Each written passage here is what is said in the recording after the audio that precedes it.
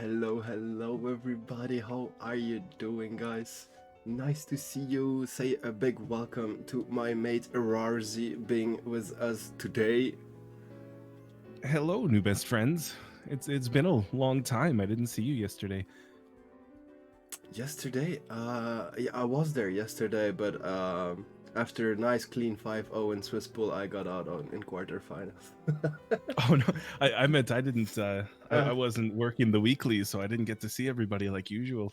Yeah, I know you had your tournament. I was in it before playing as well. GG again to Quinders.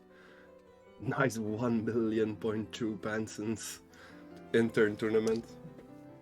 Yeah, 1,200,200 pansons. We rounded up on a few of those payments.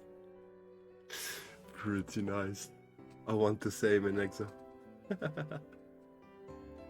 So, I hope you're all doing well. Thank you for coming, guys. I appreciate it. This is gonna be pogged. I'm only sad that I can't play. Alors, j'étais pas sub. Neko Blackie with 4 months following me in the adventure. Really appreciate it. Merci beaucoup, Neko. Je t'ai mis ton petit diamant d'ailleurs parce que je trouvais que c'était normal. Donc, avec pour une fille, tu as un petit diamant et tout. Ah, Gag Bomb paying. Guys, I already have EXO payment, so I only miss PDX and Asylum now. I'll run over to you to pay. Avec plaisir. And Dave Goblino, Pogbro is in the chat. Dave, you're EXO too. You can go in exotic Discord with the other ones if you want. I'm sure Bennett would like it. 100 biddies, high for this event. Thank you, Diddlesticks. Really appreciate it. Thank you for the support and nice to see you.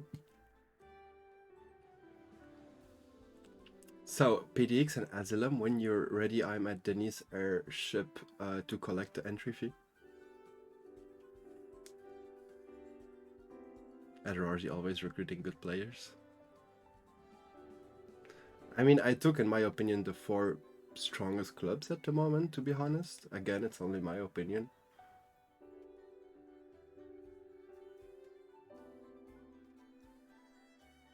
Sorry, I'm getting a bunch of grass encounters. I'll be there in a minute and a half. No worry.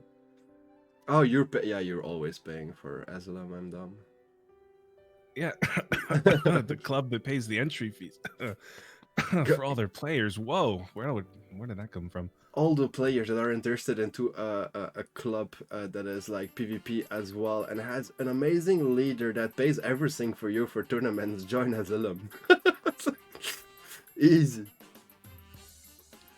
Good luck, Tsubaki. Hello, Havoc. Thank you again for your offer earlier. Really appreciate it. It's always big having you on our side. Nice to see you back. Hi, Havoc. Yeah, he offered me help if I needed help to organize it, because starting to have the habit, it's okay for an event like this. It's not like a tournament where I have to manage a lot of things at the same time.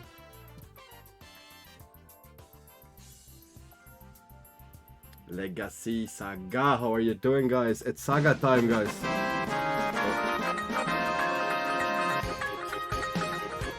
One UO, thank you for the follow. Welcome. Very Venti, hello. So,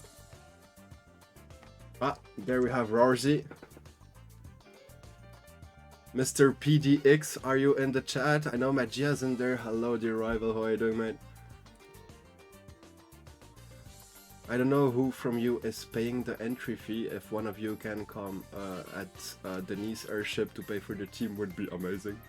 I'm Mr. PDX now. Yes, you are Mr. PDX. Like, are you not? Even in your name, it's PDX, right?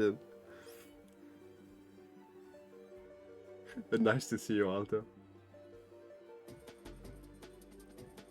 Maybe not Mr. PDX, maybe Daddy PDX.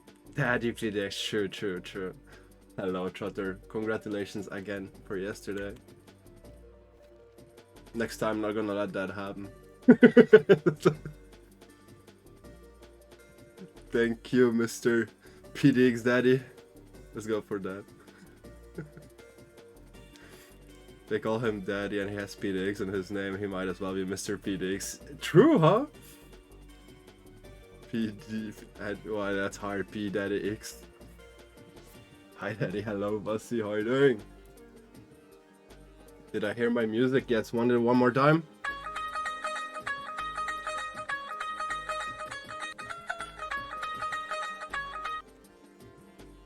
Want to sell perfect Lumazino? For sure. For sure. So, let me switch the display and show you the wheel, guys. Like always, I'm sorry.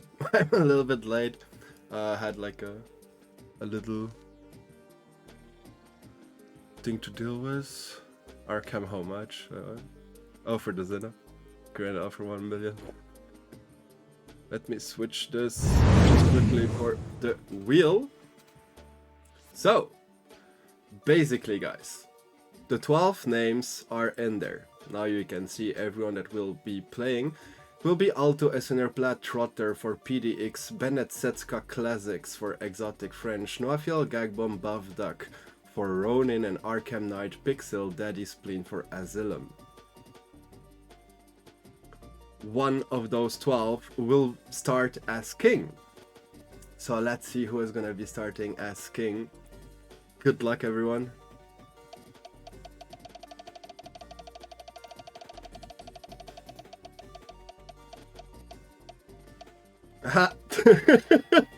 Okay, well, Exotic French, my dear mates, you are starting. Setska will be starting as king of the hill. So I didn't talk about that for the clubs participating, just so you know. If now Exotic goes down, they will be put automatically last in the order to go, to make it fair. When you're king, whichever club, if you go down, you're last on the order to go again, defeat that king. All time first. So, I can remove that. Yeah. Let me just quickly do something. Rawrzyyy, you're still alive? I think I am. Nice. So... Whoa, Jantan, let's go Ronin. What are you talking about? Time to learn French, guys. So, the order was 1 PDX, 2 EXO, 3 Ronin, 4 Asylum. So, PDX will be the first one. So, let me do it like this. SNR Plat, Flutter, and... okay, Mr. PDX. Let's go like this. So, one of those 3 will be the first facing Mr. Setska.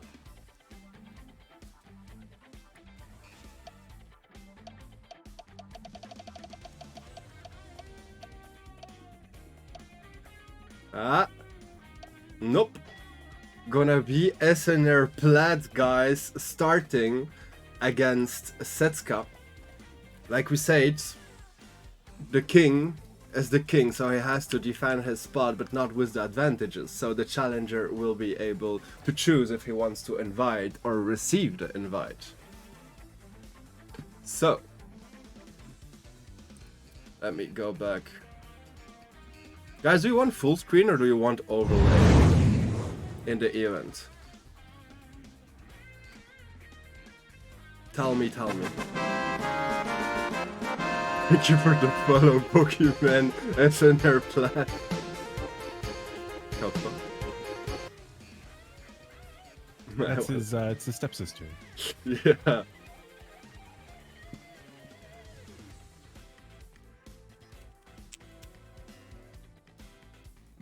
So, Setska gonna be starting as king and SNR Plat. What do you decide, to invite or to get the invite?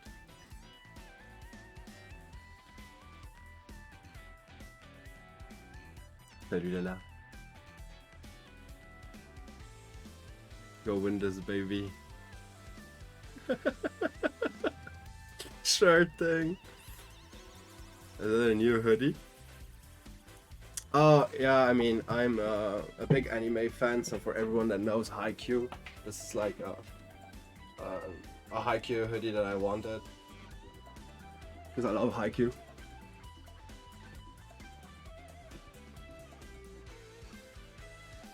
Jolie. Haikyuu is Pog, best sport anime ever. It looks like Setsuka and Plaid are already in their pick bands. These My- teams are kind of, well, probably exactly what we expected to see. A lot of the toxics with the nature Koish over on Plaid's side, along with very strong and scary Sparks team for Setsuka. Yeah, I'm gonna do the prediction at the same time so people can vote channel points if they want. There you go, let me cut the music to go in the event. Hop. You know, it has to be mentioned on Setsuka's side, there is no Gulder, so we won't be seeing that same over-aggressive lead of Bamboozle Naga spams from Setsuka. That also might mean that he's worried about Platt's Naga Gulder setup as, you know, losing Nidrasil, potentially losing Drill. He may not have a fantastic counter to this lead anymore. Yeah, Nidrasil is fantastic against Platt. If he has no Valorant, he has such a hard time to deal with it. So definitely, yeah, a really good ban. I wonder what he bans. Like, Nature Coach is his best counter, but at the same time, Valorant is annoying as well. So, suppose one of those two are the best to ban for him. Getting rid of the nature Koish, it does protect Grumper, Naga, Yeah. and the digital Koish. And I think that digital Koish might be kind of the hero of the story for Setsuka. If he's able to break any of the bamboozles, that'll do quite a lot of damage to a Naga. Yeah, I suppose he's gonna start with a win for sure. He needs one. Oof. Maybe not. Maybe Yeah, not. this Naga's a little scary. I mean, countering it with a Naga bird would be okay. It would mean that the Gulder won't be a good second running mate for Platt. But I don't know. I mean, this is already a pretty tough ask for Setsuka. I think that both the Nature Koish and the Naga kind of had to be banned. I mean, I think still Nature Coach is better because he has some answers, but yeah, I understand what you mean. He could even pick like his own Naga like he's doing to just counter the Deceit Aura effect and Golder's useless. Yeah, like this. Ça va bien et toi? Merci Lala. It's a good start. If Gulder is picked, really, if most of the Thames on Platt's side are picked, then this Naga will have to leave on turn 1, which probably means both Nagas are leaving, right? Because this Grumper would probably kill Senior Platt's Naga as well in a single Honestly, attack. I don't think it needs any special attack investment to kill that. yeah, no. Even my tanky Grumper was no special attack one-shots Naga, so... But I don't know if he needs to leave with Naga, because like, for the switches, what is his best switch into Thunderstrike? Probably Gallus Ice Munch. I get rid of one of those, yeah. So then if he beta, even Size Munch, if he comes, it's still big damage. You know what I mean? Yeah, definitely. There's still some good options here. Losing Grandpa's a little bit rough. You know, now Gulder is that much stronger, but I think if this Barn has neutrality and if any of this Sparks Momo shenanigan is about to happen, I think Setsuka's still looking pretty good. Agreed. He gets at least one of his windows. I don't think he needs... So I depended. If he didn't start with Naga, he could have just started in with Spark Wind. Would have been overall good. But yeah, if he starts with Naga, of course, that makes the things different.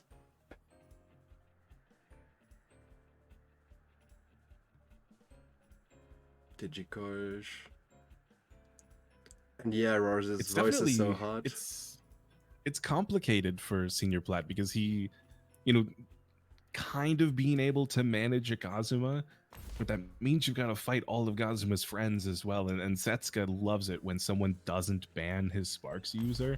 He just gets all of this extra damage that, I mean, really adds up over time. A double Sparks onto a Tem like a Barnshee that doesn't normally get any of those boosts. It's so terrifying for Toxic Tems. Agreed. Platt is in a hard matchup there, to be honest. Like, let's see how he deals with the first round, because this is already harsh. Like I said, he has no switch. That tanks a double up. I mean, they don't die, but they take big damage. Definitely not Valorant. Machuk will not like it. Thunderstrike Beta Burst. So Seismic is his best switch, but... I mean, best switch, but then it just dies the following turn. Yeah, So but I think Setsuka has control for as long as Naga is able to survive the Toxic Inks. Yeah, and Plat needs his Naga Golder combo.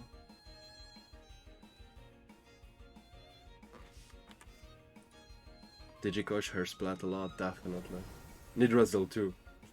Really good time against Plat. Alright, yeah, it's the size munch that comes in for Naga. It does take it the best. So as he you switched. mentioned, so Okay. it makes a lot of sense. But Setsuka retreating Naga for Barnshi as well. I guess this still works. You still have your beta bursts for this monkey. But now the Thunder Strike is doing much less than originally anticipated, and that uppercut probably goes first. For sure, but he couldn't take the risk in case he stayed too much shower, but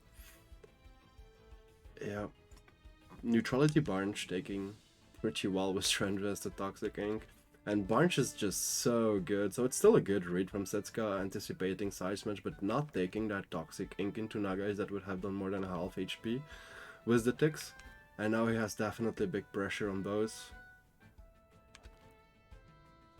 Yeah, I'm happy to see the Barnshi here. I think Strange Vest works out pretty well for this team specifically too, because it is, other than Naga, all going to be that physical damage barring down on this Barnshi. So it's definitely a good gear choice, almost as if he planned for Plaid out the get-go. Agreed. And like Danman says, the Chamomile of Grumper is snared. Not a huge difference, honestly. It's only good against, I mean, for Golder. And now he can even buff himself with those. I think it's even good for Setsuka being snared, honestly, against a team like that, but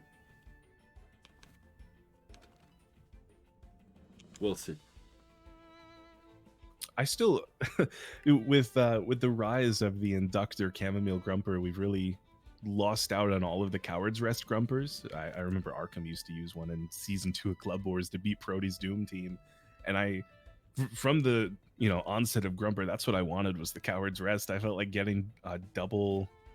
I'm sorry, getting double effects on you with the exhaustion and the evasion was just a little bit too strong, and the Inductor healing that Grumper gets, it saves its life every now and again, but I've never felt like that was a game changer for it.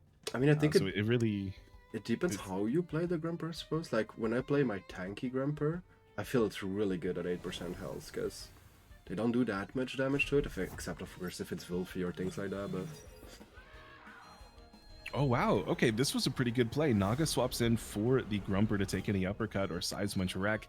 Gulder taking some pretty strong wind damage from the Barnshi, and this wreck, I mean, hardly hitting at all. Barnshi's wind typing, Naga's water typing, doesn't care at all. The Toxic Ink on the Barnshi means Naga's still safe. Good size munch could potentially go down here, or double into Gulder and take that one down. Barnch Cage win. I still wonder why bringing Nagais when Gulder is still on the field. I mean, of course you cover size munch, but... Well, I think it's kind of a similar, a little similar to turn 1. The only Tem for Plat's side that would like to take a double in on Gulder's spot would be that Naga. Yeah. And I think that that's so important for future turns here, wanting to try and fight. Well, I mean, I guess what is Naga really doing other than protecting Gulder and potentially making Volaran go first? I don't think Gulder lives past this turn, though. I think he definitely lives this turn.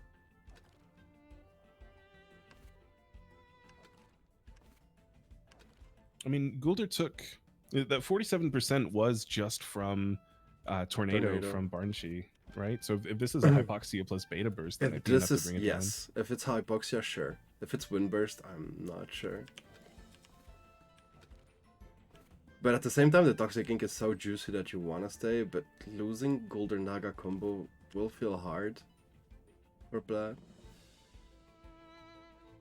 Yeah, this Gulder is probably best case scenario to fight the KOTH later. You do still have Volaran, but I think Vola's countered a little bit too heavily by Gazuma and Grumper. Definitely. And yeah, Ricky, I say that because I run mostly Windburst on it, because the stamina is so hard if you run Hypoxia Tornado. But yeah, I agree with that. For neutrality, I always do Windburst. For Air Specialist, I like the Hypoxia. Yeah, especially because you don't run Handfang neither Air Spec, so, like, yeah.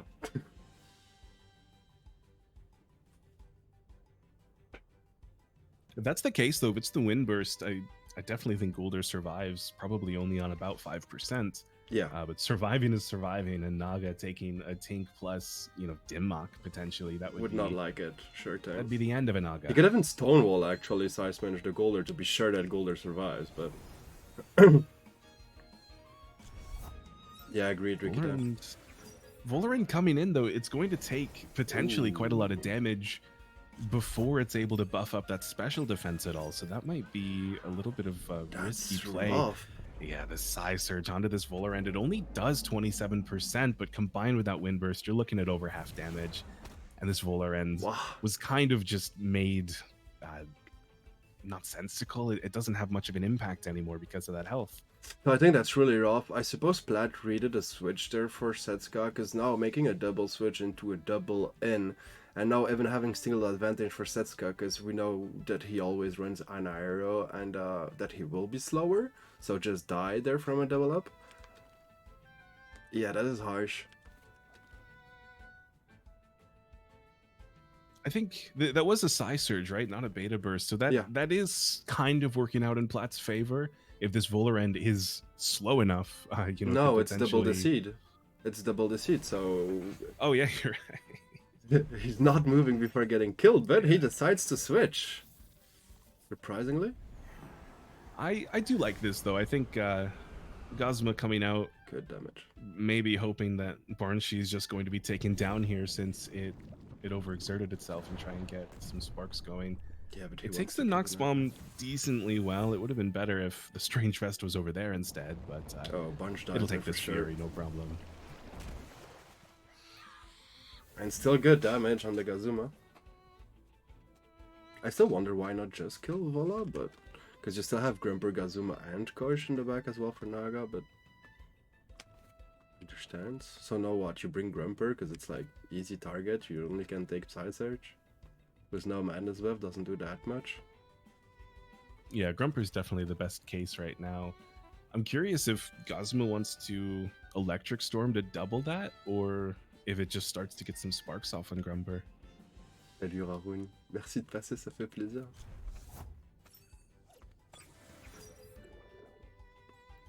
Oh no, Digital Koish getting the fast charge in front of Decidora is a little odd, but is Electric Storm? I guess it's Electric Storm Gazuma?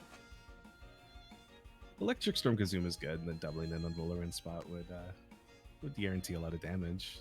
Whichever this spot. Digital Koish is so good against all of these mental melees. I don't think Naga wants to stay there, but at the same time, if you switch, you lose a lot of momentum. Yeah, I think the difficulty for Plat here is that the only real swap in front of this Koi should be a Gulder. But if you take all of that damage on entry, that means the Gulder is not going to have any more impact this game. And die next turn for free. It may be best to just take advantage of a slower speed and try to get some attacks off. Maybe, potentially kill Gazuma before it's able to Electric Storm, but then you would still definitely lose to that Koish. I mean, Plat is not in a bad spot now.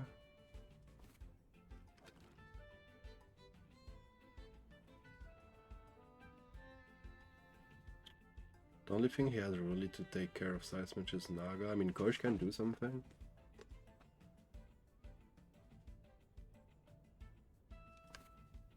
Eaststorm Digital Punch kills everything here. I mean, either Vola or Naga, but Eaststorm alone should kill Naga. So you double Vola? But Gazuma would have died before moving, so yeah. Oof. I do like Grumper coming in. It's got the most HP. It's not going to take too much damage as long as it's not a Fury. Yeah, I would have killed. Psy Surge. It does, it chunks, but it's nothing to be worried about for Setsuka just yet. Toxic Plume as well means the Koish doesn't take a Nox Bomb. That's very good for it. Killing Naga there. Yep. I'm up to bed. Good luck, have fun, everyone. Thank you for coming, Vossi. Have a good night, man.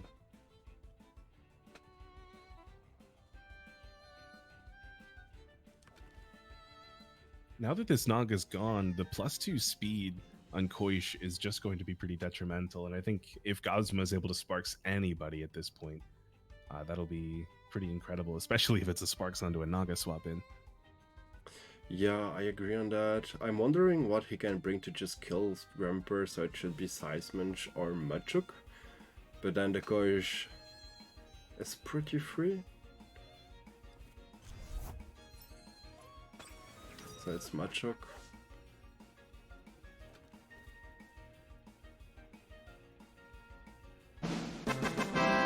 Should with the parry trade. It's going to resist the physical Koish a little bit better.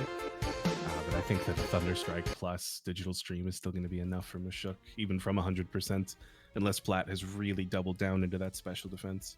Yeah. And thank you for the follow, Handelban. Welcome, welcome. I could the tolerate bugs, by the way, sorry.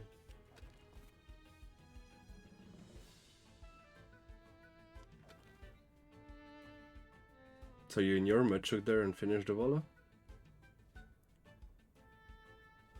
I think that he's pretty safe doing so. The most damage that Koish could get this turn, if Volarend is killed, would be the Erushiel. And without the synergy, I mean, you're just looking at a very low base power toxic attack.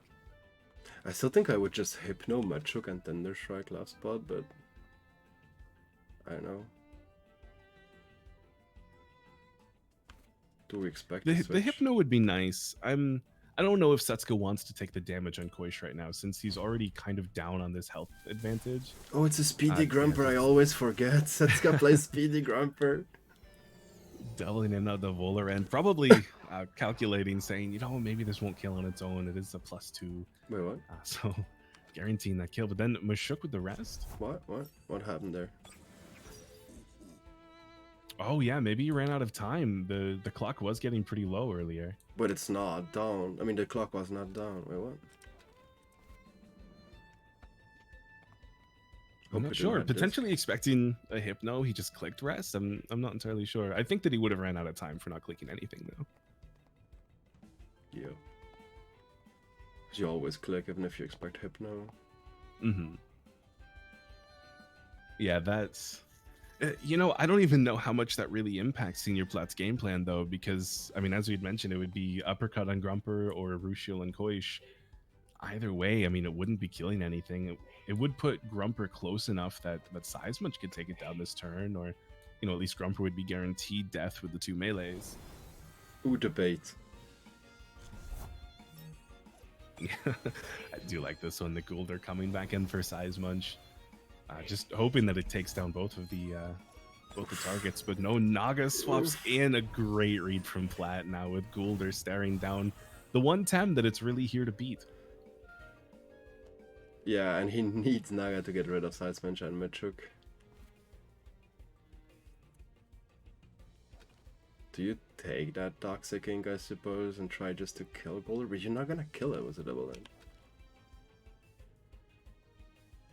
So what do? You sacrifice Kazuma? Or do you double in on the Mashuk spot, knowing that you'll be able to take it down with Mental and Digital, and if Seismunch swaps in, you'll still take it down, and then hope that either, you know, Koish goes unscathed this turn and can do the damage next turn, or maybe Senior Plat makes some kind of overread and uses a Toxic Ink on Koish instead? I mean, that was an option, but I think he plays it safe. I would have sacrificed Genki, I suppose, but sure. Yeah.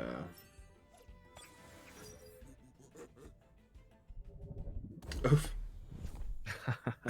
Bamboozled the spot. Digital Stream into the Gulder, not doing half the HP that was left, so it won't be enough this turn to take it down without the double in.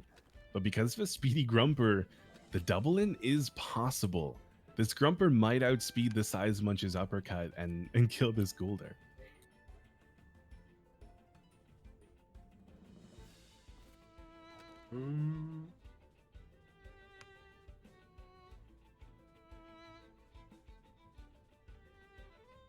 It feels a little bit weird watching a Senior Plat game that doesn't have any of these buffs. Like, we're used to seeing a lot of either Mashuk P-Jab or Tenderness debuffs on his opponent and Stonewalls on himself. Humiliating Slap. A Rainbow Guard, just in case the wreck comes in. Yep. Nice read. Ember definitely dies.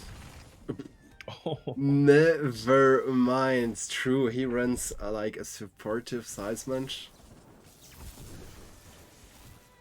yeah. Wow, good chunk damage. Grumper surviving 30% just about onto the Mushuk. That means that it is in range of a Naga's Beta Burst now if it wasn't before. Wow. We're gonna now just like Hypno, Seismunch, Thunderstrike, last spot. Wait, you die.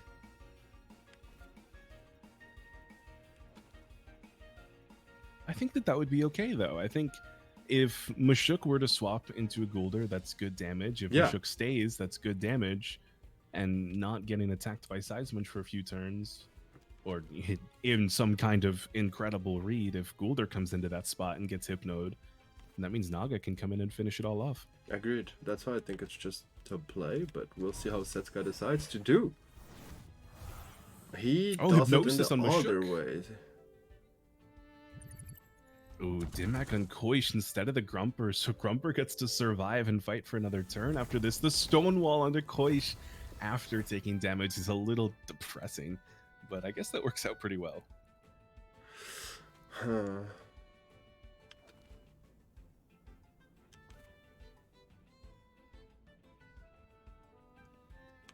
This is a bit harsh. I really think the other way would have been better.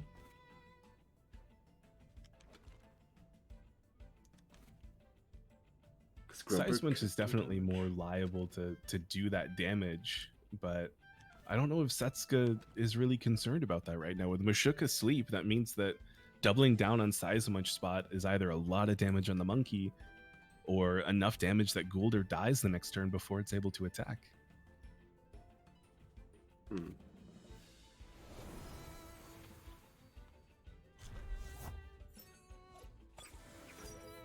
That's a pretty good switch. Oh, he reads that switch. Nicely done. Yeah, I think it would have been better for Setsuka to just go for some damage there instead of swapping in and trying to get more damage the next turn. You know, two digital streams would have been enough for sure. Yeah.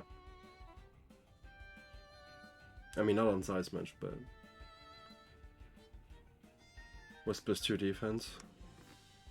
Yeah, the Seismunch would have been okay for 2 digital streams on its own. If a Thunderstrike was involved too, that may have made it a little bit easier, or if Gulder had come out, that would have been fantastic. But no, now Kazuma comes in, potential sparks on Naga, that would be very scary. The Gosh is probably reticent, seeing how he played it.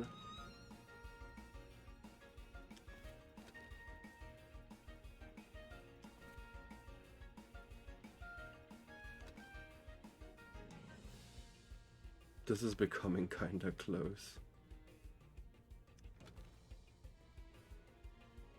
It has to be what we expected, though. Setsuka had a good lead early on, but then Platt, when he killed Barnshee, kind of brought it all back and made it possible again.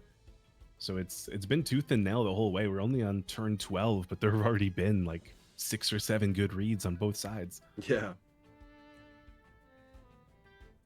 That's why all stars work. Let's see.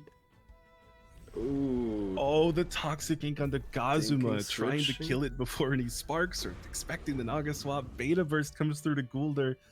Perfect jab on the Not Kazuma as well. killing. Oh boy, the Tesla prison on the Gulder. Is it going to be enough to kill though? No. He had to Electric Storm.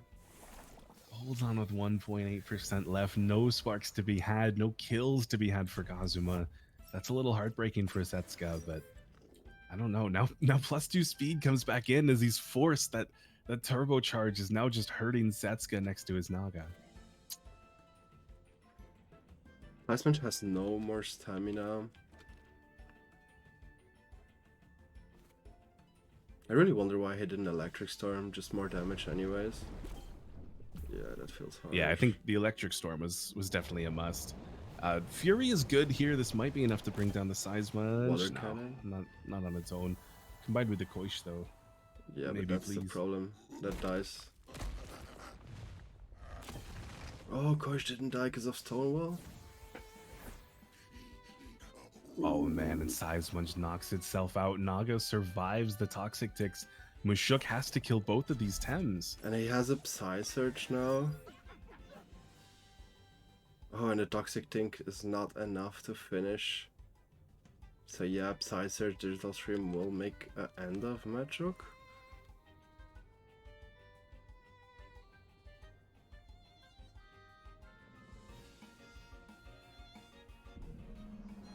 Yeah, Psy Surge onto this Mushuk. It only has 70% HP. That's down to 23. Parrier is not going to be enough if KOTH survives, but no, uppercut onto KOTH, making a good read there. Now it's all down to the speed. Mushuk is naturally pretty speedy. Yeah. Unless Plat's, I mean, got the god team building skills that, I mean, One kind of SV has, Mushuk. yeah. Nah, the Yeah, beta not burst happening. goes first. It's an overexertion to his grave, but Mushuk goes down first. Any reason he didn't beta first to save stamina? G.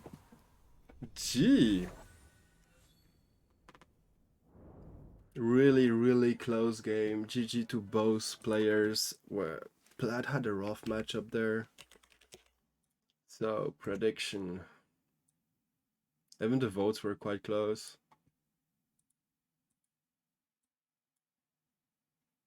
Up. If he didn't have stam to beta.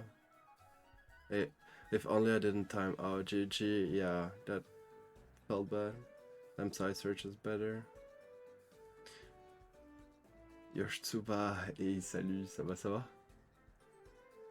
Let's go, prediction paid off. Gazuma never had Hypox, she had Hypnosis. Where's Sipanku? So, super et toi? Super bien mec, enfin un chouette petit event là. Merci de passer en tout cas. Let me quickly go back into the wheel. So, SNR Plat is sadly out. But he will be tree-heading with his team. So, Ronin is the next one. So, no, yeah, let me do the wheel. Yeah, could we mention that for a second? Senior Plat just got knocked out. He was one of the players I think most of us were expecting to win, 9 games or so. Yeah, it's I think it's really unfortunate, of course, for that timeout and the matchup, but definitely one of the big names getting out there. So now I feel Buff Dog and Gag Bomb. So let me just switch the overlay, guys, so you can see the wheel that I don't cheat either. So those are the 3 names. Oh, Pokemon is sad now. Let me see who will be the player for Ronin. Vlad just want to play Smite. Let the man go. He will be tree-heading with his team. Buff Duck is gonna be the next one facing Setsuka. Up.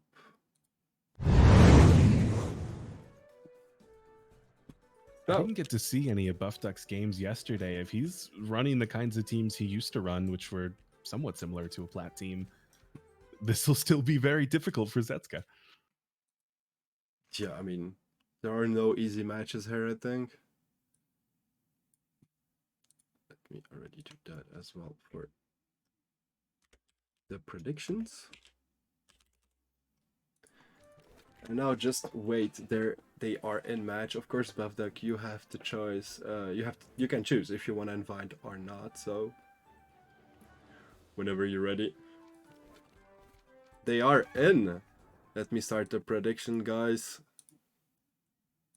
Is Plat disqualified? Yeah, when a player loses, he's out. He can still tree-head with his team, but like I said, last team surviving is the winner of the King of the Hill. I definitely like this team from Buff Duck, but I think that he's probably pretty afraid of, well, I mean, honestly, that digital Koish, but also that Naga is just looking terrifying. He's really only got the Gulder and Mix to fight back against it. I mean, that's pretty exotic. The Bastion. Probably worst fire at the moment. So I'm curious what he's doing with it. If he had a Naga of his own, I could understand a very Yeah, slow Mastion just taking advantage of Pyromaniac.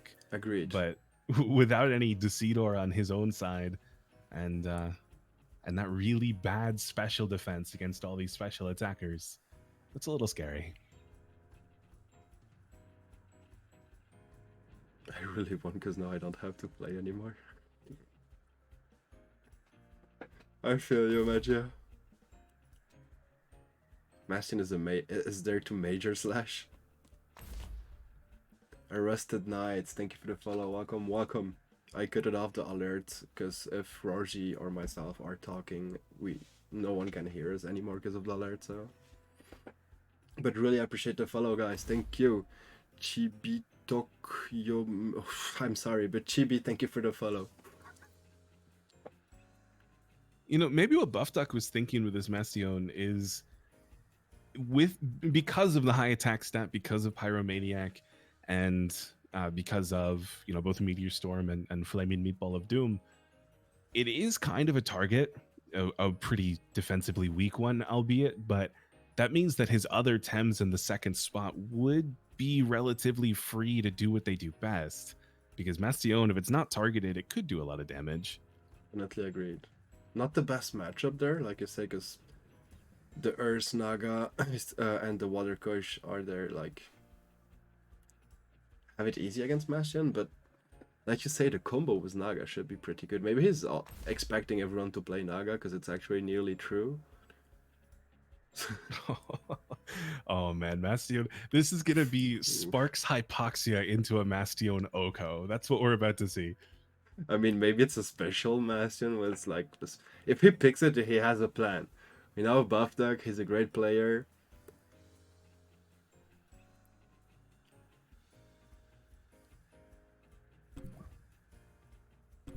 Losing Turok, that's another Tem that's got pretty low special defense, so there were a lot of options for Setsuka to defeat it. You know, a little bit with the Electric Storm. With Grandpa, there's not too much that Turok can fight back with, and Momo especially with just Oko. Yeah, I guess it is still a good ban, getting rid of any of the win techniques and toxic resistance. I wonder why not just ban Golderdine, so you're able to pick more freely Naga and Kosh. I mean, actually, if it's a resistance, not, yeah, true. True. You know, it's ironically, Turok has kind of become a Naga killer. For was some Drill, teams. yeah, like yesterday in the Swiss pool I faced God and he first picked Turok and I had like Naga Golder. I was like, I'm sure he has Drill. I didn't take the risk. I didn't see it at the end because I always switched it whenever he brought Turok, but I'm always scared now of Drill Turok. Yeah, I don't remember who it was during our cup yesterday. It was Onti or Sebastian. Someone had that, and it just brought us back. I mean, I remember Spleen was using that a long time ago with unbelievable effectiveness in minors. Yeah, because you can even go before Grumper, so it's like an easy... Oh, Kunders did it. Only the champion, no big deal. Yeah, I saw one of your matches in your tournament, like one lost Naga, then one and surrendered.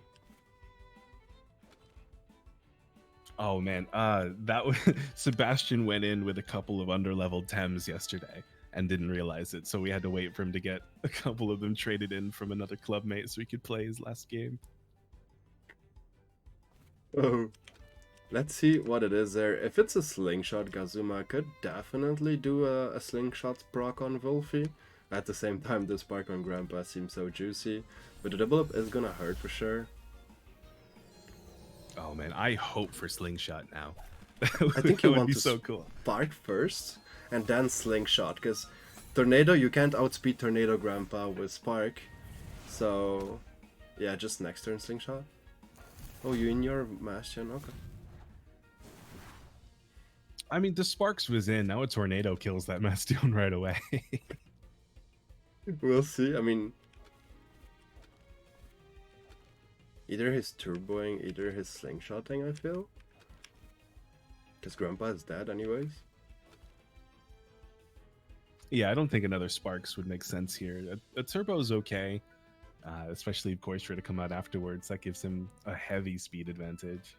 Yeah, especially against Barnes and Valorant, Gazuma is actually just pretty decent. You do one spark on yourself and one-shot Barnes and do a lot of damage into Walla.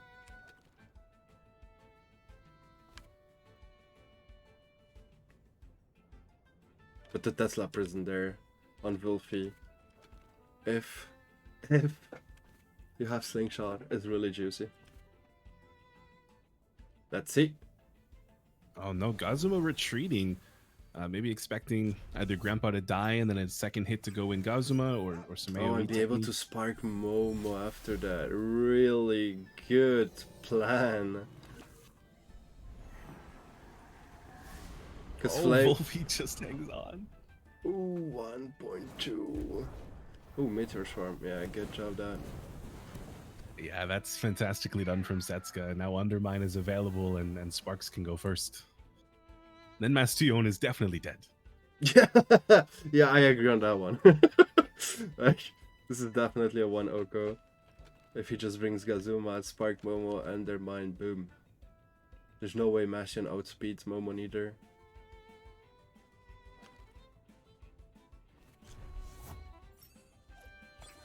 Oh no, he goes for the Naga instead. I guess this means Double Edge can kill Wolfie, and a Madness buff is relatively free for Naga afterwards. Yeah, but Mastion has Flaming Meteorite.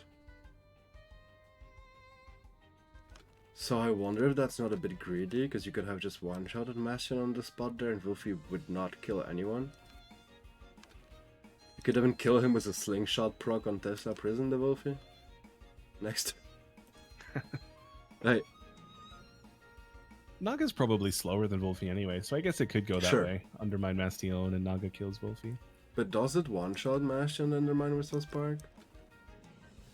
Depending on his spread. If it's base special defense, I think it one-shot, but... Oh yeah, base special defense for sure. If this is...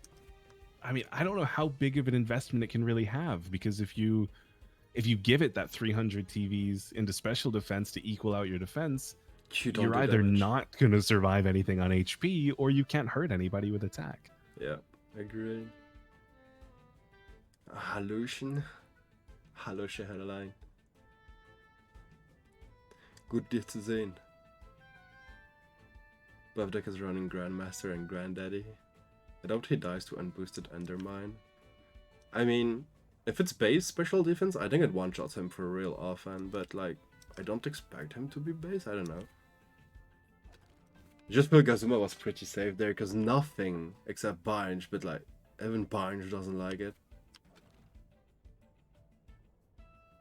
Unless this was Setsuka's way of trying to bait in a Goulder swap. Maybe ignore Mastion for another turn, just guarantee to kill in Goulder and swap out Momo. I see the new headset, Pog. Yeah, I love it.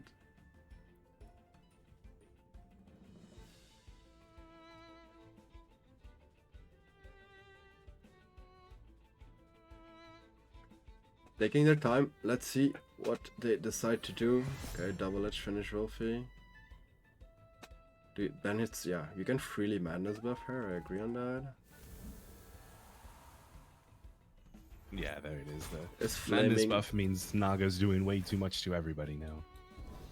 Is Flaming Meteorite killing Momo? It's not. Okay.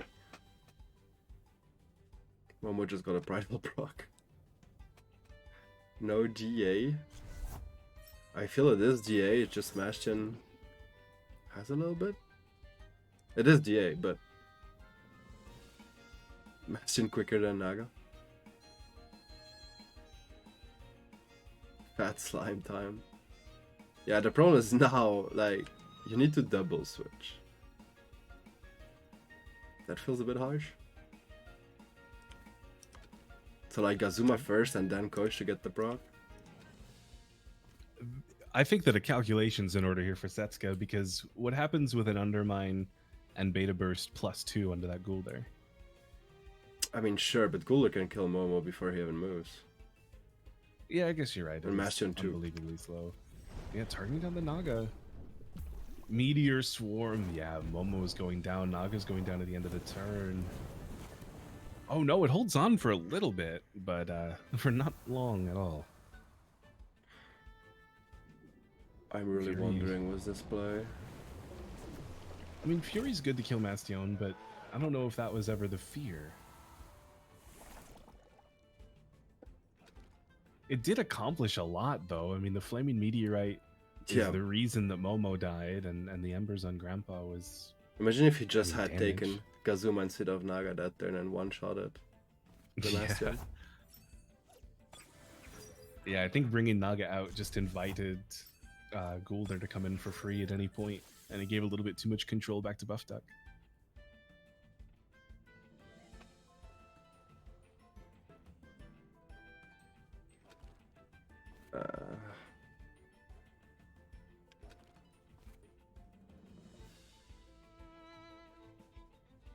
In the end, how does this Gulder die, though? Because now it's all going to be up to a digital KOTH, which is weak to it anyway.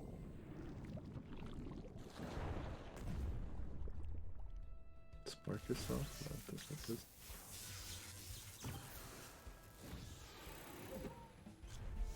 Oh, but that's an arrow. Iridescent with KOTH, though, the water is weak to toxic and the digital resists toxic, so it's going to be neutral, right? Yeah, it's always neutral into KOTH. So that's still going to be a lot of damage on a Tem that doesn't have the best defensive stats. But next turn he can just Hypno it and take care of the other spot, but... We see it's an aerobic Valorant. Yeah, I mean, let's see if Valorant can go down next turn with the Hypno on Gulder, and Gazuma can kill Rawrzyyy. I mean, it could be close, but I think that this Gulder still has what it takes. Toxic Ink Kazuma, so it's dead after the Dex. Yeah, that's a definite GG then for Buff Duck. If Gazuma can't survive long enough to fight the Rawrzyyy, KOTH is going to have way too much to do. Yep.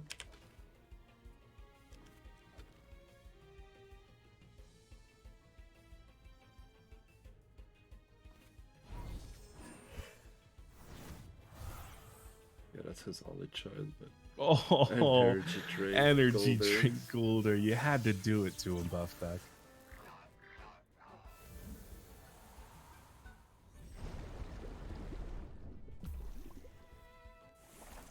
Okay, I mean, KOTH did take that damage pretty well. The toxic ticks are going to be the scary part here, as Rawrzyyy probably dies to a single attack unless we're seeing Strange Fest.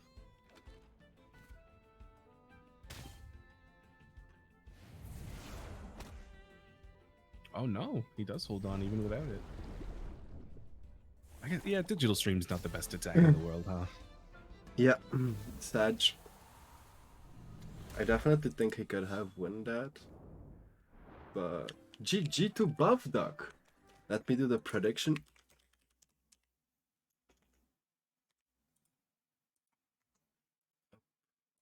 Buff Duck was 60% of the votes. I mean 59. Winning. GG for everyone voting for him. So, Buff Duck is gonna take the king spot, guys. And Asylum is gonna be the next one facing them. Oh. GG Bastion. So, let me do the wheel again. Bastion did put in a lot of work that game, though, just kind of acting as that force that was ignored.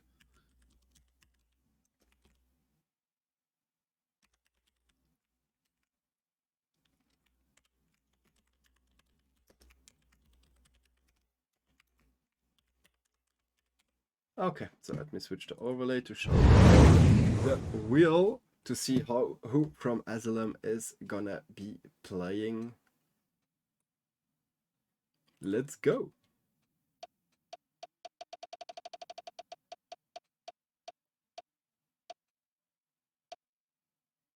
Okay. Arkham Knight's gonna be the next player against Mr. Buff Duck. Just do that at the same time.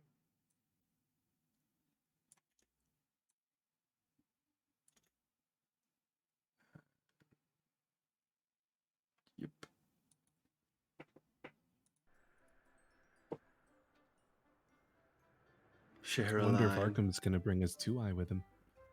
I don't think so, but yeah. And Sherilyn, thank you for the sub, man. Really appreciate it.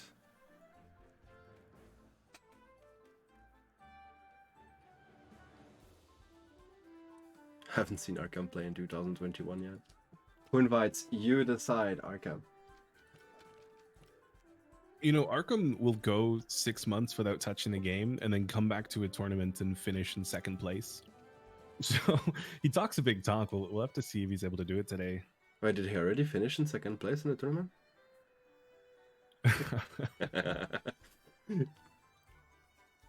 Yeah, sorry, I love Tickle a bit, Arkham. He loves that second place spot. He always goes for that one. So, they are in, guys. Let me do the prediction.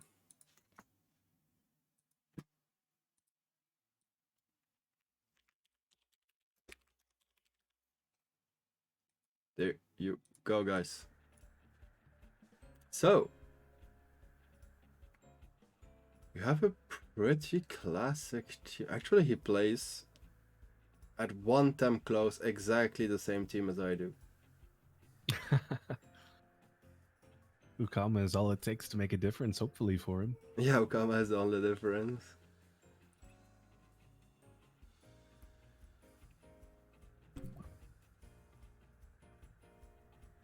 Banning the Wolfie, I mean, that is good. That opens him up to any of those Naga Gulder or Grumper shenanigans. Yeah, Wolfie is really hard for him. Yeah, only Vola and Gulder. Ukama as well, if it's able to hit the Aquatic Whirlwind on any Wolfies that aren't built to be very bulky, you'll do like 60%. Was it high special defense? I doubt it. But I'm not gonna call it. So we see a Kino ban always say anything, like it's a good ban against teams like ours, but you need to have Naga hands for that. What he has, definitely. Wolfie start. Third options for the 2 times. Yeah, I thought about that option, Bennett.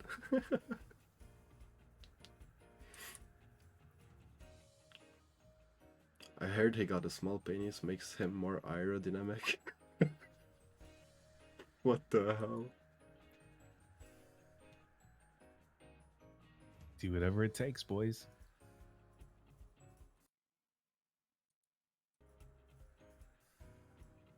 He's a fisherman. What does he need that for anyway?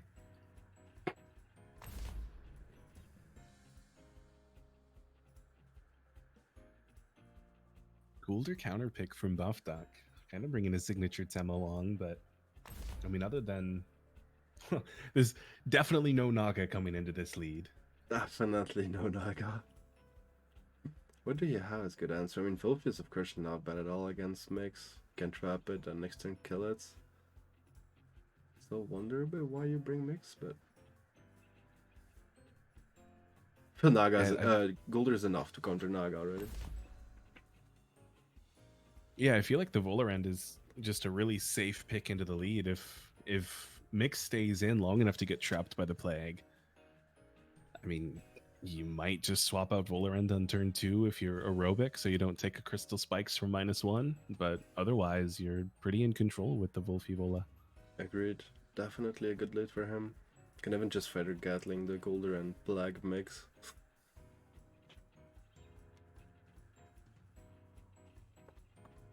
It feels weird that I'm supporting that turn 1 though. I'm a firm believer in you don't split damage on turn 1.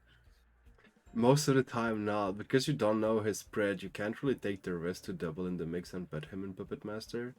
Mm-hmm. But yeah. Although we do kind of know Buff Duck spread. I don't want to leak it to the whole world, but I think that I have his speed and HP down perfectly. But we should not talk about that, because we should not know it. I only know based on comparisons with the mixes that I've used and how much damage I've seen him take in tournaments. He's never shown me any of that. Yeah, I know. That's calculations. 500 speed, 0 HP, and others. I don't think so. He still picks Naga. I mean, it's definitely good against Metrook, Massey, and Turok, so I understand, but... Feel Barnes is a sure pick as well. Yeah, Barnshi's really good into this team. I kind of want to see the Mastion again, but I know that there's no reason for it. I mean, yeah, Yeah. you can still deal with good damage to Valorant, Wilfy, and to Barnes. If Wilfy has no Golder as well, kind of. True, and he's probably gonna pick Golder Barnes here. I don't know if he wants Ukama, but... Because if he were to bring Ukama, it kind of guarantees the Mashuk coming, which is nice for, you know, if he does bring Barnshi instead, and especially for the Naga and for the Vola already. Yeah, if he leaves it behind, Turok is a definite possibility. Yeah, then you needed like to take Ukama and Barnsh and not have the Golden Naga combo, what you don't really want. You still have Vulpi and Naga to take care of Turok Show, but... I understand why it was Golder, but I would have enjoyed seeing Ukama and Barnshi as the last two for Arkham this game. I think could have been a good option too, honestly. Yeah, it kind of pushes Buff Duck into a weird situation where he has to choose between two bad choices. Yeah. Especially, I mean, the combo is always good, but the pressure you had from both too. Like, Ukama is good against everything in his team except Golder. And Mudshuk now. If it's a Blizzard Ukama.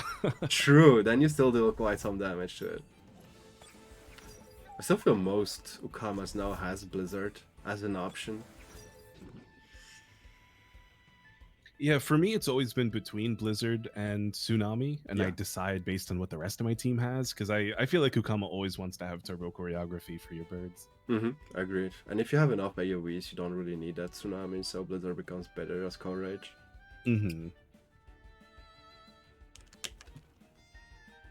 Yes, I mean, turn one, we kind of talked about this a while ago. It's a pretty easy decision for Arkham, unless he really tries to make a counterplay. You know, he doesn't even have to, though. I guess Mashuk would be the best swap in for Mix, but then he's looking at, you know, potential hyperkinetic strikes or feather Yeah, I was gonna say, like, if you let Valorant free setup with his team, it's harsh.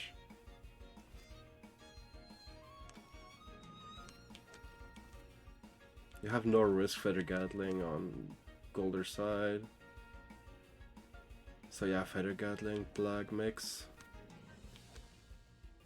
And then see what he switches to, or if he doesn't switch, then it's an easy. Does Vortex kill? Is it a double switch for Buff Duck?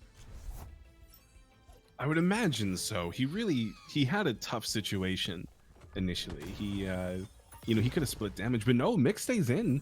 Goes for the crystal spikes into Volar End, which is good early damage, but taking the plague on Mix, getting trapped in, that's pretty rough. If he did, because if you feathered there the Mix, like, that's Puppet Master for sure. So, this is a free kill Mix. Doesn't feel great. Did he like? It is anaerobic Volar End too. We just saw the Feather Gatling and no plus speed. So that means that Mashuk is going to feel a lot better later on without any of those heavy-hitting HKSs.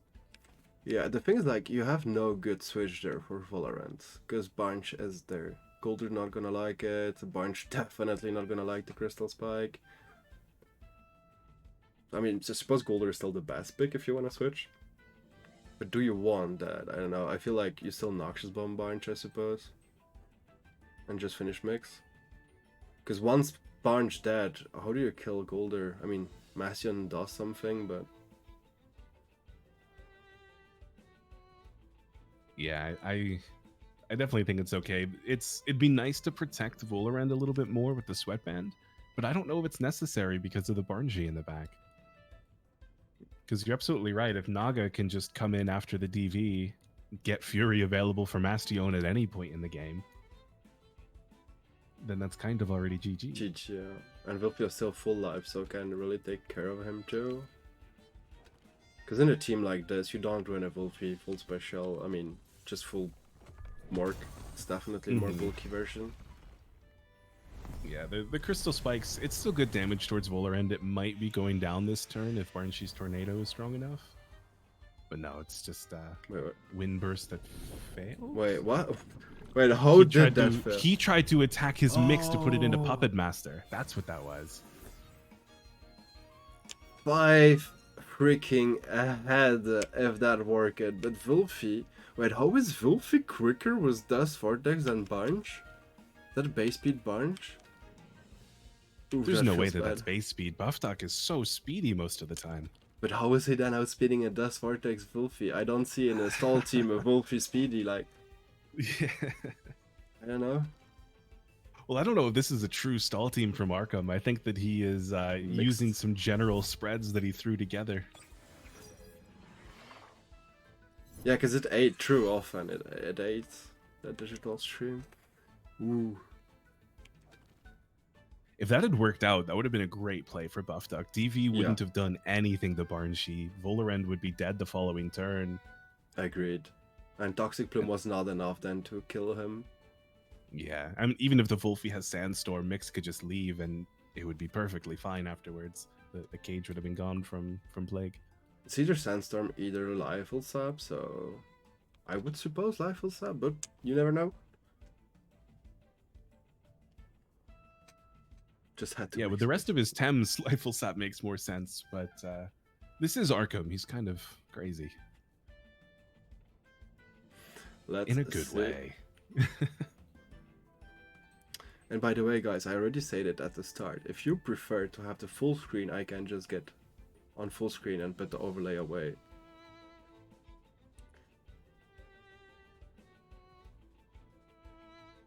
It's Arkham, he's OG, he has Storm.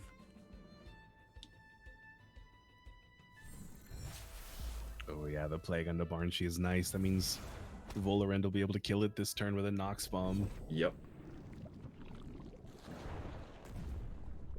Now DV is back available again to fight this Mastion. This is detrimental actually for Buffduck. It's so early on in the game and there have been so many kills. And Volarend has been the only target so far on Arkham's side. He still has 4 full HP Thames. Yeah, and does Vortex back on Wolfie. And Barnes pretty freely for Arkham there. I suppose he brings like Golder. I mean, no, he brings much of there to uppercut and switch Mastion into Golder. Yeah, I think so for sure. I think that Barnsheet's the right play for Arkham just to do damage as he can, as we have to expect Mastion's leaving.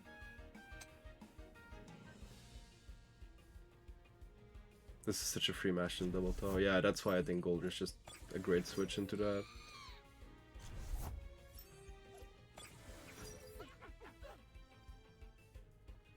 If he DVs, he overexert as well.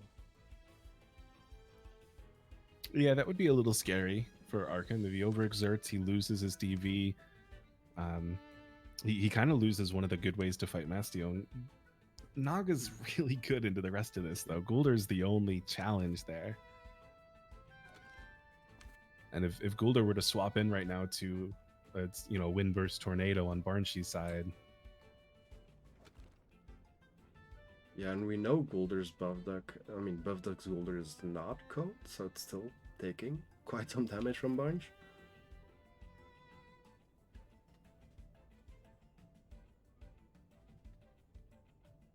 I wonder if this is the turn for Wolfie to click Sandstorm instead. Because if he's doubling into that Mastion spot, Sandstorm plus a Windburst would probably be enough to kill it. And if it were to swap into Gulder, he overexerts, takes an uppercut, leaves, and can come back later with DV still available. True, it could just be Wolfie switch into Naga, to be honest, because I'm not gonna take any damage there. Of course, if Mastion then switch into Gulder, not that great, but...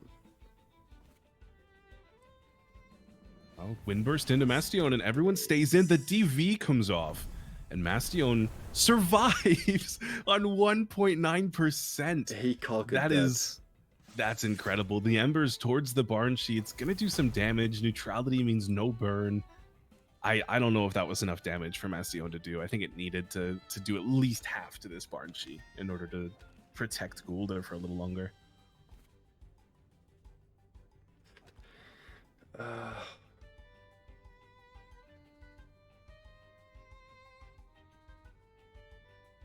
Real Mr. Sheriff, happy to be back. Happy to see you back, man. Saw you yesterday on Discord as well. Hope you're doing fine. Thank you for the 5 months, man. Appreciate it. Yeah, so Gul'dan swapping in on both sides. Not really going to do anything to each other here. The Wind Burst onto the Gul'dan does so much damage. A Rushiel onto Rawrzyyy, but we just saw that it was neutrality. It was neutrality. So it's not going to have any of that effective damage over the long run. And it really only gets Rawrzyyy down to 52%. I think it's still more damage than an uppercut, but yeah.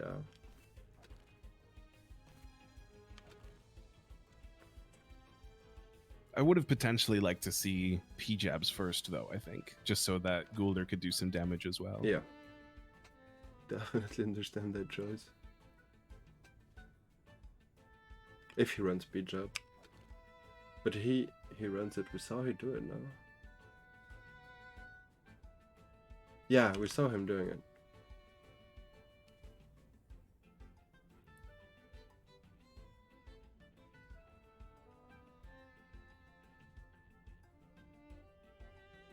Seems like all divine time.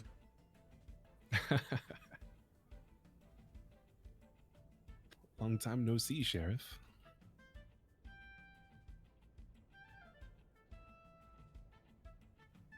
Another Wind Burst into this Gul'dan, not even going to tornado that spot. He really doesn't care. 37%, the Toxic Ink. I mean, maybe down, yeah, like 9%. It's still no kill right away. Harmful Lick. I don't think this kills. It might have just been better off licking Mashuk or doing nothing, but no, conceding. Yeah. Buff Duck. Arkham Knight is the winner of that match. GG to Arkham Knight. Prediction. Someone voted 310 on Arkham against 6,400 for Buff Duck, so the 310 is gonna win some points.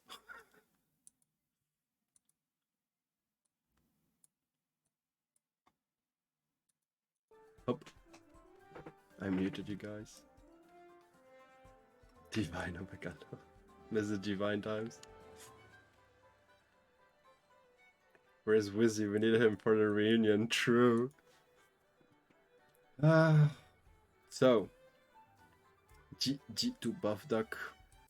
Let me take the wheel again. So the only club with 3 members left at the moment is Asylum, but yeah, they're gonna be king now. So next one going will be PDX and then EXO.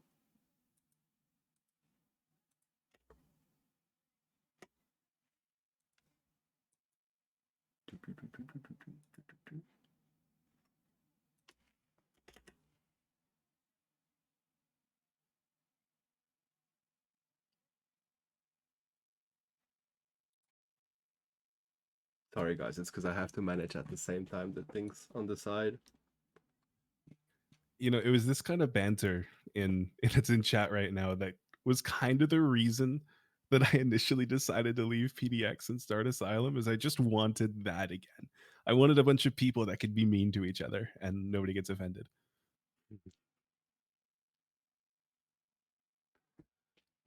Alright, so it's not PDX, it's EXO now, my bad.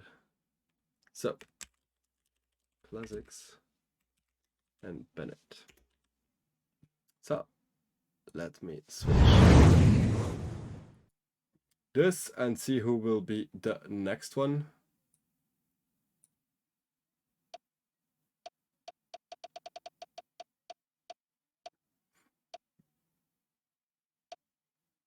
It's gonna be Classics. C'est pas à nous là. Bah si, parce que vous êtes les seuls à pas passer. PDX est déjà passé.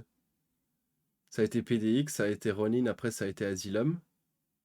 Et du coup, vous êtes pas encore passé, tu vois. Et après vous, ça serait à PDX.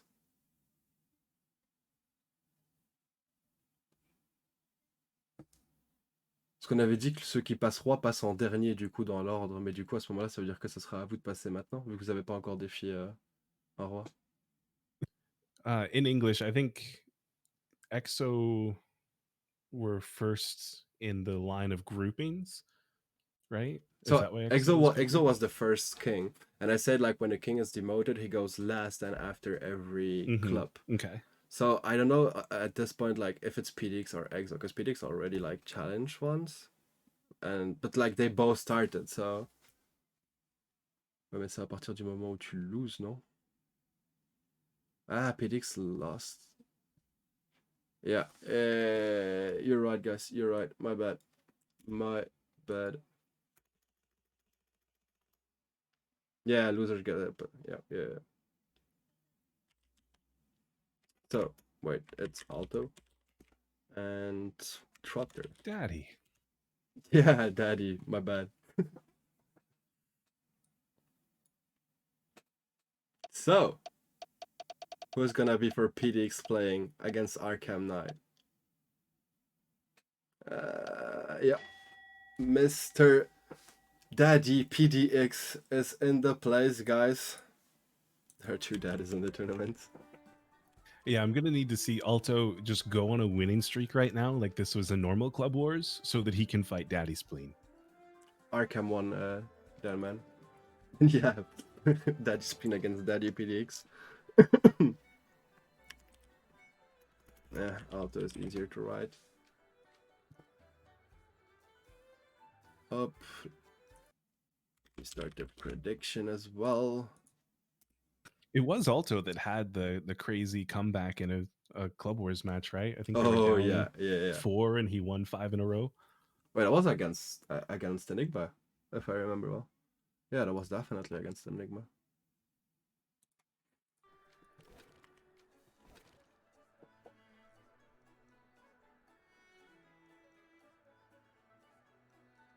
Very nice.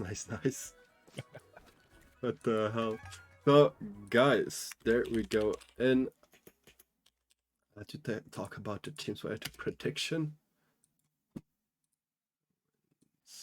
Oh man, Daddy Alto with that emo hair flip and the red eye. He's looking like a fierce anime villain right now. Sasuke Uchiha. No, okay.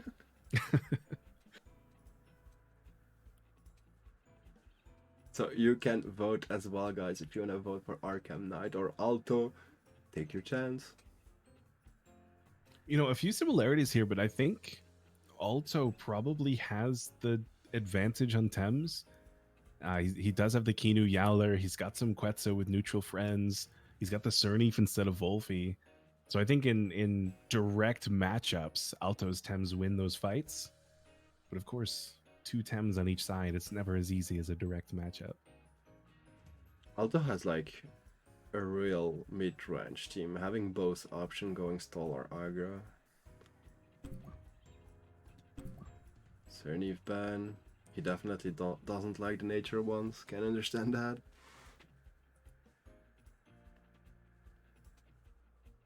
Arkham chatting with us instead of concentrating in his game. It's got to be backseat gaming right now. Arkham's in the chat and everybody else are clicking buttons for him. Ricky Tan does his job, you know, to unconcentrate him. Distract him, that's bad. Imagine that. That goes on his resume now. It's like, I distracted Arkham talking about 2 tiny nuts, and it worked. So hire me.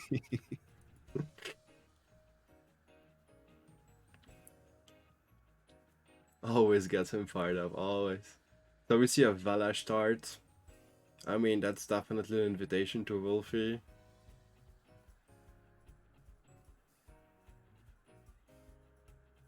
It's an invitation to Wolfie, but not much else for Arkham. Everybody else kind of falls flat here. They either don't have the impact or die pretty quickly.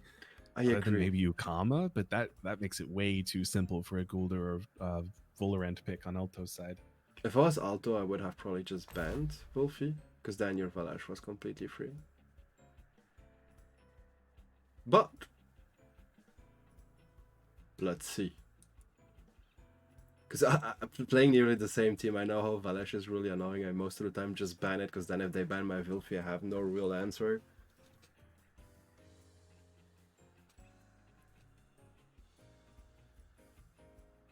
Yeah, I guess at the very least for Arkham, if he had banned Valash instead of Cerny, he could have had, you know, Gulder and Kinu tag team the Cerny for a little bit. Oh. Is he picking Yolar? Or Kinu just buff him for later? Okay. Scooteezy, let's go. Asylum? Oh wait, Oh, that's because I get $1 otherwise, sorry. And thank you, Scooty, really appreciate it, man. Thank you for the support. Let's go, Asylum. But I'm still for EXO. Yeah, I mean, this Yowler is so good for Alto. He just gets, I mean, an incredibly free show off here on turn 1, as all of the attention on Arkham's side has to go to this Valash spot, which also in turn kind of means that it's a pretty free Kinu swap for Valash early on for Alto. Yep. Definitely a free switch there to Kinu. I wonder why he didn't ban Kinu with Yolar and Valash in the team. Older? I mean, double win band. Yeah. He has the Naga Golder combo at least. And Naga Gulder is good. I think unless he's able to Madness buff the Naga while Valash is not Madness buffed and not on the field, this Naga Gulder is not really going to accomplish much because Crystal Spikes will go last and it will hurt. Agreed. But that's like a lot of situations.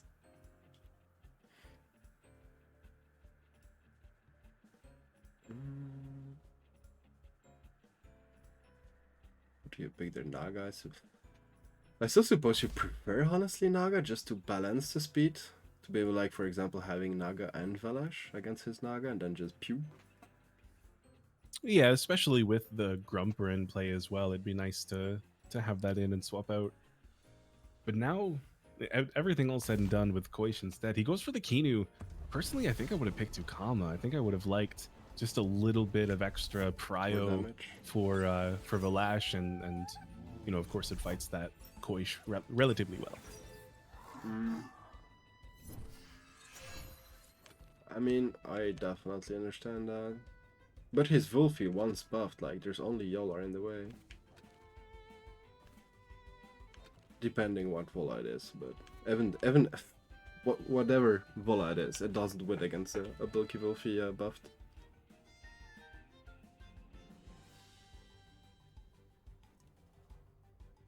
Yeah, so I think it's a pretty easy swap still. Everything said and done for Kinu to come in for Valash and just show off on Yowler for Alto side. I think that gives him a lot of presence for the following turns, and +1 Oshidashi onto either Wolfie or Grumper is way too scary, so Arkham might just have to double swap initially. I agree, this is definitely an easy Wolfie Kinu switch into Valash. And just if Alto expects that, though, he could play himself a little bit, because Arkham doesn't have good swap-ins to face Valash, so it could just be that show-off and Madness buff, and then it's scary. That might win for Alto, actually, if Arkham goes for the double swap and Alto goes for double buff.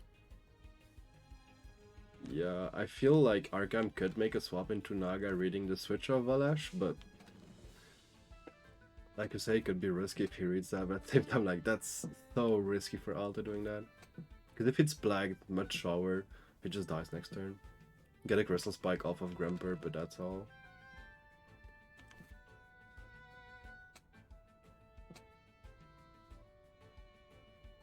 Because Black would go before the Madness buff, so before the Special Defense buff.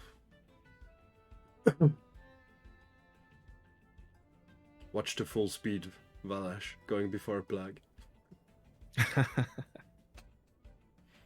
The full speed Valash Madness buff will go before Plague. Yeah.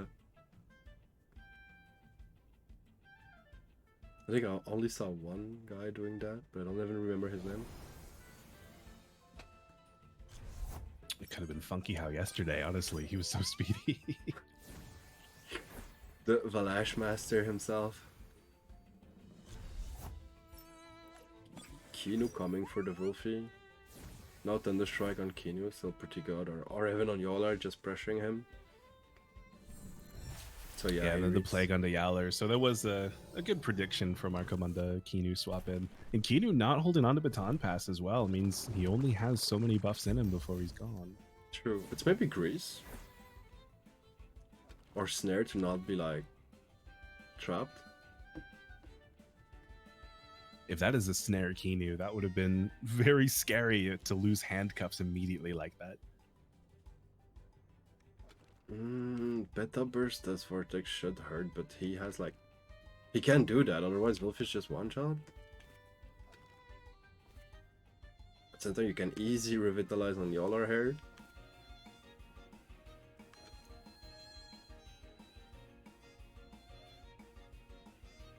Yeah, I don't think that Wolfie can really stay in here. It's a perfect time to switch into Naga. Because it's trapped as well, you don't have the double mental for next turn. I think if you swap in Naga, you have to swap Grumper in for Kinu, though, because you've got to fight off this Volarend.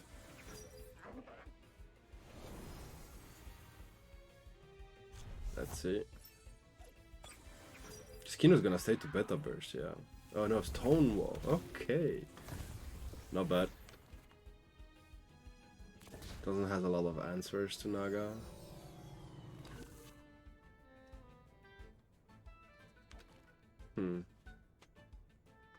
Stonewall's definitely good, but Strangerous Naga. I think Naga still probably has to go. There's no way he wants to fight this Volarend, even with Strange Vest +1.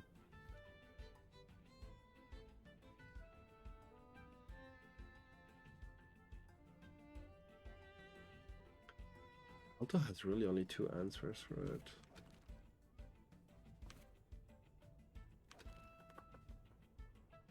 It's 2 answers, but if Naga's able to get entry damage under the Valash, I think Naga still wins that fight. Having the part neutral typing is both a blessing and a curse for Valash on teams like this, because it gives the Quetzaleno synergy for Koish, but it's also pretty weak. Well, neutral damage kind of weak in return for Naga and Kinu. Agreed, especially if he's able to just buff it like a monster. But I don't think you take the risk to Madness buff her. Oh, definitely not. That would be very risky. Let's see what they decide to do. Oh, Oshidashi and Akinu, potentially expecting the Grumper switch? Grumper swapping in, and Madness buff on Naga. Yeah. Oh, wow. Yeah, the Toxic Bloom dealt so much damage. Oh, it's anaerobic too. True.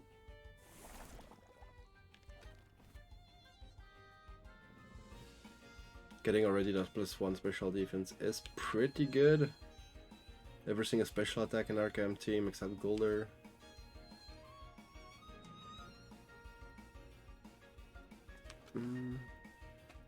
Yeah, I feel like that means Arkham has to let Yowler be for a little bit and just target down Volarend before it can get out of hand. Yeah, I think Yolar should switch there anyways into Kino. Like, Kino has no risk, whatever attack comes there, if it's Naga Fury or whatever. Getting that buff on Volarend is definitely good, yeah. Yolar answers dying. Yolar's in a good spot. Oh, I didn't expect that Lullaby, but of course Kino being in a really good spot for that. Kino's just gonna revitalize Naga.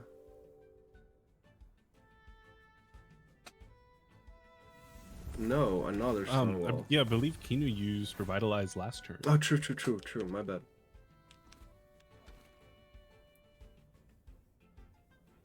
So now he can revitalize again. At the same time, he can full buff your Vola, but... I mean, Naga is +4/+4. Yeah.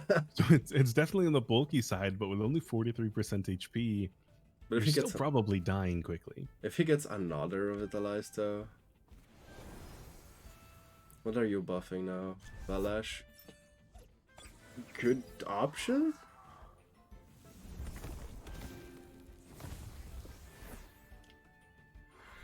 No, Naga, are you attacking and overexerting? Because if that's the case, oh, that would have been the freest madness buff ever. But no, it's harsh. +4, +4, +2 Naga at 68.9% HP. But it does have Strange Vest, so that means Valash will do a little bit more damage. A little bit, but he needs madness buff too, and like, do you do madness buff for Vitalizer? Can you afford that? Don't think so. I mean, due to the defensive buffs that Valash just got, that +1 special defense, it won't go down this turn, so it's still definitely threatening, as it could certainly kill Kinu. At the same time, I feel you really need that madness buff on Valash.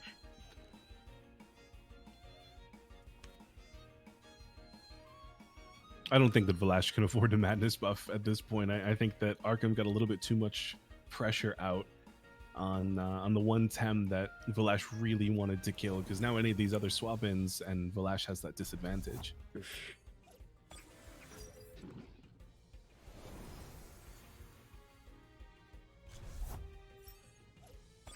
Okay, so Varant being +2 special defense already, definitely taking wealth. But that's why Revitalized Valash would have been pretty great.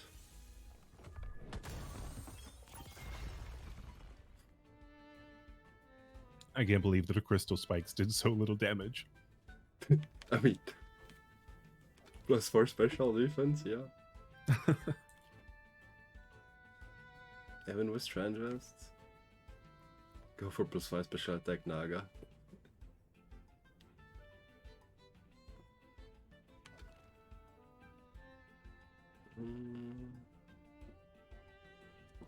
I mean, Naga has no stamina at all. Even if he wants like to side search, that would not kill. Well, I feel like this is a pretty safe swap-in for Wolfie now.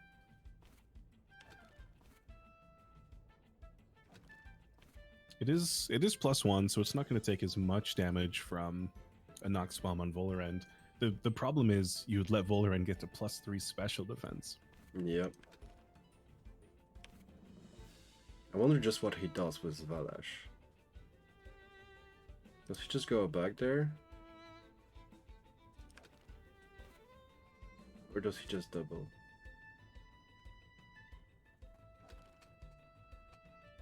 If he's predicting Arkham to just leave, then this would be an okay time to madness buff, but I think the toxic tick at the end would be a little bit too much. So can just Crystal Spike and Noxious Bomb. Yeah, because he doesn't take the risk.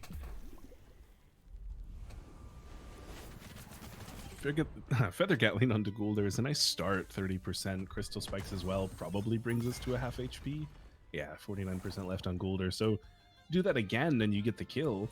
But then you're also taking a Thunder Strike from Grumper and not getting yourself to +3 special defense.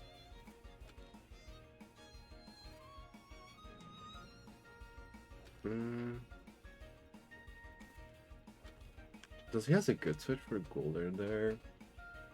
Wolfie? Yeah, Wolfie's pretty okay. I think that Wolfie would be okay, yeah. And as far as Grumper goes, if Valash doesn't attack Grumper at all, then it's pretty much just down to the Koishin Yowler, which are, I mean, pretty countered by some of the other Tems that Arkham has.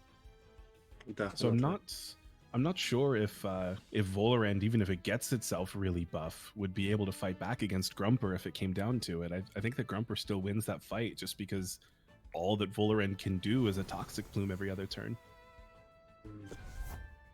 It's definitely really close. Yeah, Yolar Kino was an option, but you need to read where that axe is going to avoid it being on Yolar, I suppose. Oh, Gulder's switching too. Okay, then it's a really good read.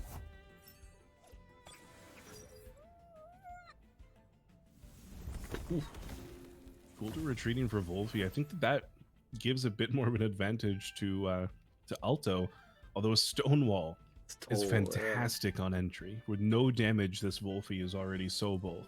+3 defense. Oshidashi not killing.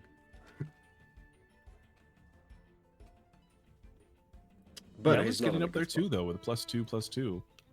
Yeah, I mean, definitely a good spot for Alto there against those two, but especially because you're free with Kino as well. You can do whatever you want there. Another Stonewall, Revitalize. I don't remember which hold he didn't had. Because it's on the Switch, he has both anyways. We are back in 2 hours when this game is over.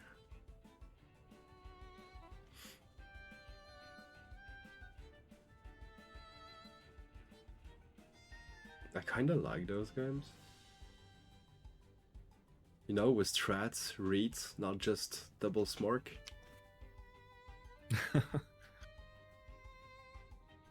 Yeah, I mean, really, there's been remarkably low amounts of damage dealt so far, already onto turn 9 with what looks like the timer about to tick away for Arkham. Yeah, but there's gonna be, I mean, yeah, switch to Naga. Directly countering Kinu. There you go, Exodia is built, +5/+5. Yeah, this Naga is in a great place with this field, and I mean, really just in general. They can get another Revitalize next turn. Oh, man.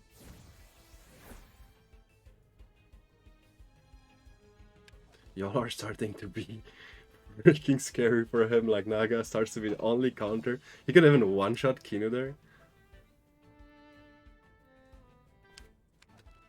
I feel that's even maybe the +2. play.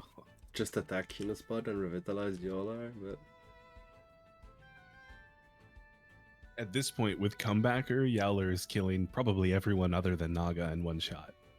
Even that Wolfie at +3, when you're talking Comebacker +2 Oshidashi. yeah, I think it kills too for sure. Depending on his TV spread, but I don't see him playing a low attack Yolar.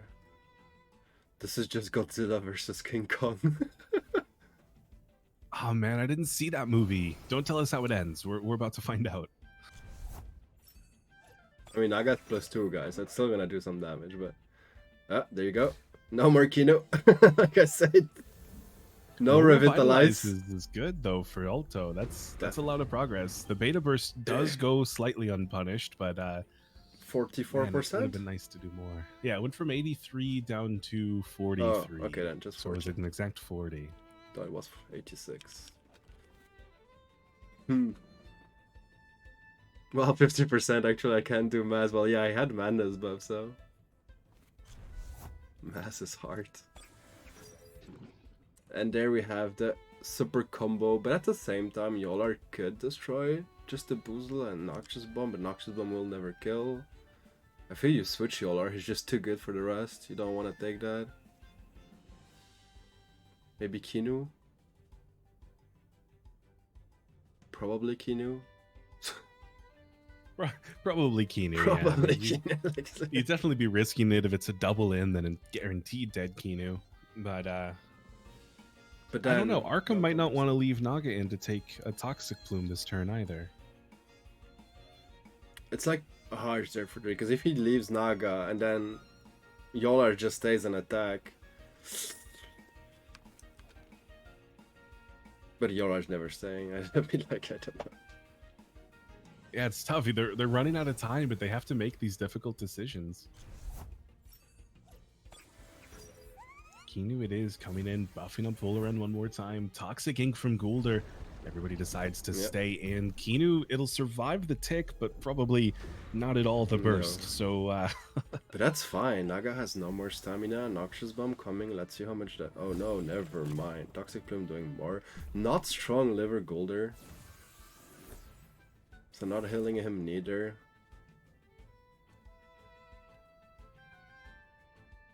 yeah, even at +5/+5, that Plume did more damage than I would have expected from -2 special attack Volaran. Yeah, because the tick is just... will always get damage. But yeah, now Valorant is +4 special defense. Like, even Grumper will not easily kill it. Valash? Oh, because if Naga attacks, it's an overexertion. Okay. But then that's pretty an easy Wolfie switch. Yeah, I wonder if it's worth it. Oh. I don't know. I mean, if Naga goes down, there's no way to kill Yowler. Yeah, I agree. He needs to switch there. And he has an easy switch, like Vulpius comes perfectly in there. Because he bamboozles that, Valorant doesn't take... I mean, Valorant destroys the bamboozle and Crystal Spike does nothing. He could Toxic Ink Valash too, but I'm not... I mean, that kills with the 2 ticks, but not sure in 1 tick. I don't think so. Not at all. Yeah. Yeah, Wolfie it is. Toxic Ink it Let's is. see. Yeah, it doesn't kill. It'll take both, so that's a good sign for Alto. Especially if they're able to kill this Goulder. If it's just doubling in, yes, that is one very dead Goulder, one scavenger buff for Valash, but still a DV staring it down, so it can't stay. I mean, it can stay. It can just do a Crystal Spike before the other moves. Unless Naga comes back in. Yeah, I mean, that was a bit rough with no stamina and Valorant still there.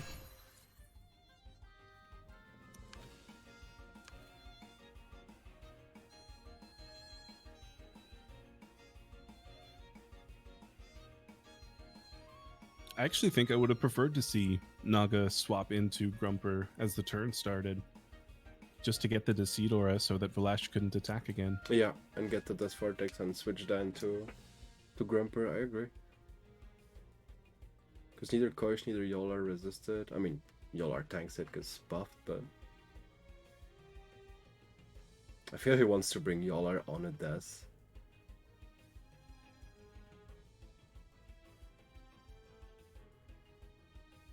Especially with Naga after that.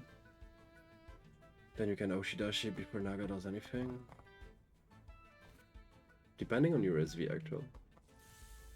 Yeah, Crystal Spikes goes before anything, does a lot more damage than Grumper wanted to take, and the Plague doesn't outspeed and doesn't kill on its own because of the handcuffs. It knocks off the poison and saves Valash's life. Unless this is a double, and we could always see E-Storm from Grumper. Yeah, okay. Okay, so the E-Storm does thankfully protect against the Plague Blunder, and that still did some good damage to Valorant. Sure. But at the same time, I really think Alto wanted Valash to die, honestly. I can agree with that, yeah, for sure. Oh, I thought he'd bring their Yolar for sure, because there was like, just Oshidashi. Like. But maybe he wants to wait to bring Yolar when Naga is there to be sure to Oshidashi. First, I don't know.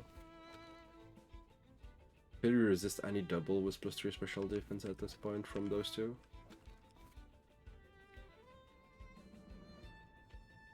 But Water Cannon will definitely hurt the Grumper. Yeah, and I think that's kind of the biggest fear here. If this is a Toxic Plume plus Water Cannon, that is a dead Naga on swap. And Grumper kind of has to be protected as well. Wolfie's the only one that you could risk losing here. I guess Wolfie's real value would come down to exhaustion on Volarend. That would be end game play for him. But Volar can't really do anything here with no stamina. Oh, it can give the Synergy Master to the Water Cannon though, so Grumper's all the way down to 14%. But that's gonna kill Koish. Oh, never mind.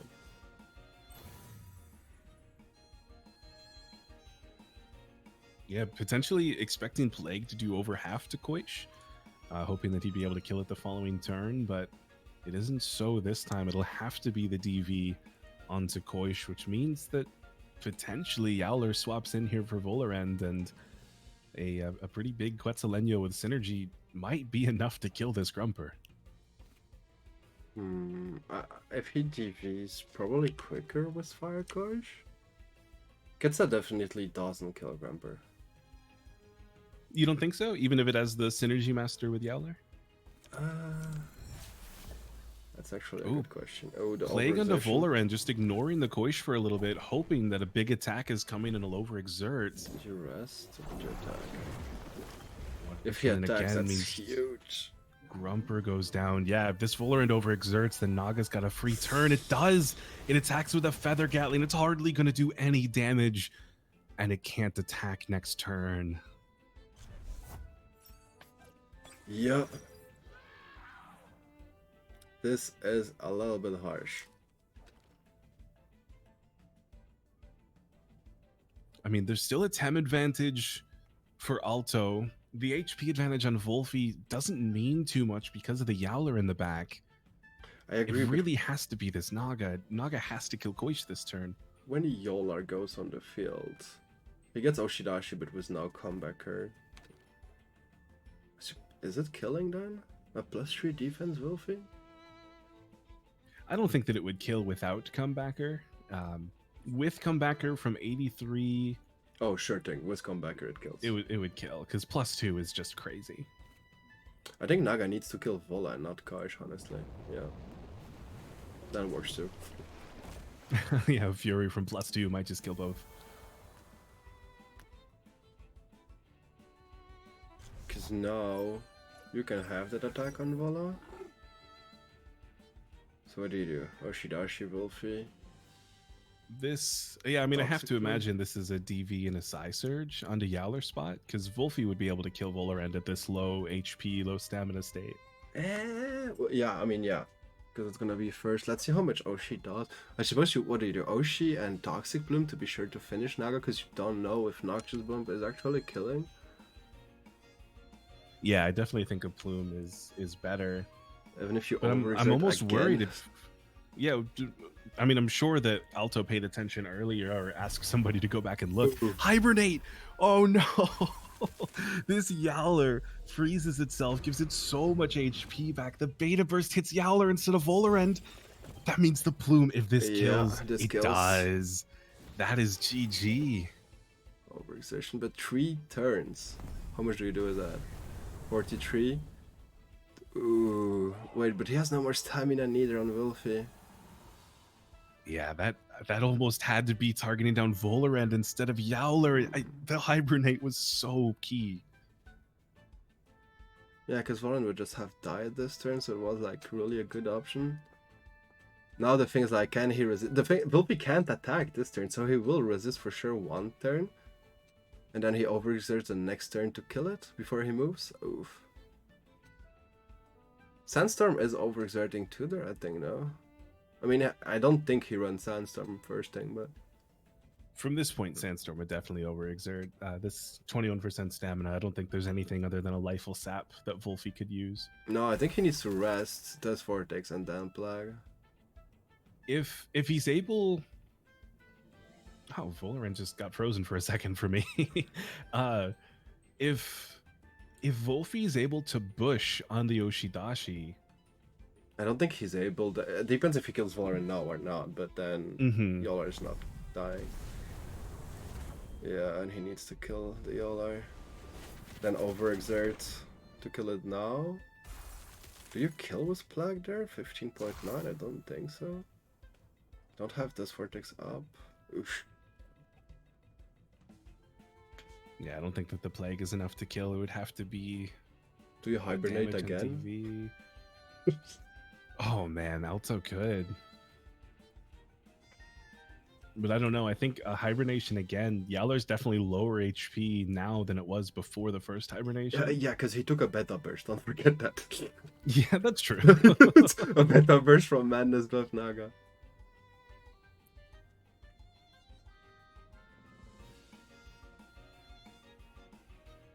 Because if Wolfie doesn't kill now and overexerts, he just lost. Oh, Lifeful Sap. That's maybe not the play. Hibernate. Yeah. I mean, it's like, because now he can't kill it. Yeah. He needs to finish at Valorant. He just keeps using though. He doesn't have the stamina now. If I don't know, he might just be able to kill Volarend next turn. Bush on the Oshidashi. But then it just comes back the following turn and you can't bush again in time. I think Yowler wins this no matter what at this point. Yeah, I think so too, for sure.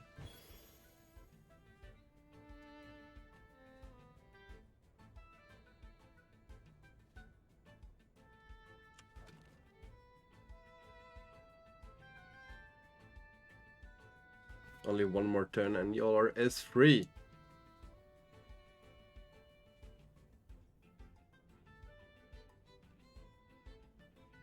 So I feel he's probably gonna finish that Vola. Yeah, I think that he has to. But no, he just rests again. Wow.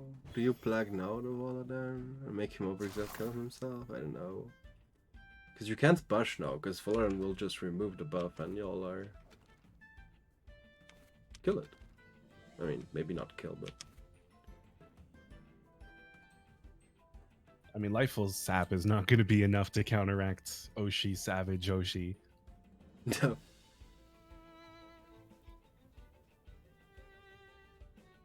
Even if there are no comebacker procs, that is a very dead Wolfie, probably on the Savage. Yeah, I think he needs to Oshi for sure this turn.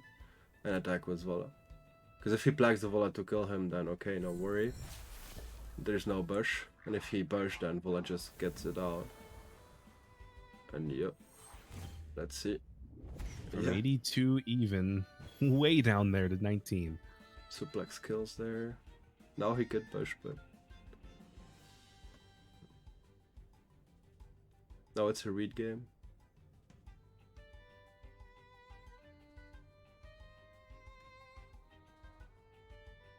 Y'all are balanced. I mean...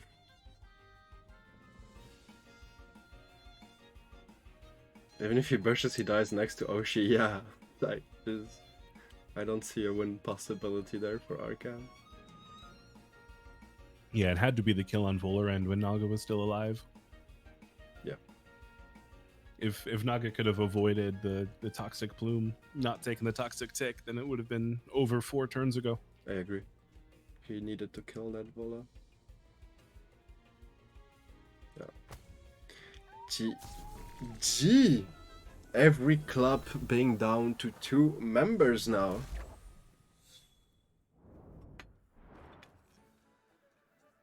Hey, Halcyon. Nice to see you, man. Let me remove our cam up. So, PDX has Alto and Trotter left, EXO, Bennett and Classics, Ronin, Nofiel, Gagbomb, and Asylum, Pixel, and Daddy Spleen. So, let's go to the wheel and see from Exotic who is gonna play.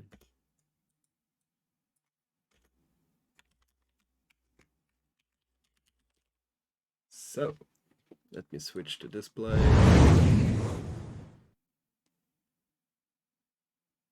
I didn't see it, but Baltic Sea Park, thank you for the follow. Welcome, welcome.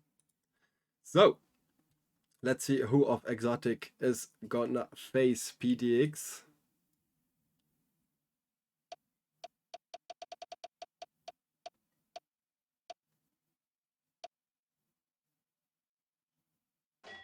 Classics is gonna be the one facing Mr. Alto.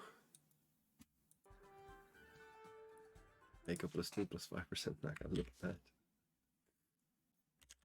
So let me enter predictions as well. Doesn't matter.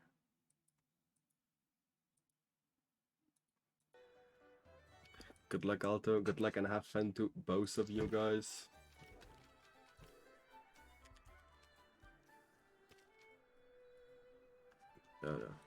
From King perspective.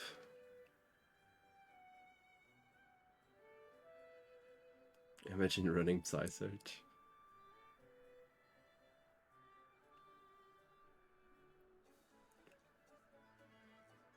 But then Stem +2 Naga Beta does as much as Hibernate.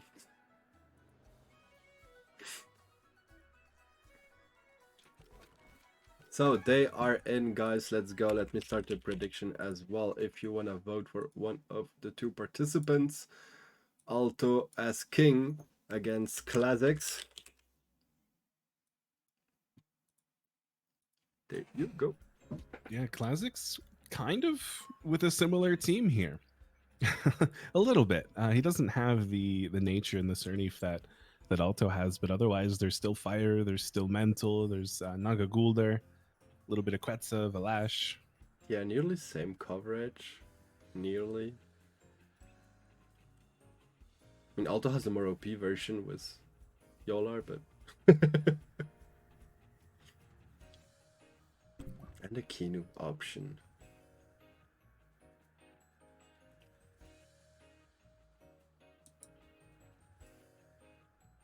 You know, Meji, I think most of us have fun. Mr. Salty Boy. It's not salt, it's just the toxicity.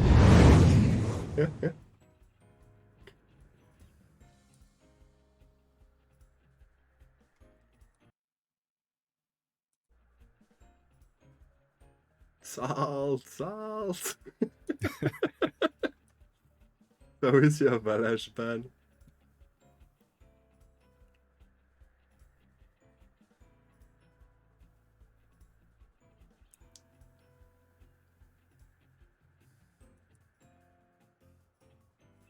I think it's inevitable we're gonna see Naga Gulda versus Naga Gulda at some point this game. And that's a little soul crushing for me, but it'll be won by the speed arrow as usual, so it won't last too long. Depending on the SVs of the Nagas, yeah. Yeah, that's true. I did hear stories before about a couple of PDX breeds that won the Decidora v Decidora fight. Yeah, I heard that too. Took some countermeasures. And we're back up to 50 SV Naga, everybody. It's like, really, for real, everyone started at 1, 3, 9, then 12 with PDX. Now some people even above that to just counter them.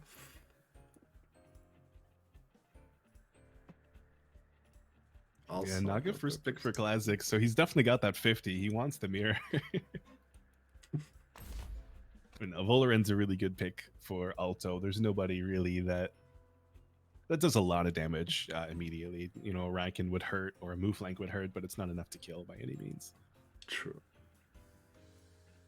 I mean, Cerny is, of course, good, but then, like you say, I mean, Raiken now is pretty free-ish. I wonder if Volarend is better for Classics if he has Doppel. I mean, Golder is a choice too, but yeah. I don't know if he has a choice. If he has Doppel. Everything is better with salt on it. Yeah, but salt is not good for the health. I put pepper in my fried ketchup. What the f...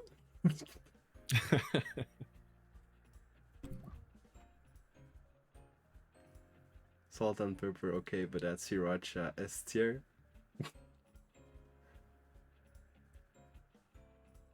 Oh, Ricky, you're such a Southern American. Yolar Kinu, definitely always a good combo to pick. Golder ban to avoid getting counter for his own Naga, definitely a good ban as well. Fifth Fire Coach is really good for him, but maybe he wants Naga for the control speed as well, I don't know. Depends what he picks here. Definitely not if it's Grumper. I think Naga struggles a little bit with most of Classics' team. You know, it would be really good for the Mooflank, but other than that, I mean, you'd really just be looking at Fury for Raiken. Yep. I mean,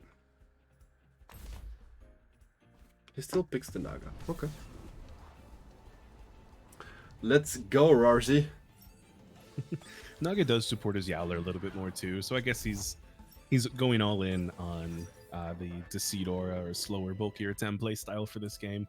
And considering it was all of that bulk that won him against Arkham, I definitely understand why he would want to do that against a team that is so similar in practice to his. Ooh. I mean, if you look at it, once Valorant dead, how does Alto deal with Golder? Especially because we know Yolar's no Chamomile too. Yeah, that's true. This Volaran has a very important role to play now. And if it were to take Beta Burst Quetzaleno on turn 1, I mean, Naga is likely built to survive this Water Cutting Lily without the Synergy Master.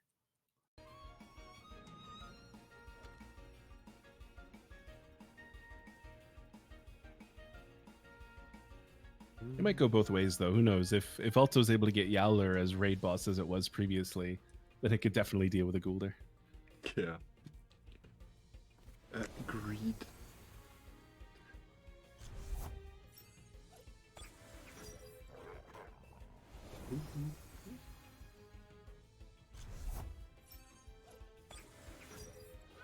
So, switching directly into Naga, definitely an amazing board now here for him. Yeah, I thought that he didn't focus Cernif too, because Valorant needs to die. And that hits hard. Yeah, absolutely.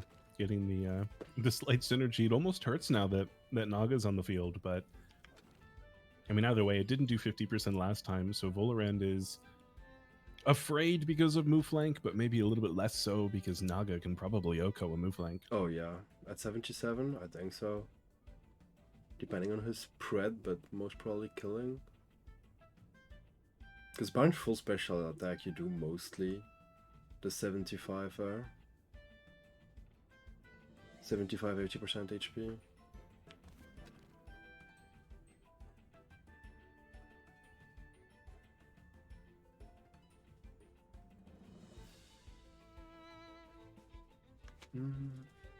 This is a little bit tough for Alto's Kinu, because I feel like a lot of this game he's going to want to get some Kinu buffs going, but with Guldur, Grumper, and Raiken all with some pretty scary damage potential on Kinu.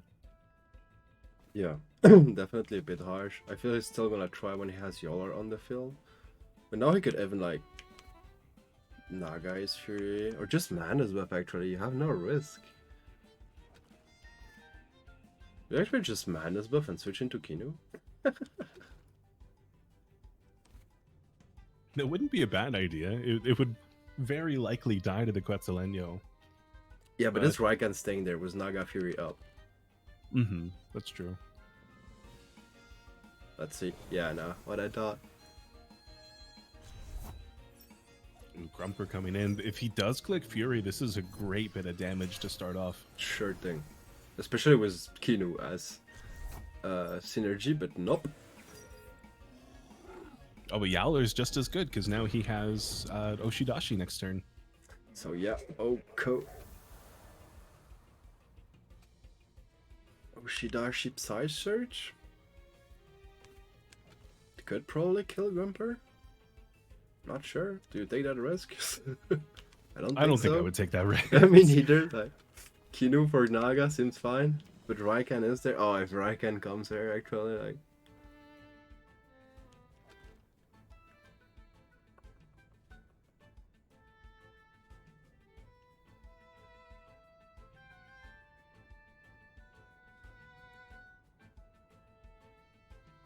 This is a little bit difficult for Classics, actually, though. Despite having a really big type advantage with some of these Tems, I mean, there's just a presence amount that you have to talk about for Alto. He's just been in control so far, or these 2 whole turns, and it's pretty scary thinking of just how much he could accomplish potentially with this Yowler on the field right now. Yeah. I mean, Grumper could basically just switch into Naga. Yeah, but just as easily Alto could bring Volarand back in for his Naga and not take any of that toxic ink. It is definitely a risk with Grumper, and Thunderstrike is definitely going towards Naga if he stays in. But I'm not expecting toxic. I mean, on Naga. Ooh, the Kinu. Okay. Yeah, that's what I was expecting. Madness buff Guldur. I am so happy in this moment. We are about to see Toxic Gas destroy this Kinu. That's what I was expecting, because I know Classics, but I couldn't say. Madness fucking buff Guldur, one in fucking Tarnat. No, I totally support this. And Guldur's +2/+3 now from... Oh, man. Definitely a solid Guldur. Now he can bring the combo with Naga. Just switch Grumper into Naga. 100% free. Toxic gas. Cernif doesn't want to join that. Classics just turned this around completely. I'm a little upset that there's no Sparks combo here, because a +3 I don't know why I have this fact in my head. A +3 Gulder with max special attack will OHKO a 500 HP Cerny Yeah, with a 1 toxic gas. definitely. And because So most at Cerny, just a +2, it's not going to kill it unless, you know, it is speedier and not full HP. yeah. Oh, I'm gonna say, if it's a speedy Cerny, it still can die from +2, but anyways, he doesn't want to get on the field on that. And like, there's no comebacker for Yolar into Gulder as well. If Classic switch Grumper into Naga, he can't damage it. I mean, not much. Oh. Wait, what? Stay there with Grumper? You know, we need to support this Gulder a little bit more too. Gulder's main damage is going to be those toxic ticks rather than the actual toxic ink damage. So really, unless you want to use harmful lick, you may as well go special attack Gulder. And that Kinu is dead. But Gulder took actually a lot of damage there, even with +2 defense. Cernif it is. The toxic gas was used, so Cernif is a little bit safe for now. It can at least Revitalize. throw a bit of damage towards Grumper, but this just means Raiken can come in for free onto Grumper's spot, and Naga doesn't want to come in for Yowler to try and protect that.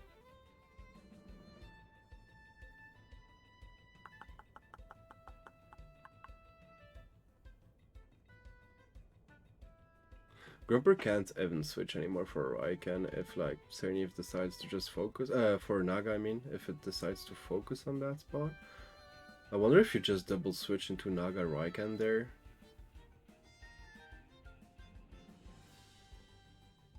Yeah, I was thinking potentially a Naga in for Alto's Cernif. I mean, you'll take a Toxic Ink if Classics decides to stay in with Gulder. I think he wants to Water Cutting Lily that Grumper spot, but yeah. It's just a little bit too easy for Raiken to come in there. And with Toxic Gas available next turn, Gulder has to be taken care of, so Yowler can't target Grumper's spot as well. yeah, because I feel Yolar is just gonna attack Gulder spot again.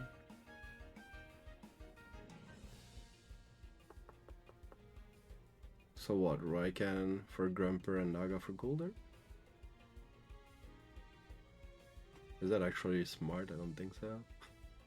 Well, you have a Meteor Swarm Prio, but...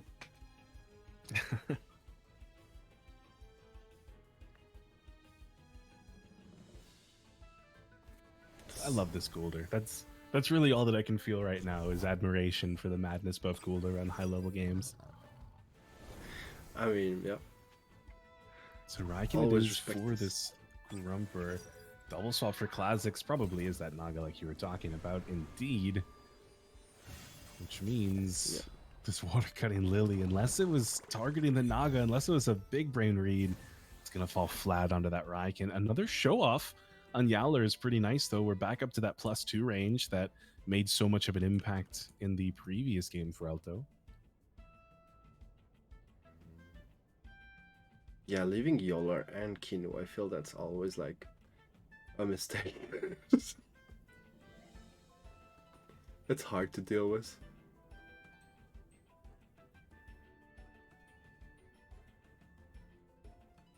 I mean, Ricky, I suppose so. Like, every Velocity Cerny has it. In my opinion.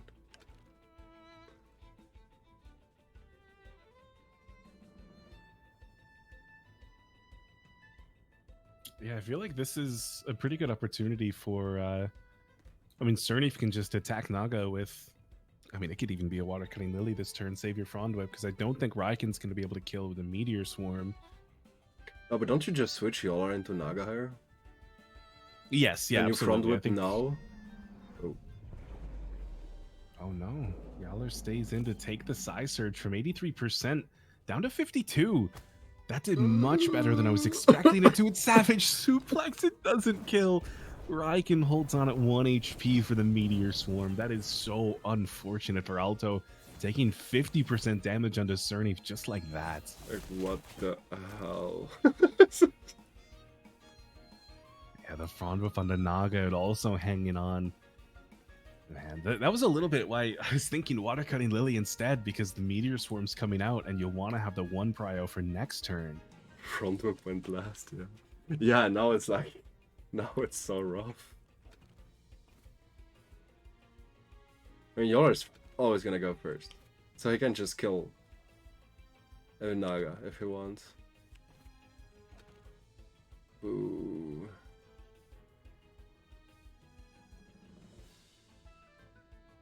So he knows he doesn't run clinch.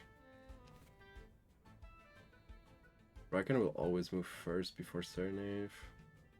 At the same time... Well, I think it's pretty safe for Yowler to just attack Naga spot, do a lot of damage onto Grumper or Gulder, or kill the Naga, and Cernif becomes Naga? Yeah, because otherwise Cernif would die to Ketsa. Evan was +1 seeing the meteor damage. But yeah, Naga switches. Oh, for Gulder, I would have really thought the Grumper, but yeah, Oshidashi. And you hope Raiken just dies then? Oh, you didn't focus Cernif. Yeah, I guess that was a bit of an outplay from Alto without having to do anything, because he gets the free Revitalize now onto this Yowler. Yeah. Something, I mean, definitely, he probably didn't expect to get. He might have just wanted to save a little bit of HP on Naga, but I don't think that a Quetzal would have done very much. Nah, I think you needed to kill that Cernif, then no Revitalize on Yolar, and you could just kill it this turn. Or he overexerts hard to kill your Naga and dies. But... And then you still had Grumper Gulder against Vola Naga, so you could make it work. Oof. At this point, I think Voloran can just be sacrificed to the gods. He really needed to kill that Cernif. Yeah, Cernif potentially getting a Frond Whip onto Naga this turn, or Grumper would be detrimental. So somehow, some way, Naga needs to go first and take Cernif down, or Toxic Gas. If it's back available for this Gulder, oh, true. Toxic gas is enough to kill both of these Tems. Right. Coming back Yeah, out he into switched it, expecting it. This gas, the one to Naga, is going to be so detrimental. Ooh, Naga insta-dead? Yeah, I guess insta-dead. I guess there wasn't... Oh, Naga survives. There wasn't much that Naga was going to do, I guess. With Gulder and Grumper left, it was the sacrificial lamb. I mean, if Cernif stayed there, Classics would have won on that, I feel like. Yowler might still have enough to get it done. I'm not entirely sure. Especially now that Yowler's getting another turn to rest in the back and regain stamina. I mean, Naga would have side search for it.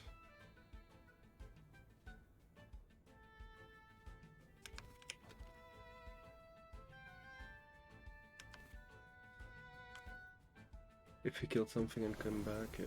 Gulder getting saved. I do like this. Grumper's got more HP to spare. And definitely, these are the two Tems that it would like to kill right now. And you just beta. Then take the advantage of Grumper. Oh yeah, he just bet that. Good job. I mean, still some damage, but... Yeah, I think that this is, I mean, definitely too much now for Classics to come back to. This... I mean, Thunderstrike kills both here, but... Yeah, it's probably an Electric Storm this turn, but then yeah, that's what I meant, sorry. Cernif is going to go first with a Water Cutting Lily. It's probably enough to kill Grumper from this point. Yeah. And then Yowler, we've already seen how much damage it does to this Gulder. It would be enough with just a single Savage.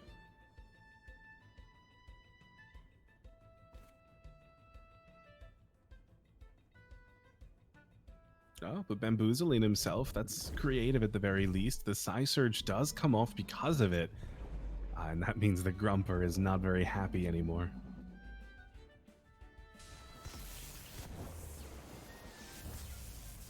And really, both Tems going down for Alto at the same time is his best case scenario.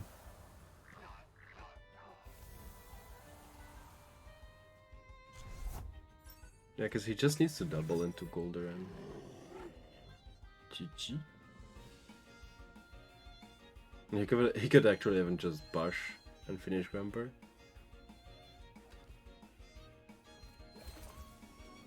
don't know if the bush would make as much sense, because once Grumper's dead, Cernif doesn't have any value left versus Gul'dan. True.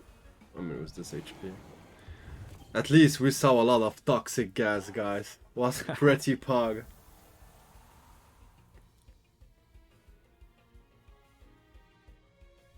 And no, it's sadly GG. I mean, sorry, I'm saying that because I'm EXO, but... Alto, this is he the first doing the 2 first wins in a king row? to hold on? Yeah. First king holding 2 games in a row. GG. He really wants to see Daddy versus Daddy. That's what this is. Let me give those points.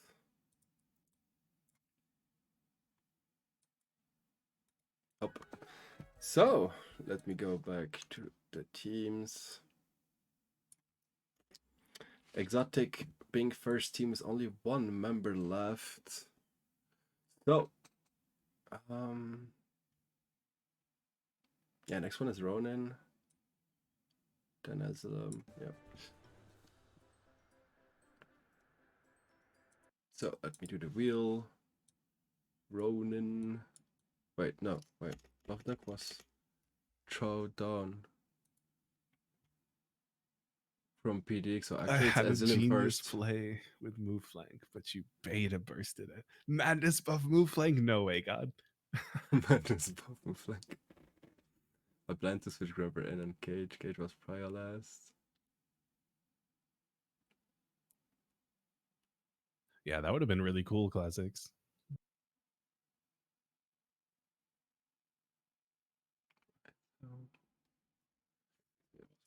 So yeah, it's Ronin now. Noah, Fio, and Cage Bomb. So if classics had accomplished that, they would have won the game, because that would have been a very big kill very early on. sure thing. I even still think if he killed that Cernif with Sketsa, he would have won that game. But again, I think. So let's see who will be the next one.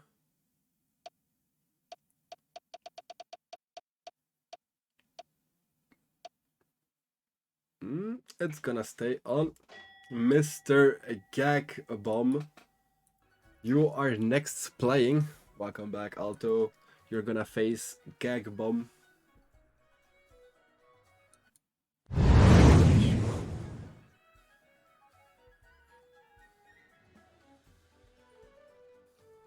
So good luck to both of you guys. Let's see if Alto is gonna be able to stay king 1 more turn or not. We might finally see a bit of a different game this time, as if Gagbomb is running a speedy team, we might actually see the Naga get banned. True. Nope, no speedy team here, just a Naga for friends. Naga everywhere. And Gagbomb being actually more kind of an aggro player. So definitely a change.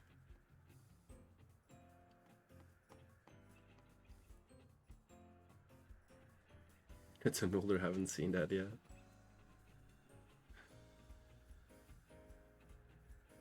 It is nice to see Seismunch Gialis, though.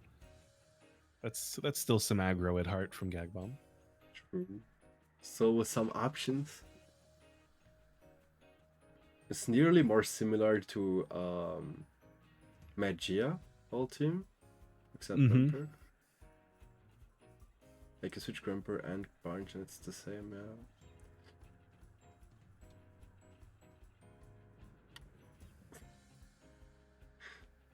Troll comment.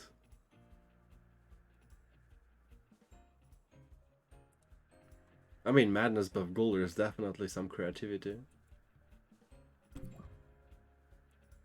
So we see a Cernif ban. The Sternif ban is good. That makes a lot of sense. There's not too much. Well, there's really not any effective damage beyond Gul'dan on Gagbob's side, and that would do quite a lot of damage back to everyone other than Vola. Yeah, and freeze a bit Seismunch and Grumper and Naga. I mean, Still has Golder and Valash, but he has a lot of counters to Valash, honestly.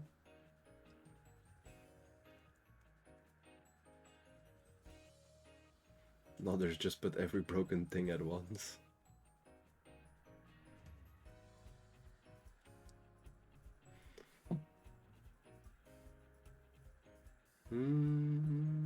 Who's the band there?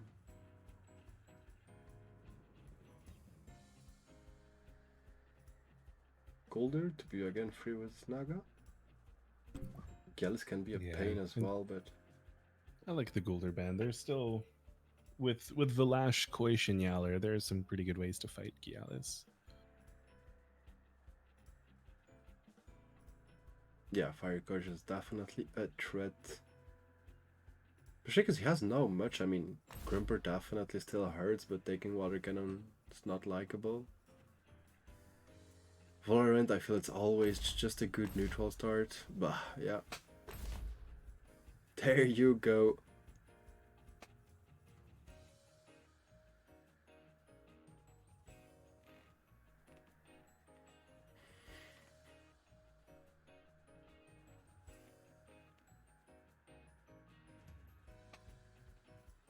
I mean, this is a lead. I think everybody has at least done the calculations for every possibility for these attacks.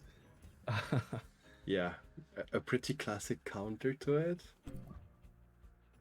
And sometimes it's countered, but like Naga doesn't want to stay there. Yeah, it really all comes down to where the Bamboozle ends on Alto's side. But he could also just not. He can choose not to play that game, bring in his own Volarend and Bamboozle himself.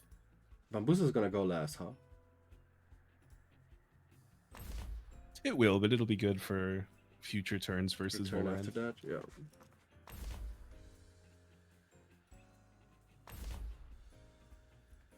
Machuk definitely a good pick for Yalar. And Valash. Even Firecoach.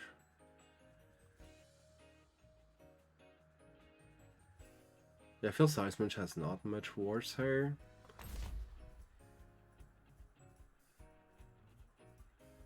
Yeah, unfortunately not. Gialis was definitely the better choice among the two. Now for Alto, I think it has to be Valash. I don't know if Koish is really going to do anything beyond the Gialis and potentially Barnshi. And you're right, we see a Valash coming. Ethical. So, is this like a double Naga switch? It definitely looks that way. I mean, there's some pretty safe swap-ins here that don't mind taking the damage at all. You know, Valash will heal it back up, Volarend resists, Mashuk resists. I feel like for Alto it's Valorant and for Gegwam it's Gallus. You take a one tick, but you get your holds up, and I feel that's really great. Mm-hmm. I mean, Machuk is an option, but if he decides to stay and hit up first, you're not gonna like it. Yeah, that would be a little difficult.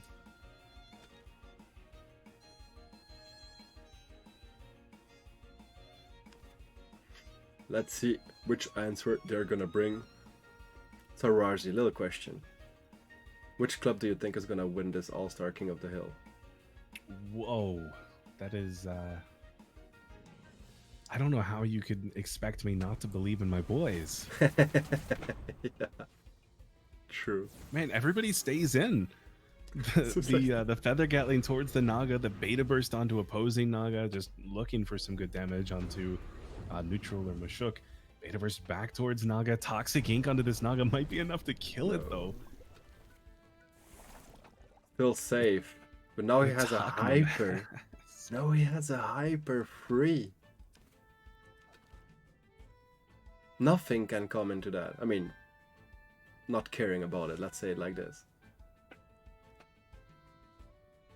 Yeah, I mean, it is only a +1, so it wouldn't be enough to kill Golder on its own. No, but kills Naga for sure. I mean, I suppose you always do it on Yes. Naga spot anyways, honestly, but... You still have Barnch in the back as well.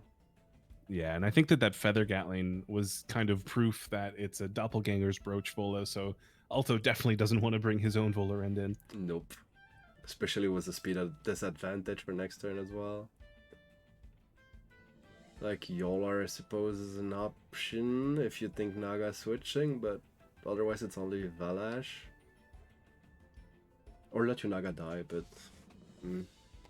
I think because of the toxic tick, and considering the Thames that Alto has, where Naga's really only going to have effectiveness against Yowler, but there's still a Barnshee, you do damage maybe it is now. best to just let Naga die, do the damage. I was wondering if you hold it, reading Alto Naga switch to have, again, a speed tie at some point. Like a double DA. That could work in his favor, but I feel like Gagabon probably doesn't mind being under Decidora, but he does decide to retreat. Getting the holds up, I think that's good.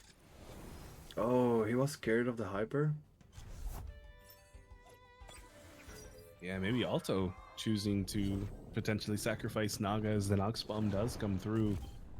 It's not going to give another plus speed, but it is no progress made for Alto this turn other than, I mean, Valash versus Hook Kick is not really... Not gonna like it. Definitely a good switch there for Gagbomb. Yolar, free show off probably. I mean, actually you have Toxic Plume, -1 attack synergy as well.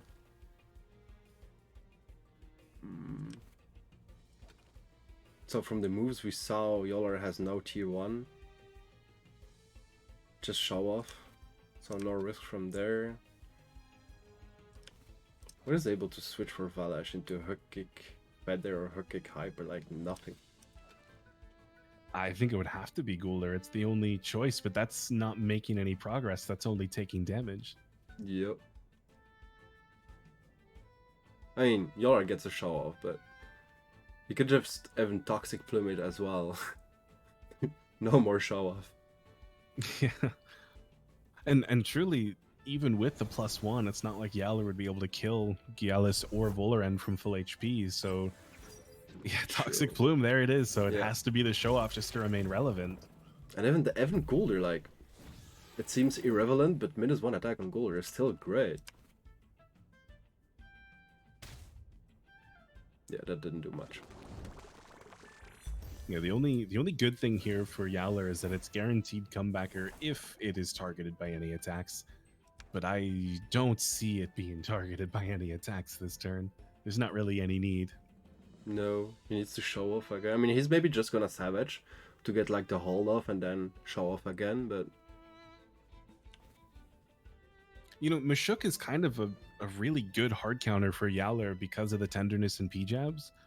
So even if Yowler is able to boost himself up a little bit right now, there's nothing stopping Mashuk from coming in and tenderness spamming and Barnshee coming in and beta burst killing.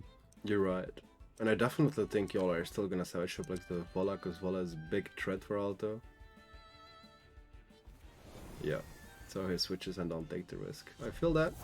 Machuk being a perfect, like you said, in this situation. Oh, double switching. That, I didn't expect that. Straight into the Barnshee too. I guess it's okay if he's expecting the attack instead this turn. It's not too much damage done. The Toxic Ink on neutrality also won't be too bad. I really thought he would focus Vola, but expected to switch, I suppose, so... Good play. Yeah, the Volarend getting away scot-free with 100% HP is pretty scary for Alto too. Because the best... Yeah, with the hyper, the best counters would either be Doppel Vola or a Madness buffed Valash, but I mean, this Volarend is at the disadvantage on speed, and Valash is not going to get a free Madness buff this game. Yeah, and same thing, like if you look at it now, Alto has always trouble with the switches, because now let's say he just doubles into the Yolar, nothing comes. Happily. I still suppose it's a tenderness, but... Tenderness beta burst?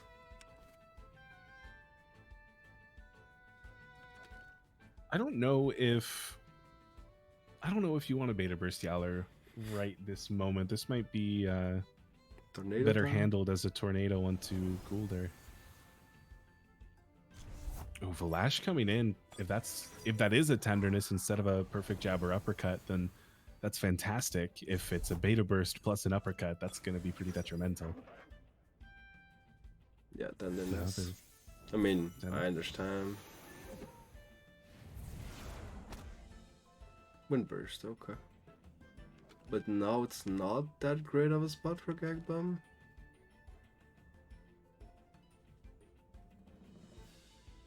And you have no good switch. Do you just let Barnes die? And do a tornado? In case he tries to madness buff? Maybe Tornado sacrificing Naga is okay now that Alto's Naga is gone and you're not going to get that counter speed anymore. But do you think there is that Valash, like, madness buff? It could, but Mashuk at 100% HP isn't going down to Alto's Volorend, so it has a relatively free uppercut onto Valash. Yep, agreed. What would you do? I think I would still Tornado uppercut the Valash bot. Sure to make damage. Tornado uppercut's okay. If he wants to play more passive, I think sacrificing Naga and bringing out Gialis isn't a bad idea. I mean, But Gialis already has his holds. Do you reserve Barnes just for Yolar? When you still have Mudchup? And Naga? Okay, so Gialis comes into the spot where, you know, Crystal Spikes is coming, so that's going to be relatively scary. Without the Madness buff, it's not awful, but the Toxic Plume is. Now that's a minus attack on 2 physical attacking Tems. The same thing that Gag Bomb tried to do to Alto just happened back to him in a much more damaging way. Yep. Naga -1 feels really bad.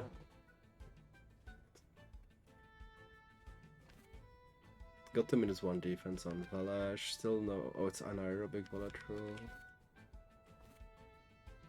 That is pretty good for matchup.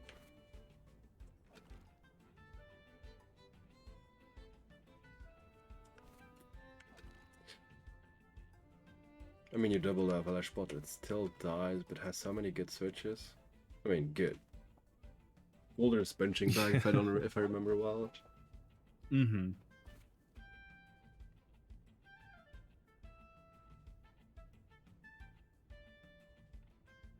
I mean, it probably would still be enough to kill Valash if we saw Uppercut Crystal Bite, and that would hedge a little bit more against a Goulder swap. Just one suck.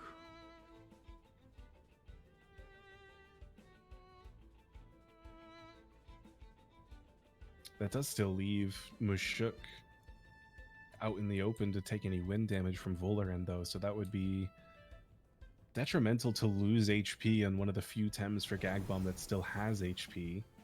Valash retreating for Alto. In comes the Goulder, taking the double hits, most likely. Yeah, Crystal Bite hedging against the bats from 75 down to 54. So even with that -1, the War Drum makes it work. Feather Gatling is decent damage back, and perfect jab. Unfortunately, not outspeeding the Gialis. Like, I think Ricky Tan's old Mashuk used to do that, but that was way back in Takma. Those days we hardly remember. I definitely remember taking that. That P-jab going before Gialis gone. Tsubaki got a text back to Eagles. If only I had Eagles. Still waiting to find mine. Your sister? What do you mean? I don't even have a sister.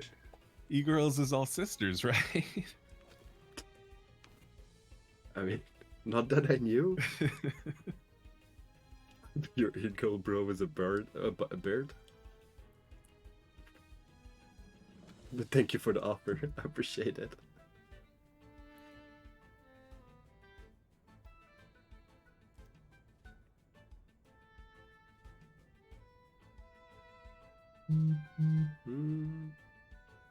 Yeah, I mean, the HP just slowly dwindling away from Gag Bomb is pretty scary. Hook Kick is a nice bit onto Volorend to fight back, but this Feather Gatling plus a Toxic Ink would be enough to kill it. The P-Jab going seconds again. It just hurts my soul. Toxic Ink will be taking down Gialis. But at the same time, now Vola can just come and sweep the other Vola. That's true, yeah. Yeah, do another minute's death in case he switches. And from a shook, well, you could have a turbo. P-Jab spam some more. Turbo would be way better actually. Yeah, you just sweep the wall and turbo, and then you have a hyper +4 for next turn. I mean, my bad, +5 because it takes the tick before, so. Yeah, that. I mean, if it was +5, that would potentially kill Valash from its current HP. It would definitely handle Gul'dir and would make Yowler a non-issue. Yeah. Yeah, the fact that he was able to preserve his Aero Vola with Naga dead and Yolar no buffed feels good. Or Gag Bomb. Yeah, Alto missing out on the Kinu this game definitely bit him a little bit. The Valash comes in for the Gul'dir. Feather Gatling, I mean, as it always should be, going on to this Volarend with the -1. Confirms that kill. Gets Volarend up to the +2 speed. Scavenger is nice for Valash. It was a good little bit of healing, but perfect jab. Maybe there's no turbo choreography on Mashuk. Yep. What is he playing then? Like perfect jab, tenderness, uppercut, and cage? That makes this a little bit more risky then for Gag Bomb, as -2 special defense means that Valash, I mean, even without a madness buff, could potentially die from with Yowler's help would definitely kill. Oh yeah, Volarend, yeah, sure thing. And I don't like if it had a turbo with +5, then yeah, getting the +5 hyper would probably kill Valash. But no. I wonder if it's worth Feather Gat and uppercut on the Valash spot though, because yeah, with this swap, that would be a lot of damage on the Gul'dir. I think I would have switched Vola honestly and not take risk, but that's definitely a kill. HKS killing Gul'dir. I mean, maybe a tenderness under this Mashuk. That'd be a pretty big brain read, but no uppercut, proving he does have it. Yoshidashi back onto Volarend. It'll likely survive this one okay. Yeah, down to 62%. Valash comes back in with Volarend this fast and no more swaps available. I mean, -2 Valash. I think that an uppercut is going to bring it down to 20%. So Feather Gatling uppercut is a kill. Yeah, I definitely think you just Feather Gatling and uppercut there, because then you have Barnes to deal with Yolar. And still Naga. Yeah, and you still have the Mashuk to tenderness spam Yowler, so it'll never make any progress against you. So Gag Bomb, definitely, there was a bit of wiggle room there earlier in the mid-game where Alto could have potentially come back. But I think this was very well played from Gag Bomb, not making any more mistakes. Yeah, and even with Scavenger was -2 defense. You don't... Oh, you resist that? Wow. Wow, double screen in place. Wait, and he overexerted for that, no? Yeah, he overexerted. Yeah, Mashuk did overexert. So Naga coming in, as long as Psy Surge is available, that is still... Yeah, and he has Valash. it available. And depending I don't on... remember what Naga did. Actually, it really depends on the SV of Naga, because if you go higher, like 12 higher, you're actually... you have more speed than Yolar, even with Psy Surge. If it's 1 SV Yolar. Oh, wow. Yeah, that's kind of the curse of a Naga, is when it does have the 50 speed SVs, it is a really fast Tem. So even dropping it down to 1, if you compare that to slower Tems drop to 1, your base speed is still just going to curse you. And Oshidashi does go first, so Naga falls down and Mashuk can't attack this turn. Valash is getting another free Scavenger buff. This is exactly what Alto needs. The Stonewall on a Yowler means it'll survive a little bit more from the Barnshee, which might actually just die if it can't outspeed this Valash. If he had turbo, it would easy win. Was Machuk there, but no. Should have Surge. I mean, of course you should have Surge. What did you do? I mean, I think... like, was the only option. This it all comes down now to this tornado speed. If tornado is faster than crystal spikes, then Gag Bomb can still win because of Mashuk's tenderness spam, hopefully protecting Barnchi long enough for 2 beta bursts.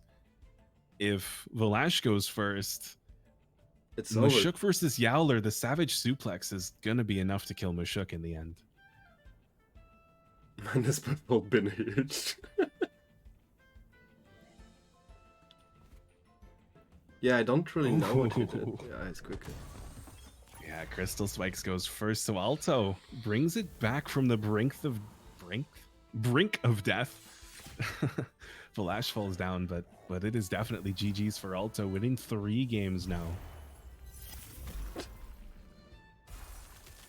Wait, can't you just tenderness him now 3 times in a row? Then start PJ, but you have no stamina as well, though.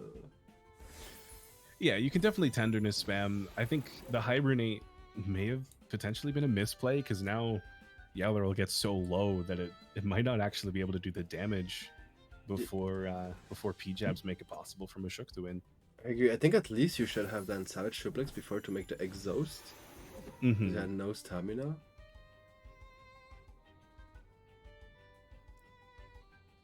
This is still going to be pretty detrimental, though, even at -2. We're probably looking at 30% damage on a Savage. But yes, guys, I really wonder what he did. That didn't do anything at all. I was expecting a lot more, even from the -2. So, man, tenderness spam down to -5, and Mashuk might actually have time to regain stamina. Perfect jab, perfect jab. But he can just hibernate as well. I mean, this is... I've used Mashuk quite a lot since Kisoa launched, and even when I have quite a lot of Toxic Tems, I always prefer to use Toxic Spores instead of a Rushiel on Mashuk. And this is kind of a reason why. Kind of a good example of why, because yeah, the Toxic Spores instead would have just... I mean, Yowler would be down at 50%. Yeah, I don't see how Yowler can lose this now.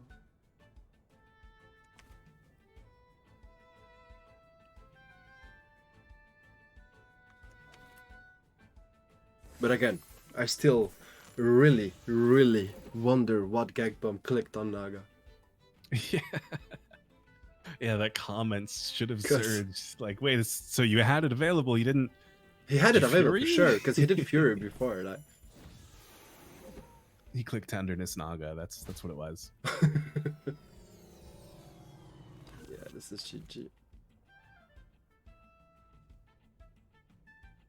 I'd be interested to do the math, though, because if this gets down to -4, and then P-jab spam Yowler down so it's -2 or -3, uppercut...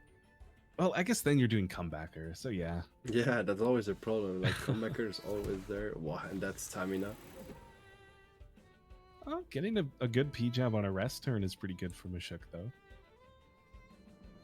Do you really think it can come back there? There you go. No, I don't. It is fine.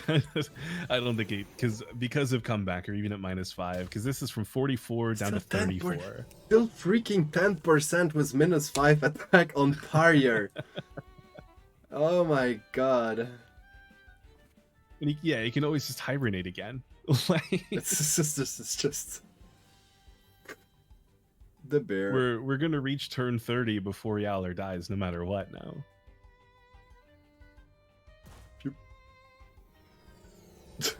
This is fine. Yeah, I don't think so. Crema, we love you. Take a look at this still, please.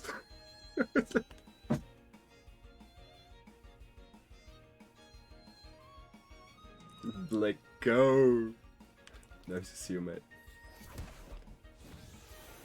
Oh, did he overexert for that? I mean, it's like... Yeah, it's not like it makes a difference, but... He doesn't care anymore. Just like finish. Still amazing. -5, still do 10% on Parier Machuk. With no comebacker. If he had Psy Surge available and he clicked something else, then that's 2 games in a row where players have just thrown it away. Yeah, really, where they could have won, but they didn't. They just decided they didn't want to take that. Oh, perfect jab. Just confirm it. End me, Mashuk says. GG, Alto, Alto, guys. Coming back from the ghost, because we didn't see him in a long time, and 3-0ing in the All-Star King of the Hill. GG. Guys, this yard is a pretty good tem. Yeah, yaha, Magia. I mean, -5, 10%, Parier, Machuk, sure. GG, boys. Yep, so let me switch this. So, up. Asylum, you are next, guys.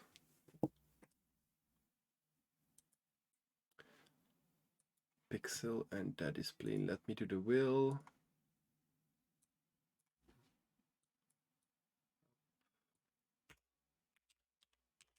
Daddy versus Daddy. This is if if Pixel is picked, then Alto, we expect you to win until Asylum gets to play again. Daddy against Daddy. So, Gangbomb, if you hear me, please tell me what you did there with Naga. I want to understand.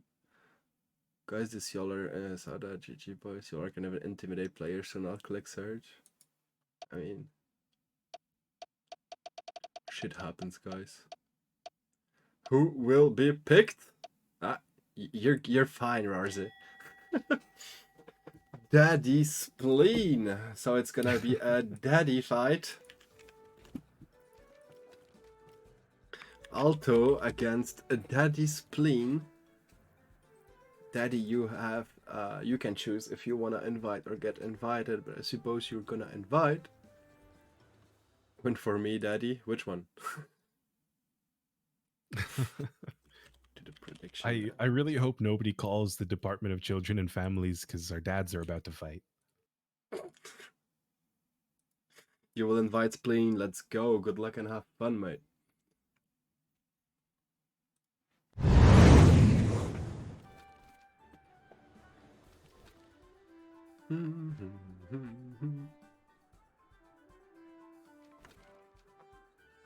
My dad can beat up your dad.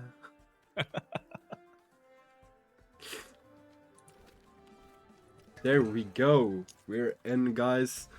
Is Alto gonna be able to stay king? Let me do the prediction quickly. If you wanna bet some channel points. Alto or Daddy Spleen. No, let me switch the names. Daddy PDX against Daddy Spleen. Let's go. Yeah, I mean, I think Alto is definitely PDX's secret weapon into any club event where, you know, it doesn't really matter what anybody else does because Daddy just does what Daddy does best. So which Daddy are you gonna vote for, guys? So Daddy Spleen, what's your team? Double Nature, Triple Nature, Poke. Oh, I like your team. That's the kind of team I like too. This is a little weird though. Spleen's usually pretty big on the Doom train, and now he's only got one Doomer. I know that he had dropped Tortonite a while back, saying that with the Quetzal meta it just didn't feel very good. Yeah, no, but now it dropping Capire as well. Between Quetzal, the melees, and the wins, like, it doesn't feel great. I mean, it felt great for Trotter yesterday, honestly, but I can understand Daddy Spleen point of view. Imagine dropping Tortonite, there comes the Mr. Tortonite.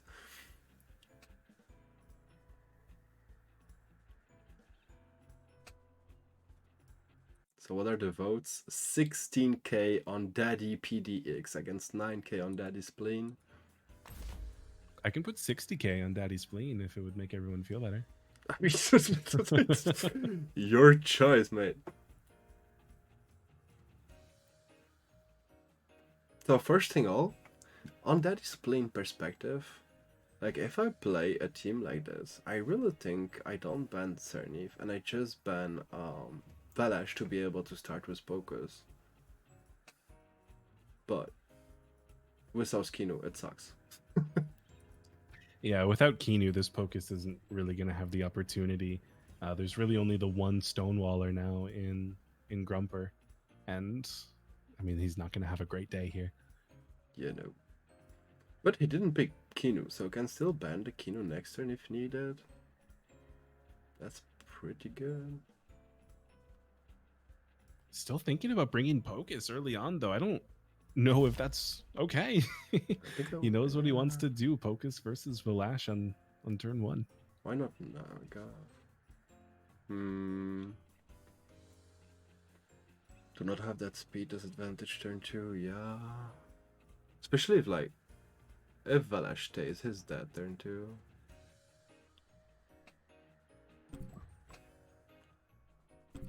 Probably still has Cernif.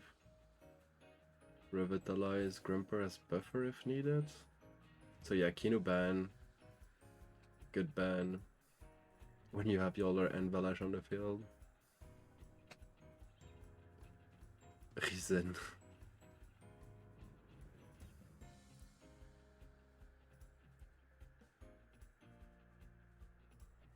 I mean, now for the rest of these Tems, Cernif doesn't feel all that great. Grumper, I mean, Grumper's the best case here, I guess. If it has Chamomile, it doesn't mind the Gulder at all. So it's really just not wanting to eat the water cannons or the Oshidashi. But really great against the 2 left on the bench. Even against Koish, I mean, I agree with the water cannon, but you one-shot a Koish if it's speedy. With Thunder Strike. This is, from Alto, this is just such a strong lead because this Pocus has to leave. There's no way that it can stay in and fight Valash early. Unless Spleen is just really betting on Valash not wanting to take a DV and leaving. But, or a Madness buff, yeah, but that just makes it even scarier. I honestly feel you always beta burst there, don't you think so? I really don't know what the best course of action is for Spleen because Pocus is the only one who can realistically fight this Yowler. Yeah, but nobody else can survive Yowler long enough to fight Valash. Yeah, but at the same time, so if Valash sees spikes here, then he gets plagued, dies turn 2 from Dust Vortex, and you still get your beta burst off on Yolar, dealing quite some good damage to start. Because Hibernate, no Chamomile is a thing, but still annoying for the 3 turns freeze.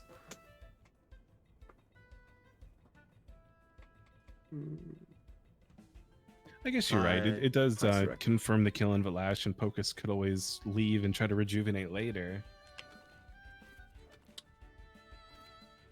I know, I feel like you can't take risk against such a lead, because then if he just shows Madness buff...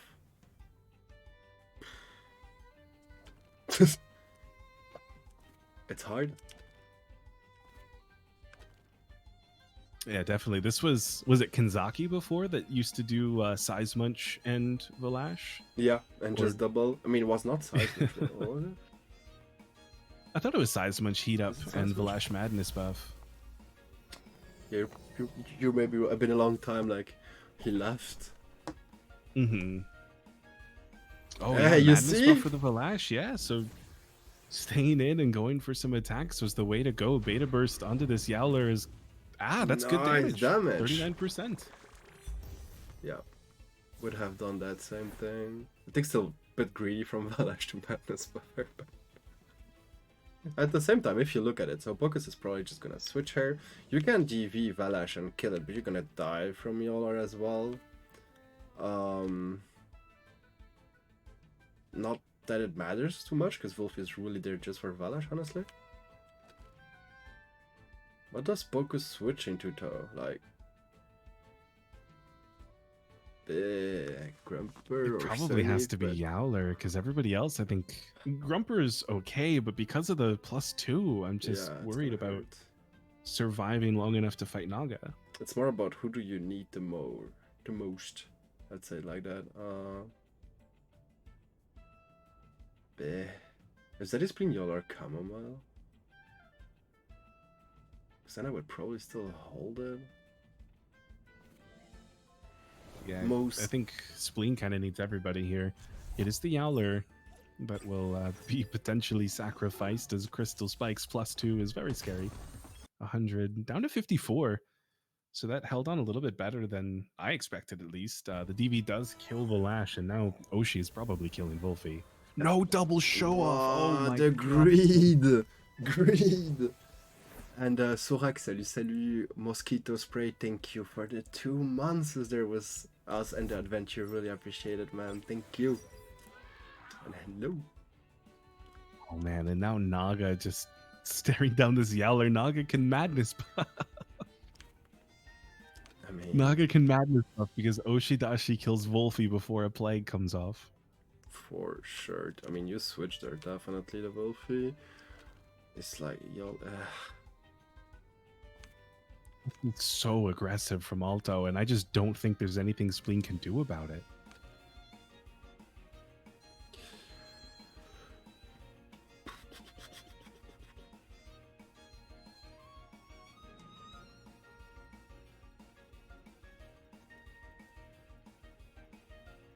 oh, this is really hard for Spleen.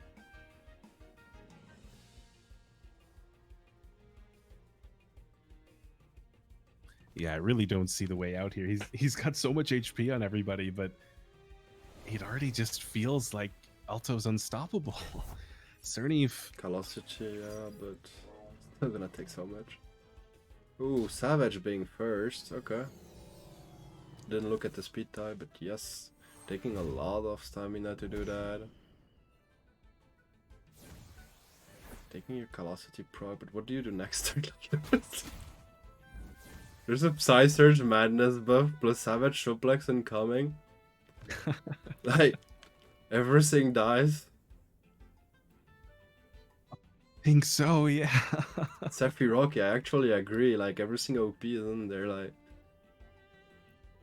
not everything. There are some other things really good, like Volakinu, but There's just no way to stop this. He has to somehow kill Yowler right now and kill Cernif, or sorry, kill Naga with Cernif. But even then, like, it's so close already. yeah, it seems like if we look on paper, like, yeah, that discipline has the advantage, but actually, like, not that much, honestly. Because you can't have in front whip, it's gonna go after the two there. And you die over Cerny for sure. I don't think his Yolar can kill Alto's Yolar with Oshidashi. Speed reverse too. At the same time, if Yolar attacks her, he overexerts, probably? Yeah, because of that exhaustion, I would imagine so. But does that even matter? Is it better to just take a slight little bit of overexertion damage and loss of tempo next turn to kill two things this turn?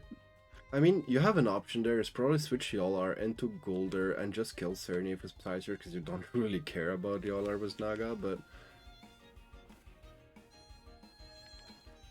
you need to be sure I don't think that Psyser Alto should be kills. switching. I think that he needs to keep the pressure up right now, and given he wins these speed duels.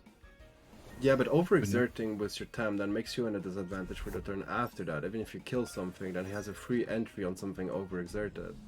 So, yeah, I definitely agree with the Golder play there, honestly. Yeah, just kill Cerny, no threat for Naga, and now you have the combo online. Ushidashi will be a little bit of damage, but not nearly enough. A little bit is a good word.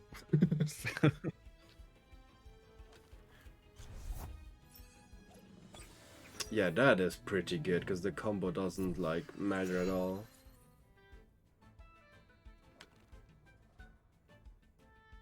So he has to switch to Naga. But whatever you switch there, die. I mean, not good. Not. I mean, yeah, no. Whatever you switch there, dies. Yeah, this Returning situation. Man, I feel like we've been here before. like it's rare, but we actually have more mid-range than everything else here. The Koish comes in, Bamboozle protects it from anything. No, Clinch goes first, which means Thunder Strike. Yeah, that's what I meant. Like, I mean, even no clinch, normal move will always just go before Grumper, and Grumper kills. That's like best situation possible till Golder is on the field for Daddy's Spleen. Like, whatever comes here dies. Oh Now wait, the that Yowler. depends. So who has speed? Spleen's Oh, Alto has Yowler speed. is slower, right? Yeah. Because there was a Naga out previously and Spleen's outsped. Yeah, and Alto has the arrow in case it would be a speed tie, but like Grumper's actually Grumper kill Yolar there. There's no way that he resists 27.3 a full special attack Thunder Strike, so you can just actually continuing. Grumper is faster Yeah. for sure offhand, but like the question is, do you kill or not? But definitely should kill if it's not my Grumper. Yeah, I think you're right though. You just double into that spot and confirm kill. But then, I mean, if Alto kills Grumper, then what is Spleen supposed to do about Naga? Game froze? Are you kidding? That is so unfortunate. Hibernation from Yowler. Wait, Spleen would have Bamboozle won as this well. 100%. Grumper takes a rest. Yowler takes a rest. Wait, really? I think that the hibernation going first was a big deal. If it was a speed tie and the speed arrow swapped, then that could have been a pretty big deal for Spleen. No, there was no way for Alto to win. Thunderstrike just kills Yolar before they do anything. And then Naga comes, same thing. They just kill Naga. Oh man. Spleen 100% that game. Yeah, it was completely lost for Aldo. There was no way he wins. That is very unfortunate indeed. Aldo, that's not fair attacking when you know he's crashing. Yeah. Yeah, Alto is really lucky. 2 people through and he get a disc. Wait, are you DDoSing everyone, Alto?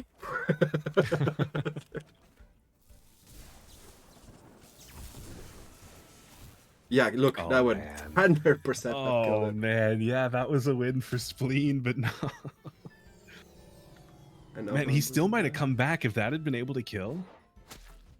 He can still come back if Yalar dies down from another attack from Golder. Even if he has overexert for it, but... We could see though, because now, well, I don't know. Naga does have the +2, so it might actually survive with Thunderstrike? No way. From 69%, I don't think it does. I mean, he can still win that he's playing there, coming back in the game. Like, E-Storm just kills Yolar anyway, so you can't do anything.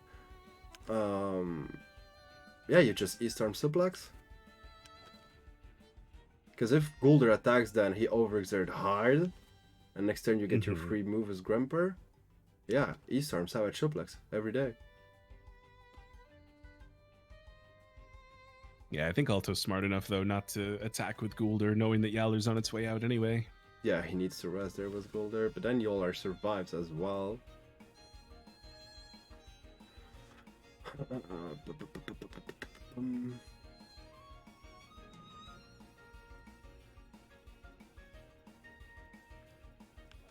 Do you even take the risk to Electric Storm actually? Ooh. Oh, yeah, okay, if you E-Storm there.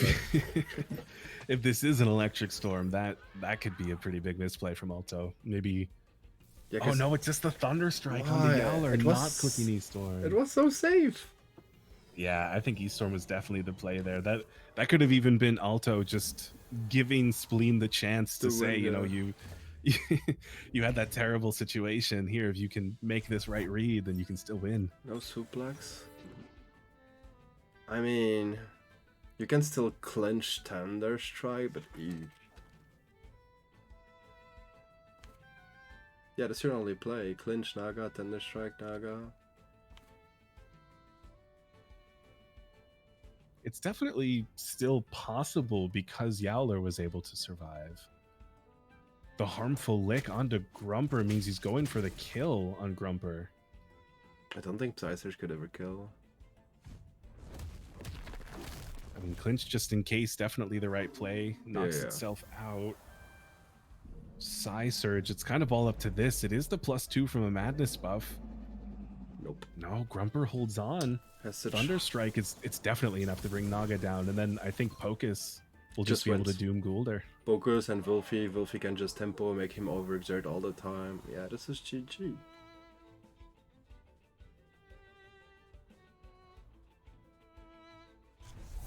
That last turn attack wasn't cool.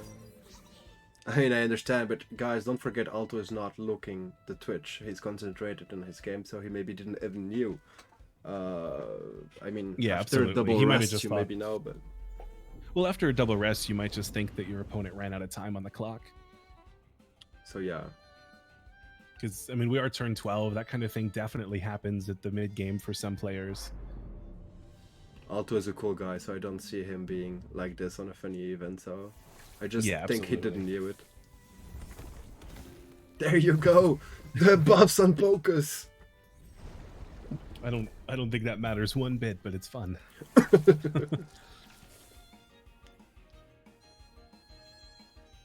And actually, yeah, it is the concession. Plague wouldn't have been able to force overexertion because handcuffs would have just knocked Doom right off. I mean, yeah. That was really, really well played there. Gee, getting that Grumpert and Yolar at the same time, counteracting everything that Alto could bring, was just such a good moment for Spleen. Yeah, it was almost turning the tables back on Alto from how turn 1 looked. Yeah. I mean, Alto definitely turned it back at the early game, and then Spleen took it back.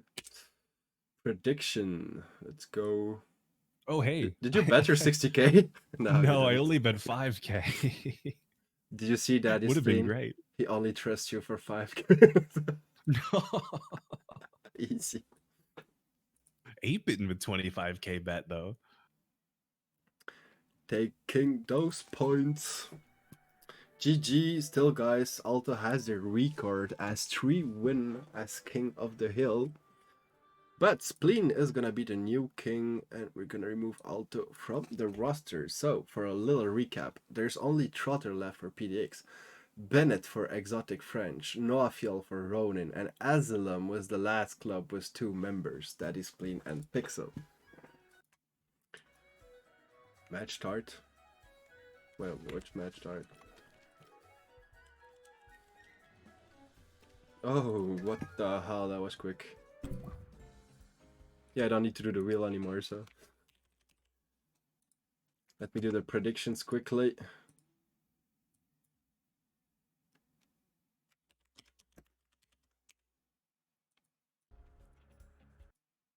Up! Good luck, good luck! So what did I miss? Filthy ban, great.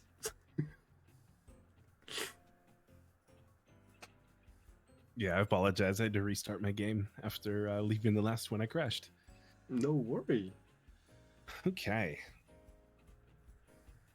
I like Bennett's 2-Vine. Are you taunting me? Are you taunting me? I'm taunting Ricky. Like, we have this argument with Bennett since days now, July. About Turbine. For a long time, I felt like 2-Vine was simultaneously the best Tem in the game and the worst Tem in the game. And it's all dependent on your opponent's team. Yeah. I would never say best Tem in the game, but I still understand what you mean. Yeah, I mean, you know what I mean? Like an A tier. Like it would have a lot of value in certain situations. What do you answer to that? Kinu?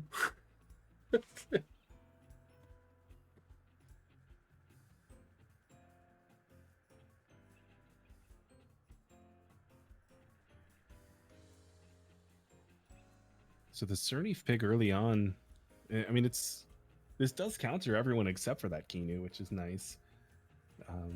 You know, if Kinu does get picked, then it's a pretty easy swap away from the Cernif for Spleen. Yeah, the problem is really Grumper. He has no way to deal with it, like expect Karma, his own Grumper, like... And Cernif covers him really well. I really like that Spleen team. I like that he still kept his Pocus. That's really what it comes down to. The Pocus used to do a lot of work.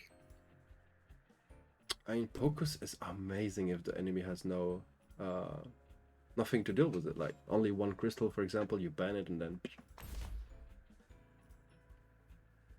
Yeah, Keener taking the second ban was a assured thing. Definitely not wanting to let Yowler or Pocus get any buffs.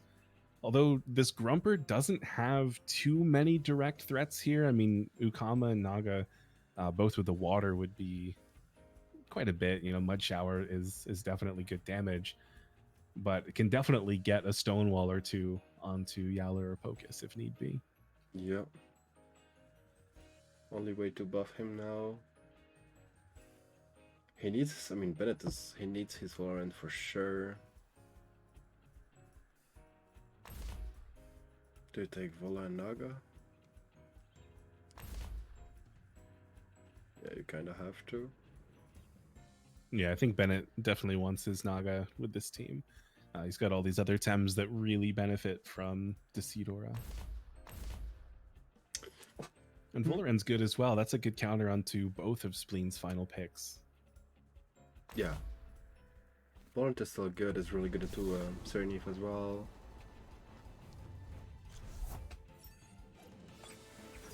So, let's go. Bon, les exos, je crois en vous là. Allez. Allez. An early Protector buff onto Goulder. Chamomile onto this Grumper. With no birds, it's really going to have to be Pocus that kills Goulder, so that buff doesn't make too much of a difference. Unless Yowler wants to throw a Savage Suplex that way, that's always a decent idea. But I don't know, I think this lead is probably favoring Spleen just because Grumper can stay in, get its Stonewall online. Just switching the Cernif. Yeah, taking no risk. He has no way to pressure the Grumper at the moment, so except Beta Burst.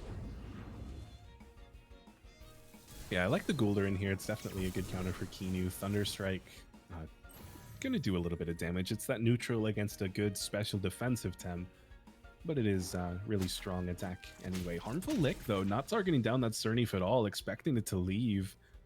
Grumper is his definitely problem, taking less damage. Yeah, Grumper is certainly the problem for Bennett's team.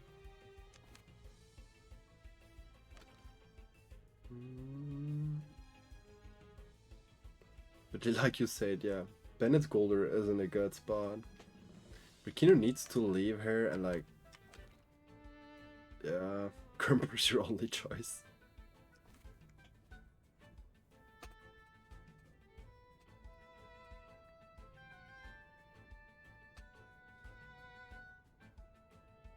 Yeah, I agreed with you. I agree with you, Rawrzyyy, especially because it counters crystals and fires at the same time. Yeah, I mean, I like Turok's counters. I think that more so the higher attack stat and lower stamina cost of Feather Gatling means that you can attack more than CPGs towards the roller end. CPG does more damage and gives you the crystal coverage, but you have so many weaknesses that are in the meta as well. I mean, Turok as well. Just I feel Turok covers a bit more.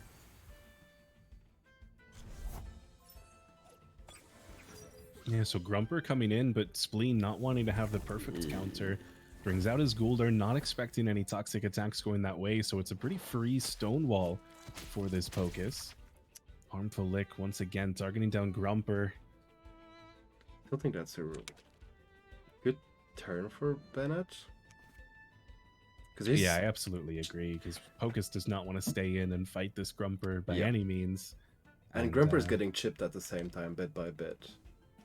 Just very slowly, Spleen's Grumper's health depleting means it won't be able to fight Naga and Volarend, which it pretty much needs to do. Yeah, because if you bring him at some point just able to Psy Search. I mean, I think there's no way Daddy Spleen leaves his Grumper on the field now. Because, like, Harmful, like, Mud Shower.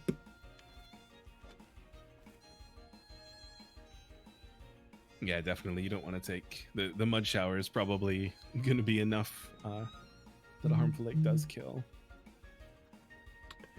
Yep, what can you do then? Thunderstrike, Toxic King, Focus. Cernif is coming somewhere, but... Yeah, I think that this is just a pretty easy Cernif Goulder, Cernif Yowler.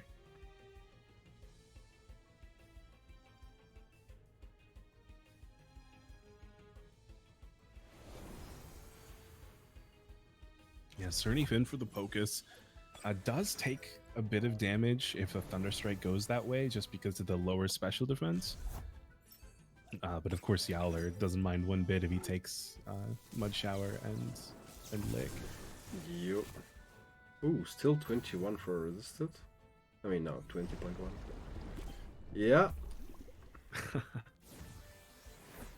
No Madness buff Yowlers, or Goulders. Well, Colder. Madness buff Yowler would be terrifying. No Madness buff Goulders this time. No Toxic Gas for Cernif. That means he's just gonna die sooner, though. It is Colossity. It took the +1.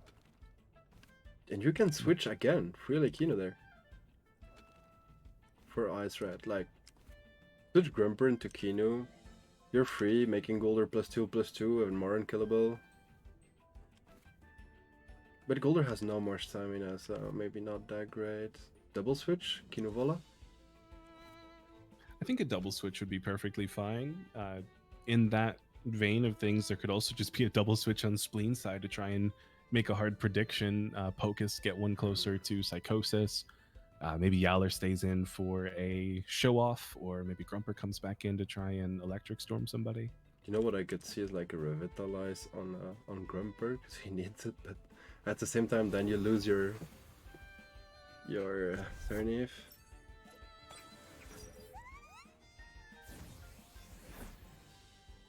Like Rawrzyyy Revitalize said. on Grumper might be worth it. Oh yeah, I think it's definitely more wars than Cernif, but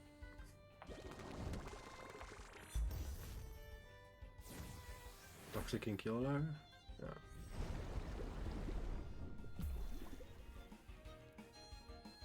Man, Toxic Gas was a strong move.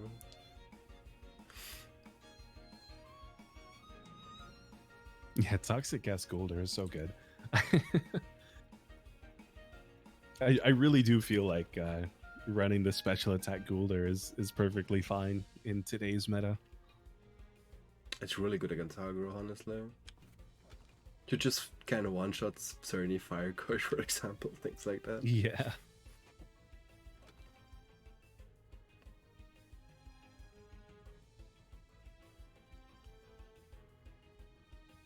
I mean, Grumper is pretty prevalent. How do you say that? Prevalent?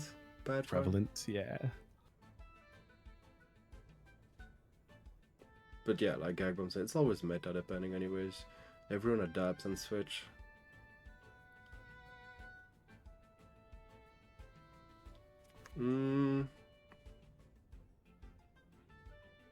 What do you do there for Daddy Spleen? Because you have still the Kino Beta bursts. Probably incoming. Goulder coming in. Okay, yeah, so it is a double swap. Just definitely wanting to not risk taking toxic ticks anywhere, and I definitely like this Pocus. It's not taking much damage from Kinu. Oh, well, okay.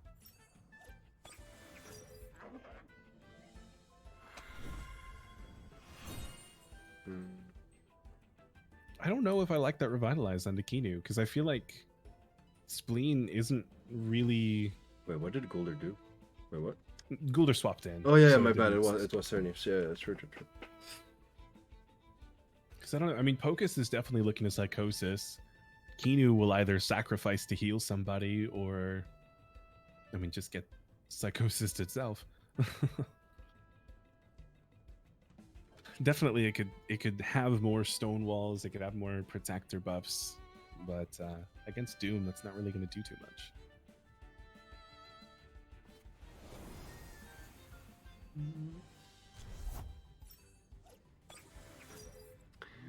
Definitely good spot for Grumper. Oh, Hypno Goulder. Are you dooming this the Grumper spot? No. Oh. Oh yeah, Psychosis onto the Chamomile. That's so well read by Bennett, and unfortunate for those holds on Spleen. Yep, good job. So what can come back? Like everything except Pocus is not staying there, so you can expect Cernif, Yowler, or Grumper. What do you switch into? You're kind of switching, I feel like. Vola? I definitely like Vola. I don't know. I think Bennett has quite a bit of momentum right now, not just with the HP advantage, but also, I mean, wasting that Psychosis was huge. Yeah. I mean, that discipline got some buffs, but not enough to make it like undisputable win. Yeah, Volarin does come in. This is potentially an opportunity for Cerneef to revitalize Grumper. And Cerneef does come in, so it will have Revitalize available again next turn if it didn't beforehand. Mud Shower is not enough to do too much, but Goulder decides to stay in. Yep. Now Cerneef definitely a threat there for the Grumper. And Alto, I agree, but that was the time before Ketsa, so a long time ago.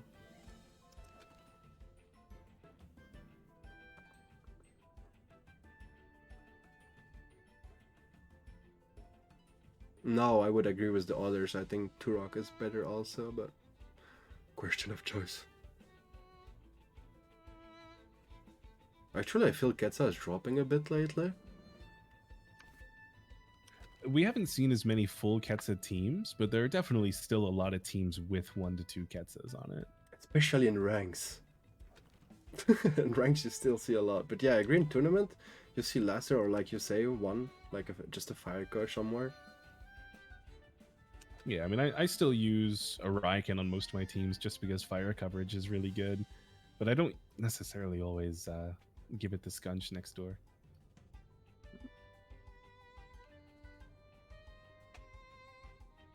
If you pick it first into Nagolder, it's the ultimate bait.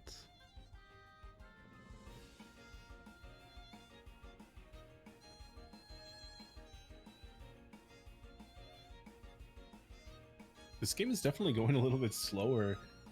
You know, we never know if the timers that we see are accurate or what's going on. I mean, it looks like we're both within about 10 seconds of each other, so it may be pretty accurate for Spleen, just a little bit over a minute left. I mean, this is definitely a close game, so taking their time to think, I understand it. Yeah, it gets to be relatively difficult the later you go if these players reach, you know, turn 15, 16 with a lot of Tem still alive and no time left on their clock. Yep. Where's the drill? Yeah, I mean, that was a good bush. You get yourself the synergy +2 special defense. You don't take any damage from a toxic plume, and thanks to chamomile, Grumper doesn't take the toxic tick. Yep. Still lively enough to do a nice Thunder Strike into Valorant spot. At the same time, you don't really want to switch. Yeah, I mean, thanks to Goulder being in, the only one that would really be okay with this is Kinu. Yeah, Kinu's the only switch that would like... I mean, not that he would like, but would tank it. Well, we saw previously, I think the Thunderstrike did 30 or 35%. So it definitely wouldn't be anything too scary for Kinu. If Cerneef were to stay in and go for a Water Cutting Lily, expecting the potential Grumper, then that would do, you know, obviously nothing to Kinu, maybe 5-10%. Yeah, but I still honestly believe Vola should attack there, because if you let Cerneef free and he just revitalize Grumper, you can't let Grumper take more life than he has. Yeah, that's very true. And Kino on Goulder, like, from +2, +3, I feel like it's not interesting anymore on Goulder.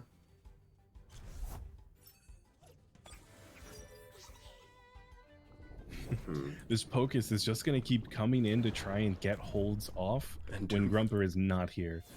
And swapping in for another Stonewall, that's actually very good. +4, +2. The Toxic Ticks are now the best way for Bennett to kill this Pocus. Yeah, and because he's not doing Thunder Strike, Valorant is just getting special defense buffs. And yeah, we need to be careful, you know, Doom could be an option. I don't know if Bennett's place was Confiscate, but...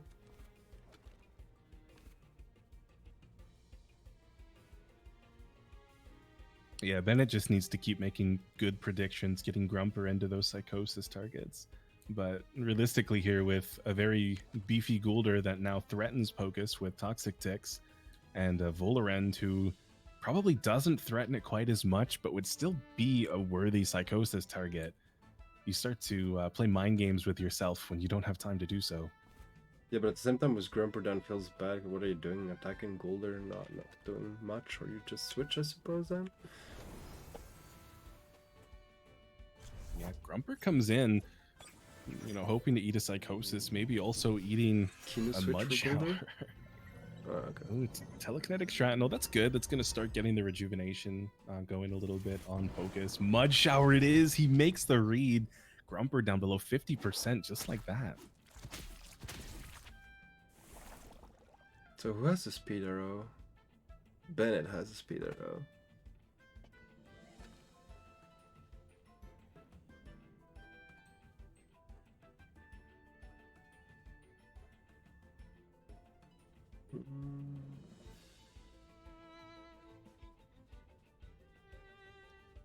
Yeah, that speed arrow might be, I mean, definitely Grumper v Grumper. If Spleen decides to stay in, could be the end of his Grumper. Yeah, Mature just gets rid of Grumper. I don't know the TV speeds, but he does have a very safe swap in of Goulder on Grumper's spot though, and he can always use Psychosis onto this right spot on Goulder's side, yeah. as now there's absolutely no way to avoid at least getting doomed, despite still a couple of potential ways to knock it off. I wonder if you just don't switch Goulder for Kino there at this point. Reading it and being able to sacrifice at some point, but... Ooh, Cernif comes in, so potentially hoping to revitalize Pocus, expecting, yeah, that big Thunder Strike damage.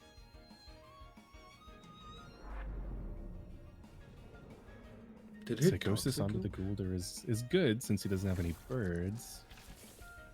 Hit did Toxic Ink. So no, Pocus needs to stay. This is a dead Pocus now. But at the same time, Grimper's not happy. It's not a dead Pocus. You can just Shrapnel, Jutsu, Revitalize. Yeah, but I think that after the Toxic Tick and the Thunder Strike, that is enough.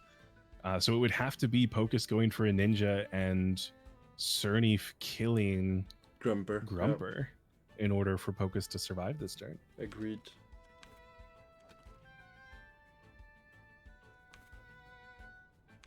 I think it's honestly just a Grumper switch into Kino. Oh no, Grumper decides to stay, so the Water Cutting Lily does connect. It knocks it down. Pocus has what it needs to save itself now, the Telekinetic Shrapnel. Next turn, Ninja Jutsu plus Revitalize. It's still going to be pretty low HP because of the Toxic Inks, though. I really don't understand that Grumper staying. Even if you read Revitalize, you don't stay there. Can't take that I risk. absolutely agree. That was too good of an opportunity for Volorend to come in. Or Kino, yeah, I mean, yeah, both. I think Kino was good as well, because then you can sacrifice on your Goulder and just undoom, but... I mean, that's if Bennett even wants to, because Goulder would be annoying, but I don't think that Goulder was necessary by any means. I think Grumper was much more important. Oh, I think he needs Goulder, really. You do? For just ticks on Pocus? Yeah, for Pocus and Yoller and Cernif, like, it's just such a good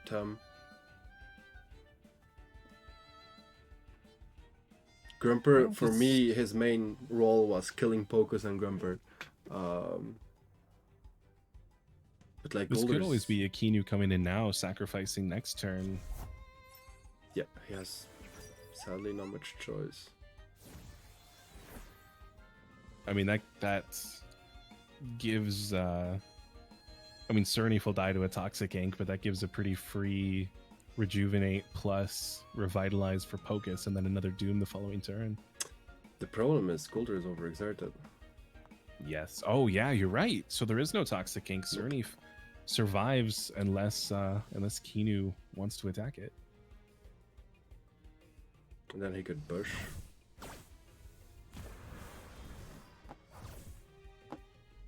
Yeah, Oh yeah, does Beta that Burst kill? onto the Surnif, so it doesn't kill it right away. The Revitalize does get off onto Pocus.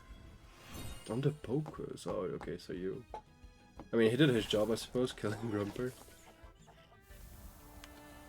It probably would have been nice to revitalize yourself as Surnif, since you were +2/+2, and just try to survive a little bit longer, maybe get 2 more revitalizes off instead of just the 1. Mm. But I definitely...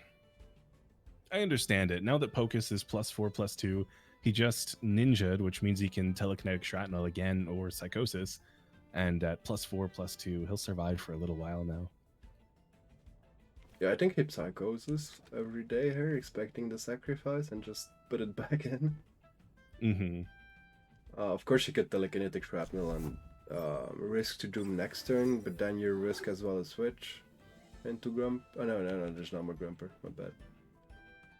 Yeah, I have nothing anymore for that. There's no downside to using psychosis on Kinu's spot, because the sacrifice will go first if he does click that move. So I mean, you could even then just telekinetic now to be able to take the hill, Doom after that, and you have telekinetic back after it in case, but not sure you need that. I think that he wants to get the Doom counter going as early as possible onto Guldur.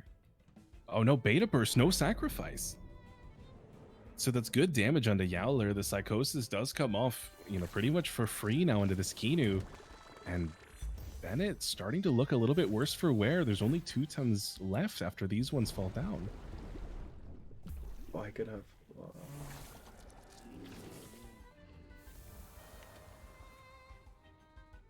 And I think Spleen bringing Yowler out and showing off, just expecting that sacrifice, thinking that he would have a little bit more HP to play with. But now, I mean, because he showed off, he's +2, which is a good place to be, but he's definitely in danger because of Naga and Kinu. Yeah, he's getting killed for sure. I mean, he could even just bring Vol, I suppose, and double at this point. Do you let Vol and peace? Pokers? I know you're losing time if you focus Pokers, I feel. At the same time, it's hard. Yeah, this is a very difficult situation right now for Bennett. So do you do Beta and Feather Gatling and like, yeah.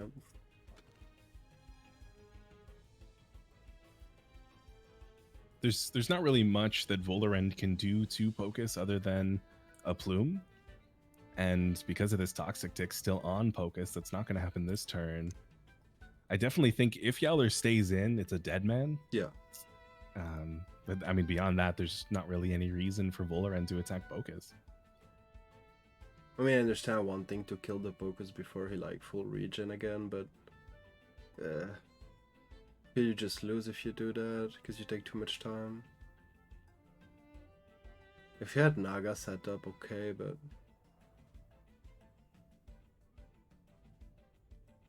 yeah, I guess this could be. I don't know. That'd be kind of a weird play if Bennett were to swap out to Naga. So Guldur does come in. It's protecting Yowler, but not really for any particular reason, I don't think. I mean, it takes the Beta Burst much better. It allows Pocus a little bit of space to heal, but I think Yowler is kind of no impact at this point unless Volorend is allowed to survive until the end.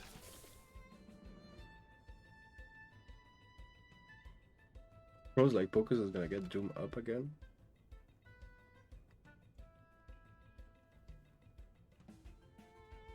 That's like what we talked earlier, like, if you play around with Pocus and you're able to get buffed and no more weaknesses, it's like so hard to kill it.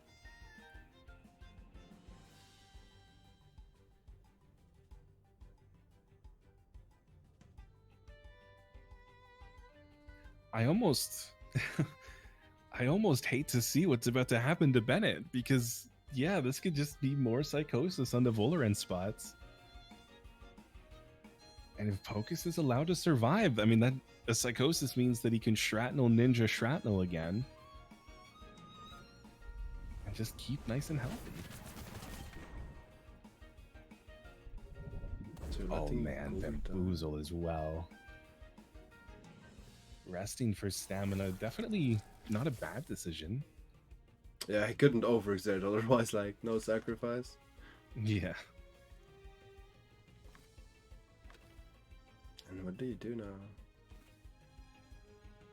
Spleen probably still worried about a sacrifice on Kinu, not wanting to click Psychosis right away. Yeah, I mean, definitely better. Can just click it even now if he wants. Yeah, this puts him back into the same situation as the Goulder turn, where a sacrifice would go first, and then it wouldn't even matter anymore.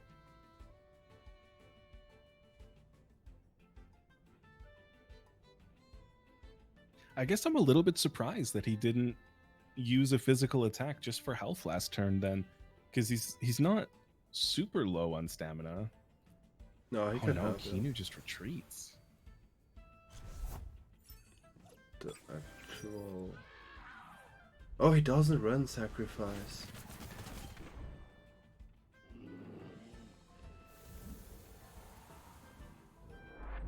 Yeah, Psychosis onto Volarend potentially would have been better onto Naga, but I definitely understand why you didn't click it on that spot. Actually, it's really good because he's now having Psy Surge that he really needed and didn't have.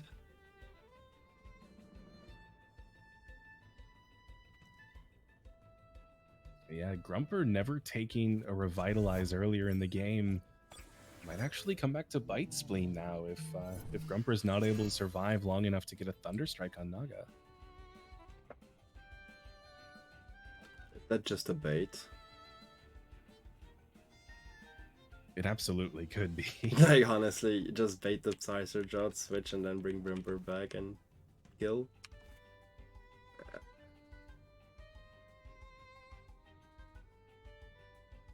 I mean, I don't think there's any way for Bennett to predict that, but no. If it is a bait and he predicts it well, then he potentially wins the game. If it is not a bait, he absolutely loses the game.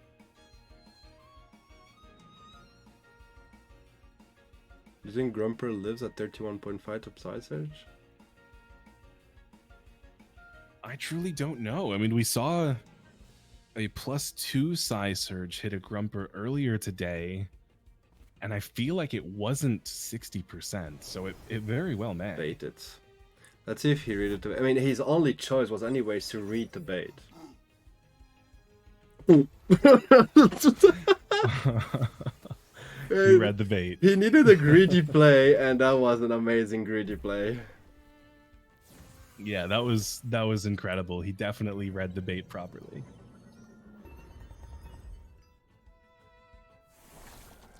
Oof, now you can Naga Fury with no problem. Wait, just... So I really thought that Spleen just won it, but now it's like... Wait. I mean, +2 Yolar is still there. Yes, Sordy. Yeah. Thank you, Rawrzyyy. Yeah, I mean, now it's really down to Pocus, so I'm wondering if Spleen sacrifices Grumper. No, I just feel Yora's attacking there with +2. Yeah, killing. Oh no! What just happened? Yeah. It's the bear. Savage Suplex deals over 40% to a Naga to get the kill.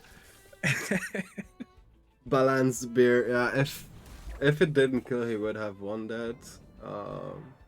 Because Naga Fury would have probably just killed bows and then Psy Surge, but GG Daddy Spleen. Exotic out of the run.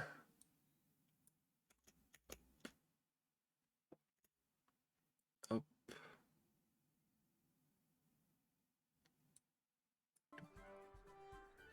I like Yolar. Balance bear. Doing more than 40%. Yeah. Every team is allowed exactly one balance beer. By the way, Surge are 32.5 to max HP Grumper. So if he had any special defense, he'll live basically. Yeah, but not... I don't know his TVs, so... But yeah. It has already such high defenses, base defenses. Wait, I'm a bit lost there. Is it now... PDX or Ronin again? Now it would be PDX because they played in the first game, right? True. Yeah. And then afterwards, if PDX win, then it would be PDX Ronin. If Spleen wins, it's Spleen Ronin.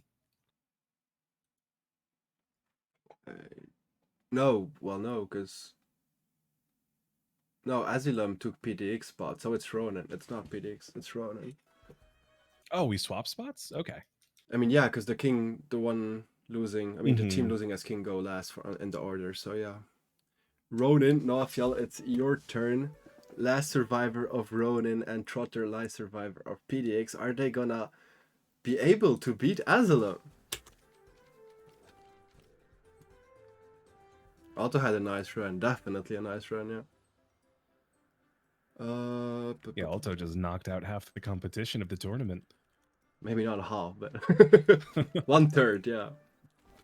And they are in, guys. Let me end the prediction in the meantime.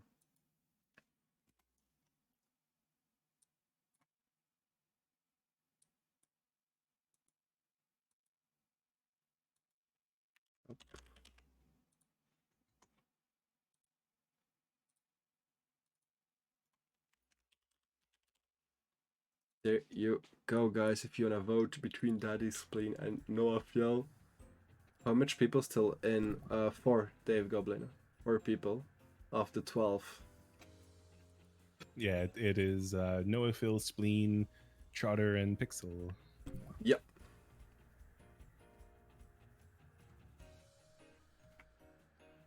We see I really a like bit this of Pig spice. Nox. Yeah. Pig Nox Lowally. Oh my god. Lowally, Rawrzyyy, Lowally. How didn't you say that in first?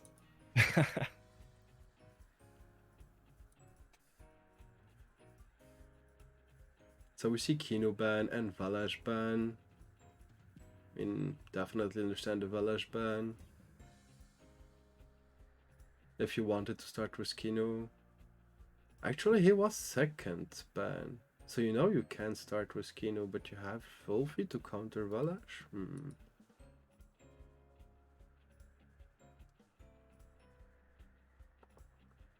I wonder why he banned Valash, actually. Because he could have been Yolar too, if he bans Kino. The Vlash ban is nice, kind of for the same reasons that you had mentioned previously when he banned Tuvine. You get rid of the crystals and then your Pocus is free and clear. Yeah, but that was different because he was first banning. Now he was second banning, so he knows he doesn't get Kino. I mean, yeah, in my true. opinion. I still think that getting rid of Valash so that you can guarantee your Pocus is okay. It's a good play. I mean, sure. I understand. Valash is always annoying. Mag ich Bloodbärchen? Mag ihn Bloodbärchen? Ooh, but he leads with a Naga Gulder. This is the first time we've seen this one today. Against Nox. Yeah, against Nox is a little weird because Noafil could always go Lowali or Volarend here and still be pretty safe. I mean, this is definite toxic damage hitting Naga if it stays in.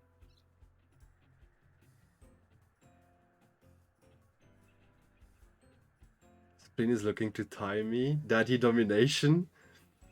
Probably shouldn't have said that. Yeah, if he wins there, he's like definitely doing that 3-win too. I'll take 3 or 4.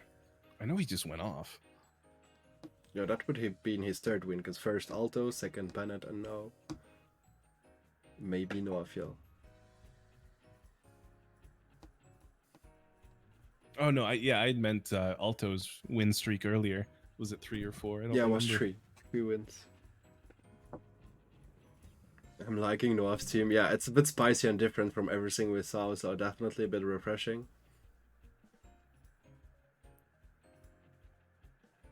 He told me as well that it was like a new team for him, so let's see. I mean, his start was definitely not bad against Naga Golder. Especially because... For sure, 2 Toxics is great. Yeah, and Daddy has no switch into that. And I mean, Volerend is very likely faster, which means it's even going to be the toxic ticks of a Tink on this Naga if it stays. Wait, Valorant should be faster than Nox, so Nox should then break Bamboozle and Noxious Bomb, but... Oh yeah, you're right. For some reason I was thinking double Decidora. We've seen it too much today. True. Noah's team is the best, let's go.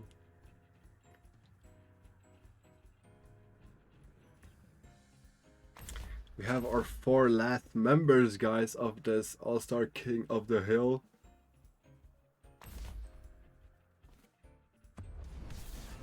Is Daddy gonna keep the king spot? And actually, if Daddy Spleen wins this, Asylum is in such a good spot being 2 versus 1.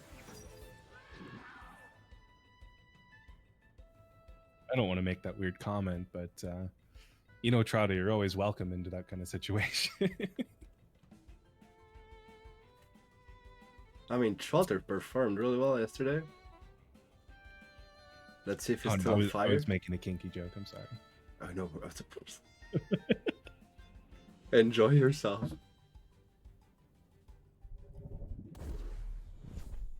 Alright, Naga stays in for Bamboozle Madness buff, so it is going to be taking a pretty heavy toxic hit. That's buff, yep. I guess just expecting, you know, Strange Vest, he's not gonna die from this. He takes it relatively well. He takes even another. Yeah, I mean, he can just do a lot of damage to somebody now. Or leave and come back later and do damage. Yeah. Not, I mean, yeah. Still have focus for Yolar, but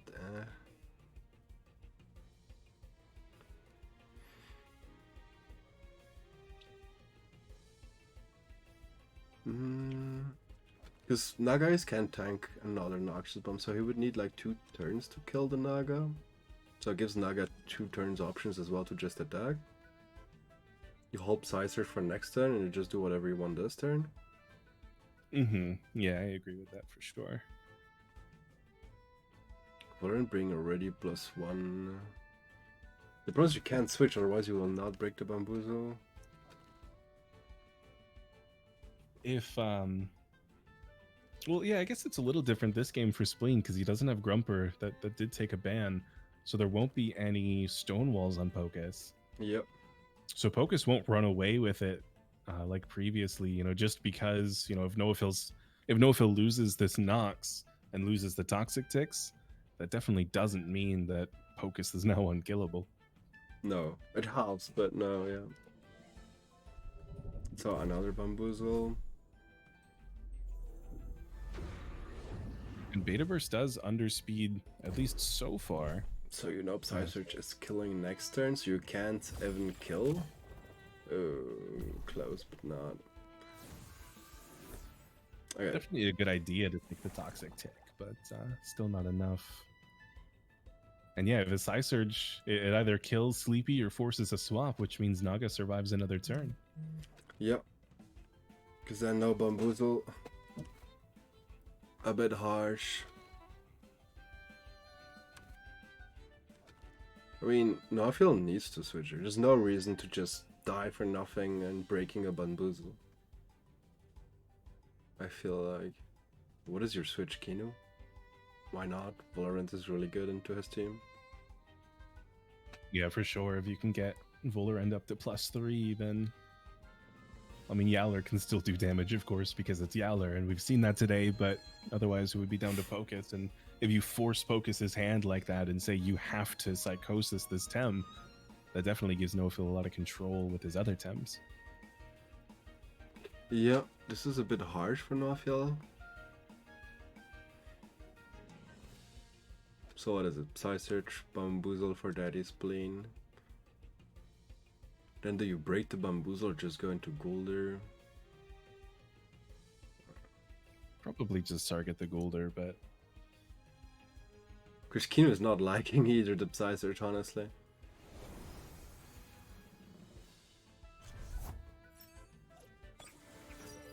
Yeah, it is the Kinu coming through, getting a nice buff, but Yeah, if this is the Psy Surge, it's a lot of damage. If it's a Beta Burst, then it's a lot of damage combined with a Psy Surge the next turn. Yeah. Yeah, over 50% is pretty detrimental. So yeah, he just switches targets now. I mean, Naga, if he does one more move, is gonna be in problems of stamina.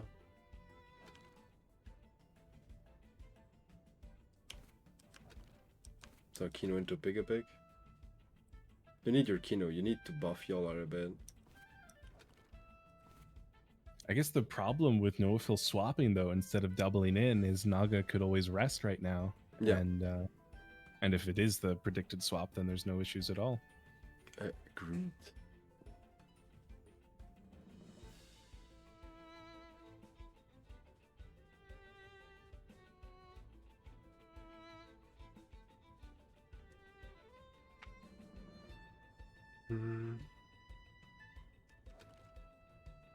Man, this Yowler too. Now that Kinu is down below 50, Yowler on Spleen side is looking pretty good.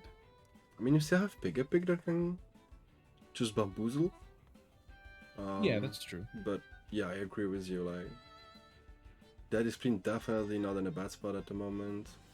Valorant is getting quite buffed, honestly, but Yolar is always there, and Doom. Yeah, for sure. If Yowler's able to take advantage of Volarin's defenses, you know, get a show off, and then that +1 from the Protector doesn't really doesn't do anything anymore. So a comebacker Savage Suplex it's just too scary. Yeah, I'm really curious on what Noafil is gonna answer there.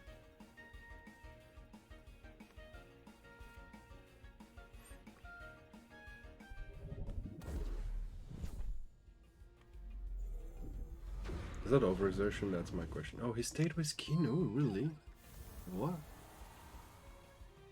He overexerted? So it does overexert, but it doesn't kill, which means he can leave. Wait, I don't understand. If you don't Stonewall there, what do you do with Kino? Beta? Potentially he did Stonewall and he just has a speedy Kinu. Wait, quicker than a Beta burst Naga? Right. I mean, definitely Ronin, if nothing else, is known for some very speedy Tems. Yeah, that is true. But so it wouldn't surprise me to see a Kinu that's in the 140s, 150s. But even then, it's still slower with Stonewall than a Beta burst. I'm actually going to go on Temtem now because I don't know exactly where that would land. It's like, let's say Naga's 81 speed, if it's the normal SV ones. So he needed to be like more than 162 speed.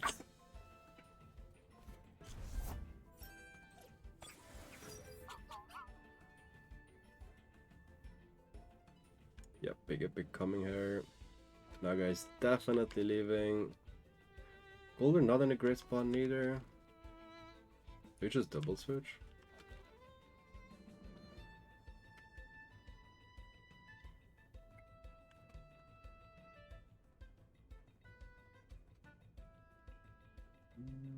Yeah, I just looked at it. It would need to be max speed Kinu. Or wait, no, I didn't even do that right.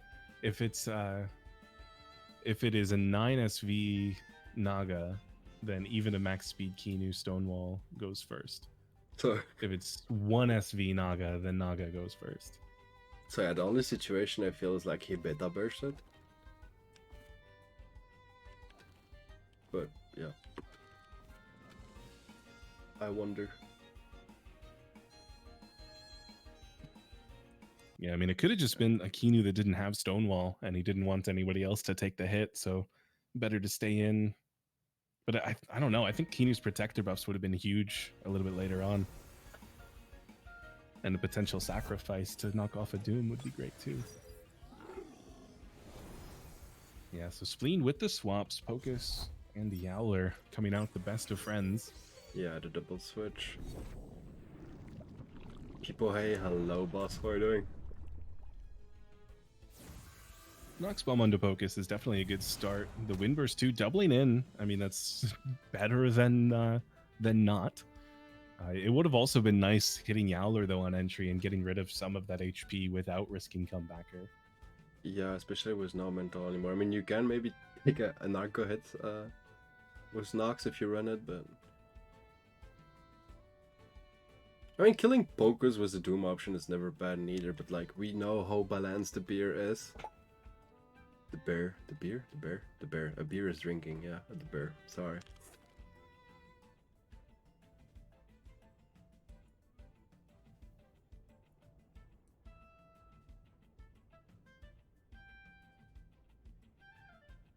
Beer gives less balance. Yeah, my bad. I'll need to perfect my English a bit.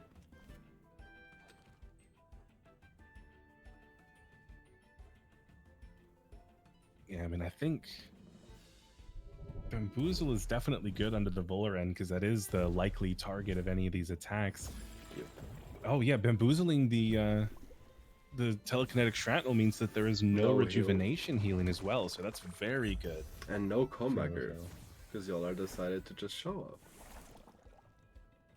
I honestly still wonder why not a turbo? Why not? Just why not, but... Because Naga doesn't change much, I feel like you're already too quick for Naga.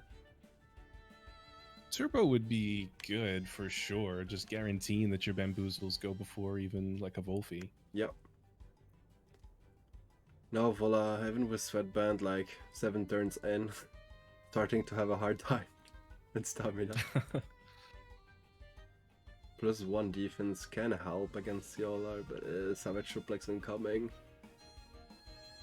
Yeah, now that he's +1, I mean, there's no way that Volerin can risk attacking this Yowler. Comebacker would just be the end. And Ninja Jutsu is for sure outspeeding Pig. Yeah, for sure outspeeding Pig, even at full speed.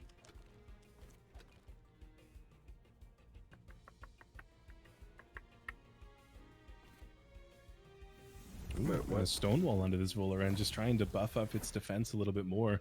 Really force the Psychosis, which is onto the Pig, not onto Volerin. So that makes things a little bit more complicated now for Spleen.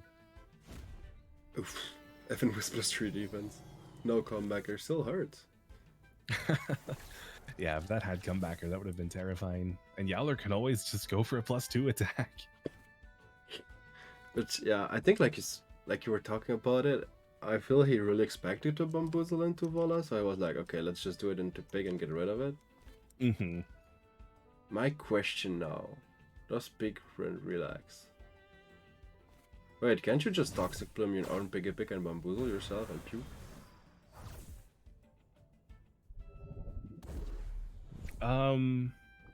Yeah. The Savage Suplex got the exhaustion. I don't know. He definitely could. He definitely could. I don't know if he will at this point.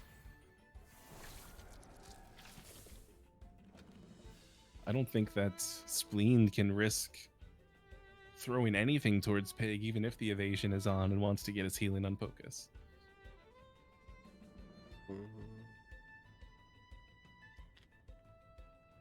Even that Pocus Whistle's buff takes so long to kill. Yeah, the spread that Spleen uses on this Pocus is incredible.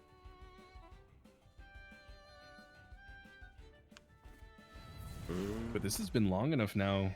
Windburst on Pocus, Telekinetic Shrapnel to break. I mean, it's still no comebacker. No, Savage Suplex, wait, the +2 Savage Suplex into +3 defense Valorant.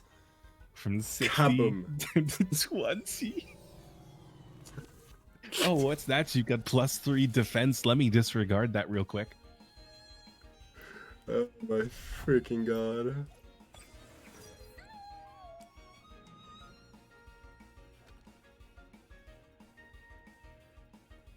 I mean, oh, he has nothing to support his own Yowler as well. Only one more turn with Pig. Pig is quicker than Valorant, so you can't even do any more the Toxic Plume Bamboozle. Anyways, you would overexert your life for it.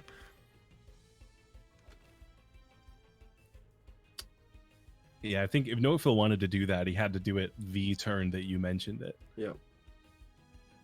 I feel... Yeah, this feels just really good for that display. Yeah, I mean, this Naga doesn't have much HP, so it definitely needs to come in on a death later. But if it's able to come in on a death with only Yowler left alive and just do that damage, it's gonna be enough. because it did beta burst last, so Psy Surge is available for it. Well, he's not gonna like that double or stun wall again. But is it +3 Yowler now? Okay. Is he gonna show up every time he doesn't have Savage? Look at that damage, God. I mean, that was good to reserve stamina, but now the speed arrow is with Noafil at the moment, so if these Yowlers are tied, then an Oshi and a Wolfie would be pretty detrimental. Yeah, Golder could. But I guess Volorend could always come in. I think either Volorend or Nox at this point. Yowler just Savage suplexes that spot, takes the overexertion for a kill. Yeah. I think Nox is probably pretty good to get the Toxic Ink off. Yeah. And to Mr. Yowler. Because at this point, Yowler with the +2 defense on Noafil's side means that Spleen won't be able to take it out without Comebacker. Definitely not. With Comebacker, honestly, maybe. Yeah. So it makes more sense for Spleen to just target Noafil's Nox spot. You could maybe hibernate, but I mean, he doesn't have the hold off. He needs one more turn, I think. Yeah, he needs one more turn. If you double, He certainly could hibernate towards the end, though, if everybody else is gone. Last turn of immunity. So what's the plan there? Narco hit, Savage Suplex, and pray to God that it kills Yowler? Just maybe. Because you have, if it had +1, if only Narco had +1, could probably just kill the Yowler on that, but he doesn't. Goulder comes in. I guess I do like that. Just keep Wolfie around a little bit longer. Yeah. But definitely these attacks are going into Yowler, yeah, for sure. You expect the Oh, but the Savage Suplex with the Comebacker. But isn't that overexerted? Oof, yeah. I think that Spleen needed to target the Nox spot, but I still don't think that means this is GG by any means. Because Goulder harmful lick. Yeah, but no. You just hibernate now with Yowler and kill Yowler with your own Noxalot. Mm-hmm. Well, I mean, Goulder gets the toxic ticks going onto Noafil's Yowler. No. And then Wolfie comes in, cleans up. He can't. It's Chamomile. I think it would have been better if Spleen had stayed in and doubled into the Yowler if that was his choice. I guess he was too worried about the Oshidashi going that way. Wait. Oh, but wait. Yeah. So. What? Okay, because Yowler overexerted, so there was no need to. Yeah, but if it's metabolize. Oof. I would have been scared of meta. I would just finish it, honestly. But yeah. Imagine it was metabolized there. That would have been great. Because he still has arrow that is clean, so he would have had that attack there. I mean, now Noafil's... Actually, no, because Nox is asleep, that does mean Naga's pretty safe to attack. Yowler, yeah. Shit with Bamboozle incoming again.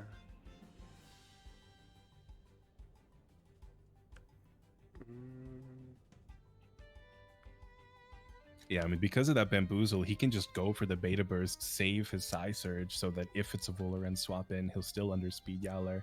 Yep. Agreed. Needs to have like that Narco head was really not great for him.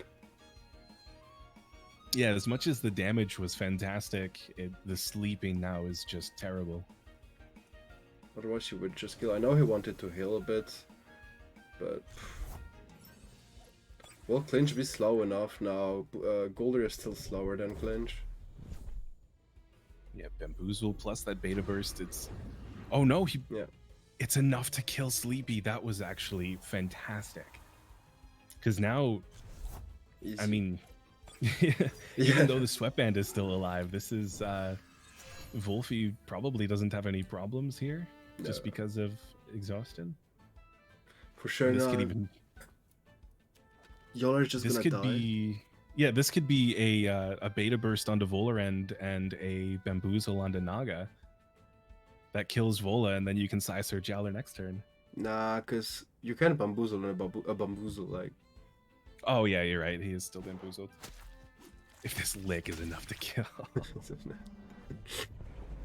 I mean, he's still bamboozled, so yeah, I can't really do anything. Like, Yeah, Yowler goes down. Volarend at just 9% HP and no way to heal itself. clinch would have been great, because then you kill Naga, but Vola would not finish the game, so. G, Daddy's playing, taking the other record from the other Daddy. 3 wins. GG to RONIN as well. Thank you for participating, guys. So let me finish the predictions up. When Daddy takes down Daddy to pull a Daddy. Oh, there's only PDX left to try to dethrone Asylum.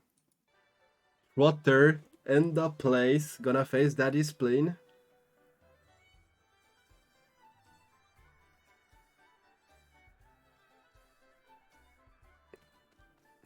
I love Asylum owning. No, spleen owning. Yep. GG. So, it's gonna be Trotter last one, guys. If Trotter loses her, Asylum just will win the King of the Hill Club Wars format. And they are already in. We're helping. Yeah, I know, it's 3 ahead. Let me do the predictions.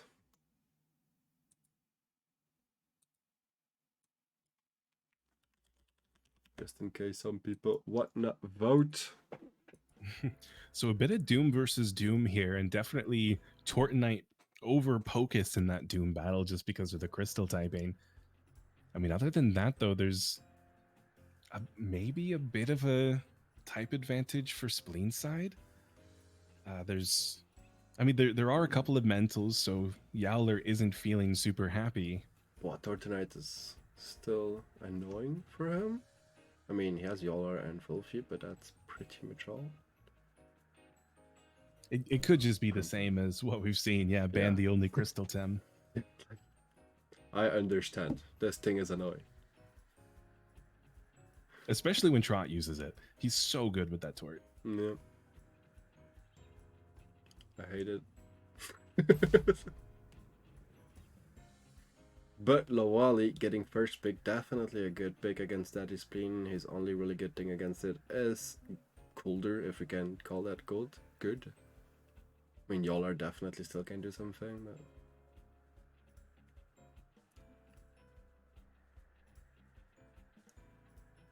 Oh, there are some heavy bets there now.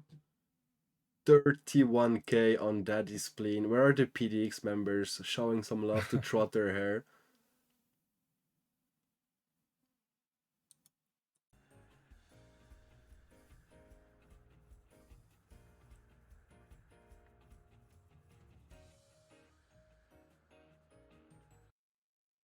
There's some love for PDX. Sorry for the volume, just... Oh, you know what it is? Bittens is betting all the points that he's been winning during this streak.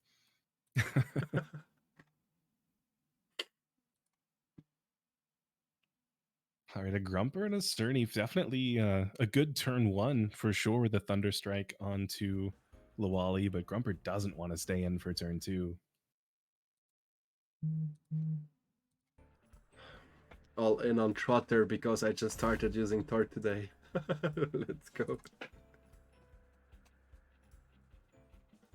I'm sorry, Rawrzyyy. I was 10 seconds away looking something. Oh no, you're good. The Volarend doesn't really want to stay in here with Grumper either, though, so that could just be targeting down Vola swapping out Cerny for somebody else. I think it's the first time, honestly, that I think Daddy Spleen is like worse in the lead.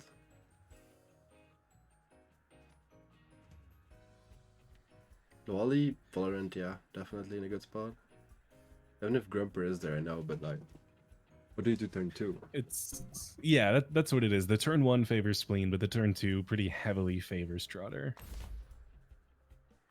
It's a Kaijin Boo raid. Welcome, welcome everyone, and thank you, mate. I appreciate it. Do I have a mod? No, I don't have any mod. All my mods are dead.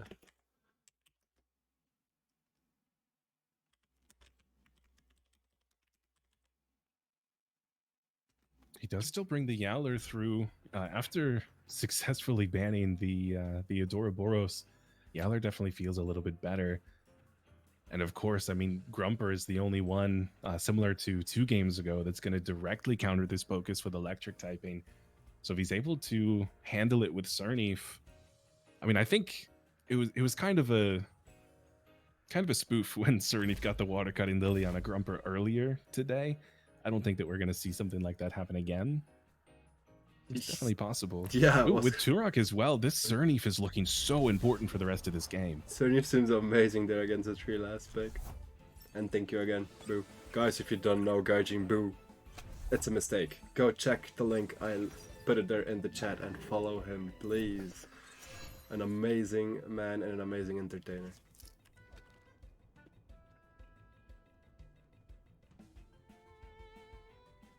Yeah, so I think Spleen just wants to retreat the Cerny because these are the only 2 Tems, Lawali and Volarend, that Cerny isn't incredibly happy fighting. Yeah. Do you think Cerny is staying there? Just feels the only board where he doesn't want to stay, so. Yeah, definitely. Cerny has got to be on its way out. Yolar, Pocus. I mean, this could even just be a... Yeah, I mean, Yowler's fine here. I think Pocus is even okay. I think Pocus is better because when you look, like, Pocus is not really that great. Especially because you get your holds off to heal next turn. Mm-hmm. And the closer you get to Psychosis, if he can Psychosis this Volarend, yeah, then Cerny is looking so good. The only damage that Cerny would take from that point on is Beta Burst or Hypoxia. Agreed. And you can still get a Bush with Grumper later. Mm-hmm. So you don't have any problems anymore with Hypoxia.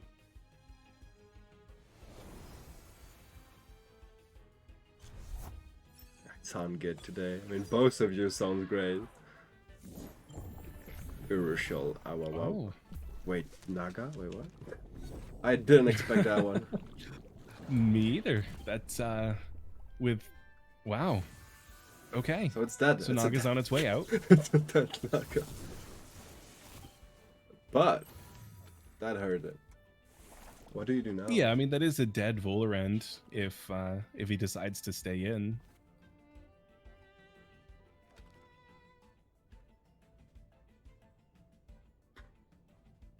And Lawali would have to choose between Resin Trap on Grumper or confirming the kill on Naga. Allergic spread. Oh, man.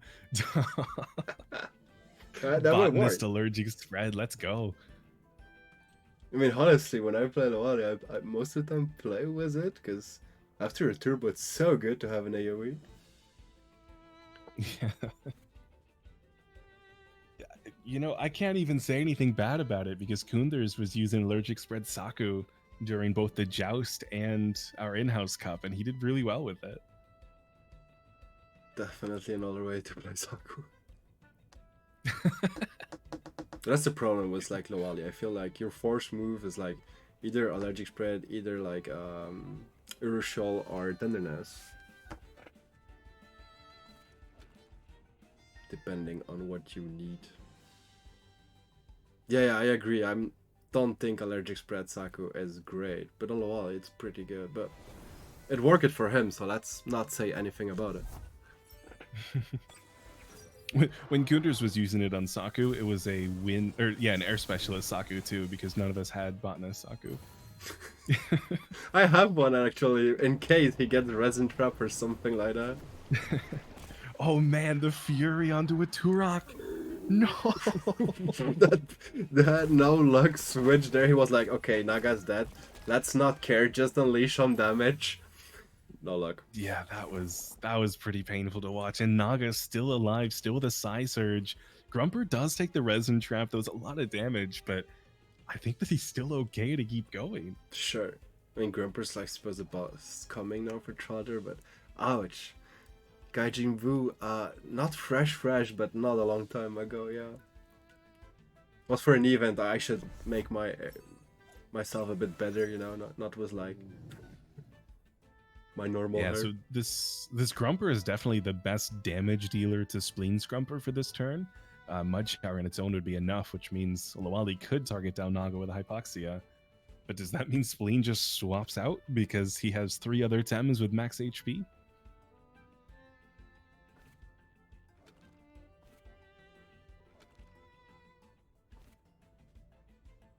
So you always side search Grumper there, but what do you do with your Grumper? Yeah.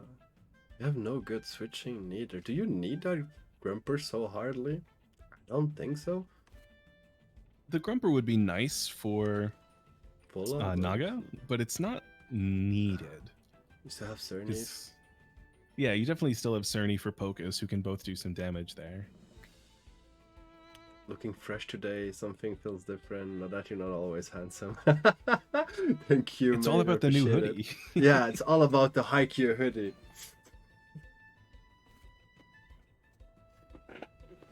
Alright, yeah, Spleen retreats Grumper from battle. For that Cerny, without any Volarens here, Cerny is still feeling pretty good. Psy Surge, so Naga, he knows he's dying anyway from the Toxic Tick. He may as well hurt Lawali in the process. And it really doesn't do much at all. That might have been better placed on Grumper just so that a single Water Cutting Lily confirms the kill. Yeah, this is actually quite... Yeah, I agree. That's not the good switch in my opinion. Like you said, I mean, Cernif is needed. It's like...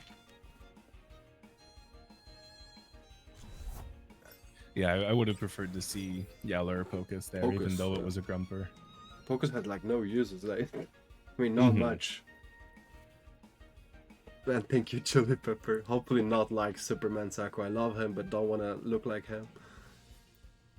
What's the score standing? So I mean, EXO and Ronin are out. PDX last member is Trotter, and Asylum being there was the two last, I mean, was 2 members still. Alto had a 3 win, and Daddy's playing 2 as king. Daddy v Daddy. Yes, let's go. I found some dude in Russia who makes the most epic anime sweaters. Oh, please DM me that.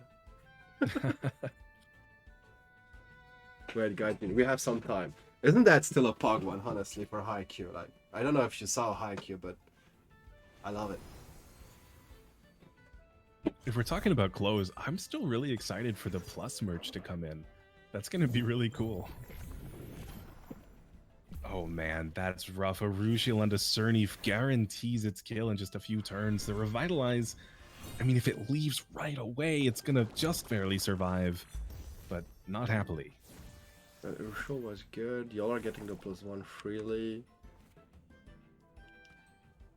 And now Cernif is staring down these Tems that he doesn't want to fight again. These are the only 2. Cernif is happy against everyone else. It needs to leave.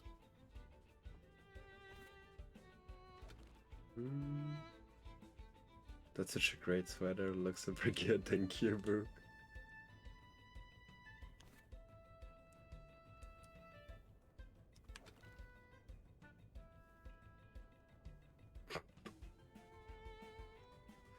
So, what is Daddy's Spleen best option here? I think Yowler probably attacks Lawali, just because Volarend is very potentially turning into Naga. Because it wouldn't make much sense for Spleen to throw a nature attack in that way. But no, I was completely wrong. Naga's going in on Lawali, so hopefully, hopefully Spleen didn't listen to me. Yeah, just remove Toxic. Thank you, Gaijinbu. Appreciate it. Oh, Drill! Yeah. Trotter always run at Valorant Drill. Oh, that is so good. If this is a Savage Suplex on Abby, though, it is. That's a really good play then, reading the proper spot. Just that. Did you that? I know you get your front row, but Side Surge would just kill Cernif probably. Don't know if you take that risk. Don't you just switch? Ah. There comes the other annoying. At the same time, do you really need focus? I don't like. Not really. I really don't think so. I mean, the most Pocus would do is Psychosis on Naga at this point. I mean, since Cernif is a little bit lower, but you still have Grumper too. So I don't know. Yeah, I feel like either you switch into Grumper now, the Cernif, expecting Grumper to die and that he loses his Psy Search, so you're able to bring Cernif back, front whip that spot, double with Yolar in case Loali switches in and still kill whatever comes in that spot, but... I think that Trotter has to be worried about using his Psy Surge though, because if... I mean, yeah, Yowler still has so much HP. If he gets a kill with a Psy Surge and Spleen is just able to front whip. Agreed. That is also, of course, assuming that this Cernif leaves, and it is not leaving. It's not leaving, really? I mean, Oshidashi onto this Grumper is really good damage. Frond Whip onto this Naga is a little under half. Followed up by that Beta Burst finishing off. No, not finishing off Cernif. Cernif with a vengeance survives on 1 HP. Probably just to, you know, die this turn, but it's, you know. It's something, it's something. Yeah. So he didn't want to use that Psy Search. Both are nearly dead. Dude, what do you do now? I think for Trotter, if he wants to keep aggressive, it'd be pretty easy to just throw down an Electric Storm and a Beta Burst. I think Naga Fury is pretty easy as well there, but...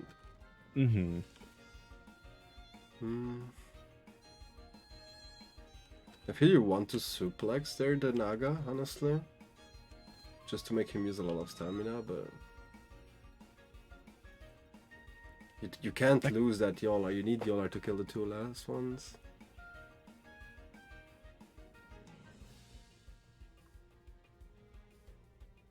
This is a hard spot for Daddy. Do we just sacrifice Cernif?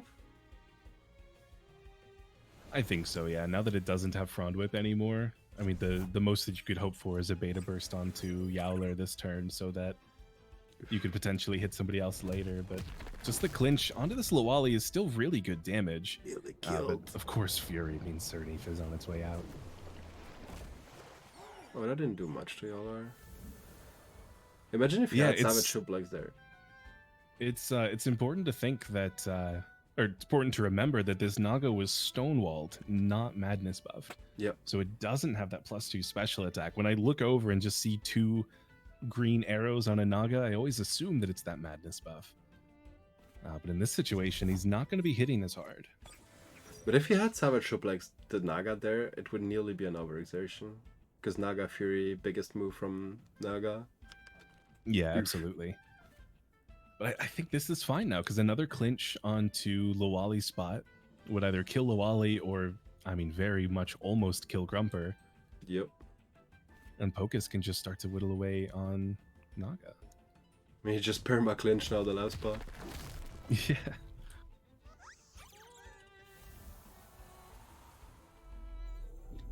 Yeah, I mean, the Beta Burst, it's not going to kill, but it does do a lot of damage.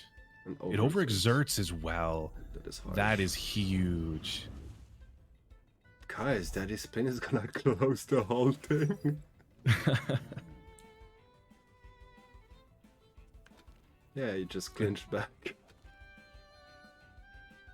Yeah, I don't think there's anything that'll stop this here. Yeah, I don't see him how he kills Pocus now. It's only a +1 Yowler, so potentially the clinch won't completely kill Grumper. But I Oh, think took it combine that with a telekinetic shrapnel and it does.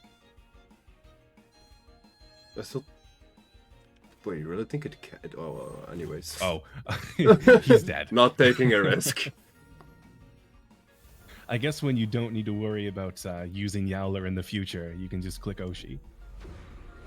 True. Oh yeah, that does more than half. So that is an absolute GG and Daddy Spleen with 4 wins in a row.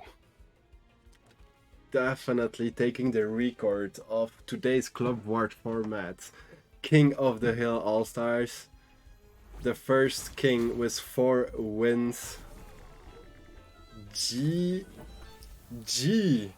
Congratulations, guys, to Asylum. Now, I don't want to say that me being here had anything to do with this, but you definitely asked who I was rooting for earlier. Easiest 200k of my life. You didn't even play? Yeah, I think so, yeah.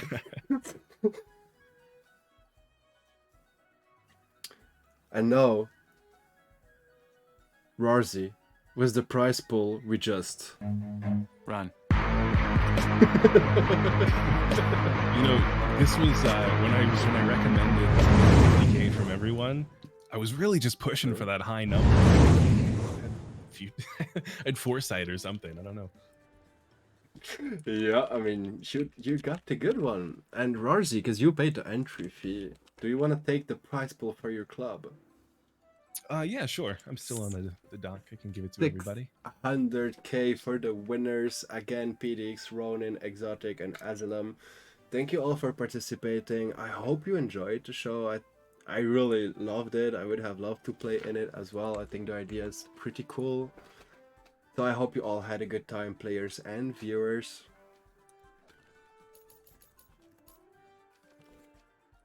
Congrats to the winners, Asylum.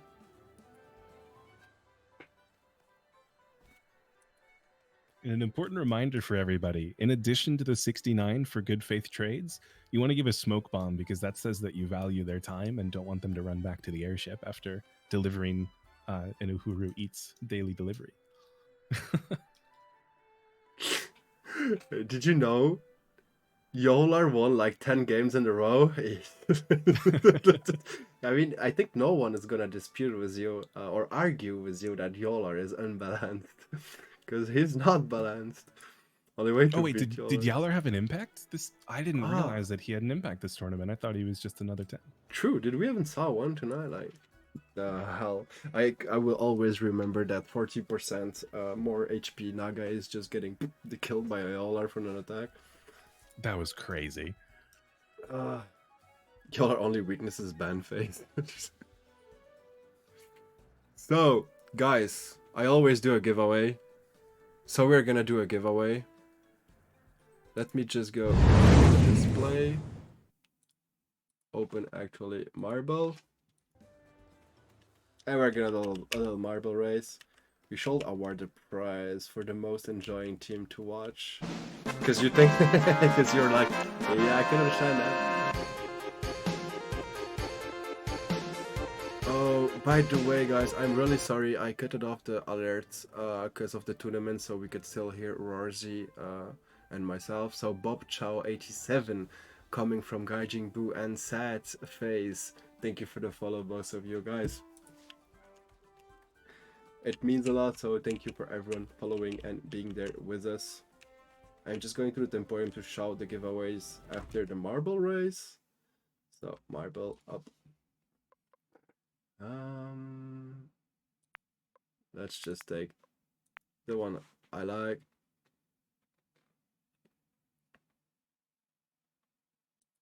So guys, exclamation play to be in the giveaway. Rawrzyyy, you too, of course.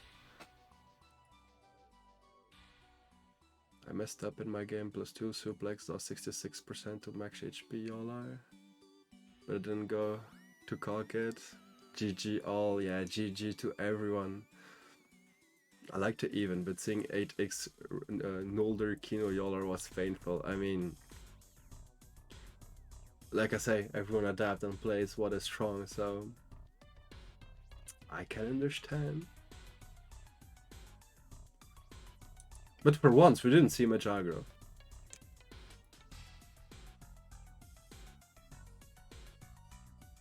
Exclamation play, guys.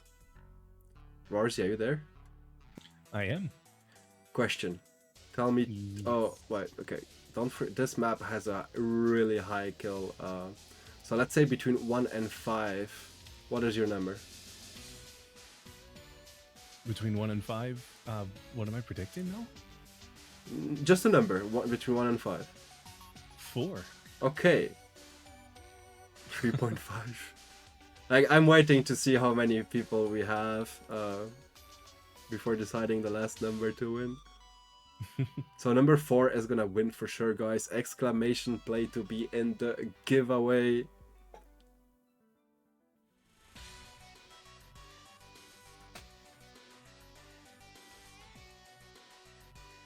Can anyone give me an idea of what TVs to run on Synergy Mastercard? On which one? By the way, be sure to follow our lovely co-caster. Yes, guys. Oh, I have a mod. I thought they were all dead. Yeah, I actually streamed the other day for first time in like 9 months.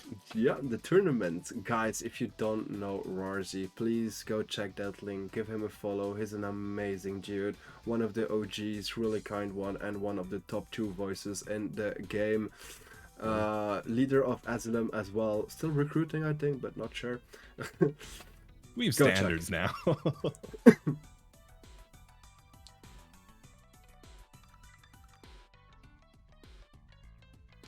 And thank you, Jackson.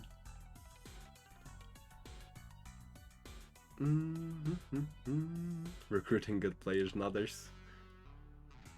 Oh man, I have to say this, but I need to preface that I'm not saying this seriously. Quote unquote. Did you guys mention that Arkham, Spleen, and Pixel didn't even make top 4 in our tourney? I didn't see anything of Pixel. He won 200k with us playing, so I didn't play her. Yeah, because you knew you couldn't make it. No, because he paid 500k. Kick W. So, last call, guys. Then I start the race. Exclamation play. Last call. What is your favorite number, by the way, Rawrzyyy? Just all favorite number. My favorite number. That's a hard one. Probably like anything that would be like a 22, 33, 44 if it's the same number. Oh, okay. Probably gotta go that way. Okay, 43 is best number. I mean, if he had said 6 or 9, I would have then go with the other one, but Built to Survive, thank you for the follow. Welcome into the giveaway. Exclamation play if you want to be in it. It's the last call and I'm gonna start the race, so exclamation play. I've been training for marble. Let's do this. Let's do this. So guys, Rawrzyyy choose number 4. You know me, I always choose number 3. So number 3 and number 4 are just gonna win this giveaway. And I'll be in first place. Fat Farm coming at last second. No, this is definitely going to be Pat Farm and Built to Survive. The late entries always have an advantage. We'll see this. Number 3 and 4, guys. Because I don't expect more than 6-7 survivors. But we'll see. Never know.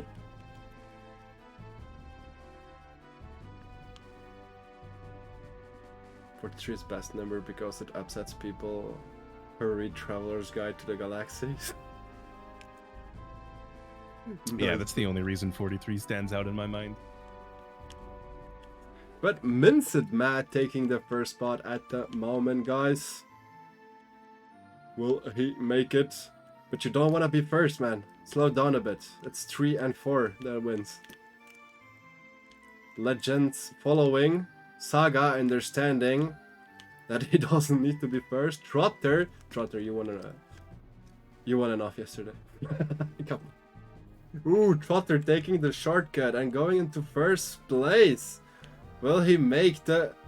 Oof, oof, that's too quick. That's... Ooh, yeah. Trotter, Sage. Nice try, man. Arkham Knights. You, Sordy. Oof. Sordy, like, got it. But was so quick that he still died. Legend, second spot. Who will take the first win? No. Nope, nope, nope, nope, nope, nope, nope, nope. Pandemonium. The Daxar, thank you for the follow. Welcome, welcome, sir. Who will be the force? Rest in peace, all of you. Love you guys. Thank you for coming and trying. Gabriela Martins, hello. Rafael? Nope. Wait, are we gonna get four survivors? Oh, there we go. Oh man, I almost condemned you guys into only one giveaway. Pixel. Very ferventi, very ferventi. And, well, exactly 4 winners. God. On 39 players, we have 4 survivors calculated. Sorry for the 2 first ones. Pandemonium and Anti-Lemming. Actually, Sordy wins for 1. Wow. And no luck. Guys, I lost 35 points because Trotter lost. Winning the giveaway was the minimum. No luck, Sordy. For once you don't die, you're first and it's not first winning. So, for the giveaways. Oh. Pandemonium. Sage, I'm sorry, Sorty, like really. I know you always die most of the time, and there you finish first and we say number 3 and 4 win. Right. Not my fault, we said it before starting the race. So, Pandemonium. You're the first one choosing. What would you like? You have Perfect Momo Snowstorm, Perfect Anahir Float Crystal, the Perfect Wolfies Burglar, Luma Calabas Toxic Skin, and then you have Grumbles. Quite some Grumbles. You have the 38 speed and you have a full speed as well, just in case someone wants it. You have like a speedy Grumper. We saw it do some results actually. On my way, Luma. Okay, Pandemonium taking the Luma Calabas that I added just for today. Congratulations on your win. You can join me in the Nice Emporium where I am. Anti-Lemming. Let me just get that. Anti-Lemming. What would you like? It's your turn to choose. Ballers.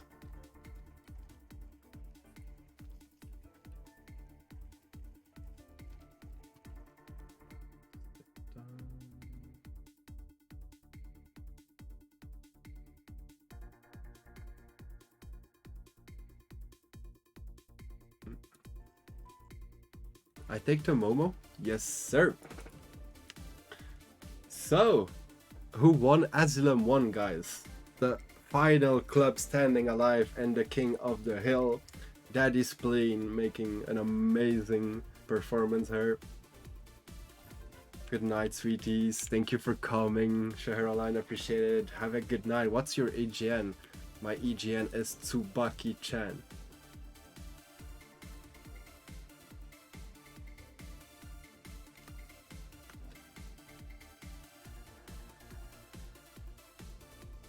Waiting you in the Nice Emporium for the trades. At the same time, I'm gonna look who we are gonna send some love. So wait, who traded me? Maximilian.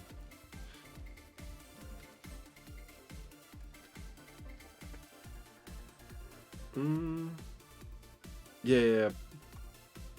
So you wait, no. You took the Luma, my bad.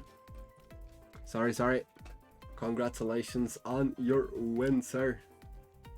My ping just showed on screen, Monkash. Shall not send news to Tsubaki. Yeah, when I'm not on overlay, the ping shows. Because I switch it to be able to show marbles easily. My pleasure, Pandemonium. Anti-Lemming being there to take the win as well. Congrats. Rawrzyyy, I want to say you a big thank you as well for being there with me. Really appreciate it, mate. Yeah, today was a lot of fun. I'm glad I was here. Glad I was able to participate and finally commentate in an EU time spot tournament. That's kind of an oddity these days. True. First time for me being able to guest as well with you was definitely enjoyable. So, let me just see quickly who I'm gonna send some live to if my Twitch is. Wait, my Twitch doesn't want to start. Okay, now it go.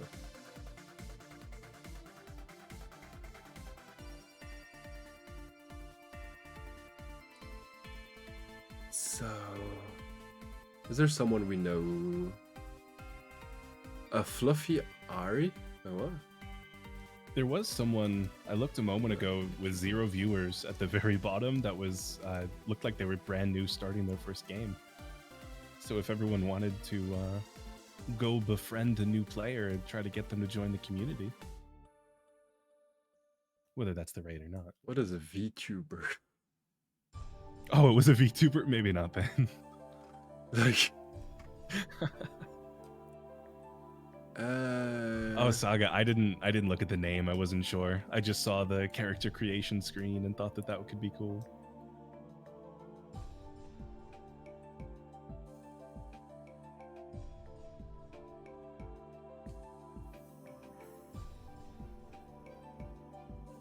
So we were doing some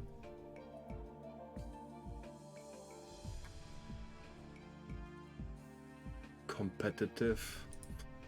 Do you know a Smasher? What is a VTuber? I have no clue, to be honest. A VTuber is like when you use an animated avatar instead of a face cam. So very limited on emotions and you don't know what the person really looks like. It's kind of like a get around for either a low quality webcam or if somebody doesn't want to show their face for any reason, they can still have some kind of face showing.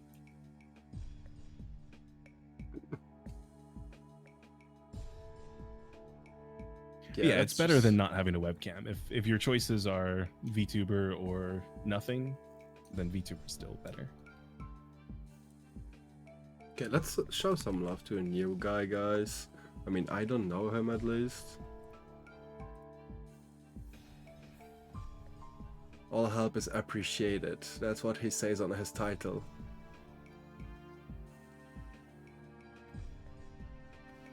So, we will definitely go there and see. Guys, again, oh, let me just switch to the main screen. Again, thank you all for being there. I hope you enjoyed it. Tomorrow is my full BO3 tournament, double elimination at 4 p.m. CET. For those that are still not registered, don't forget to do it. It's one of the 3 last tournaments before the finals, and you need to be in the top 16 of the leaderboard to be in the finals with the $200 added and the normal pants and prize pool. So if you want to play, sign up for tomorrow, and if you want to watch some really nice games in a full competitive format as well, we'll see you tomorrow. Have a good one, everyone. Again, thank you for coming. Thank you, Rawrzyyy, and love you guys.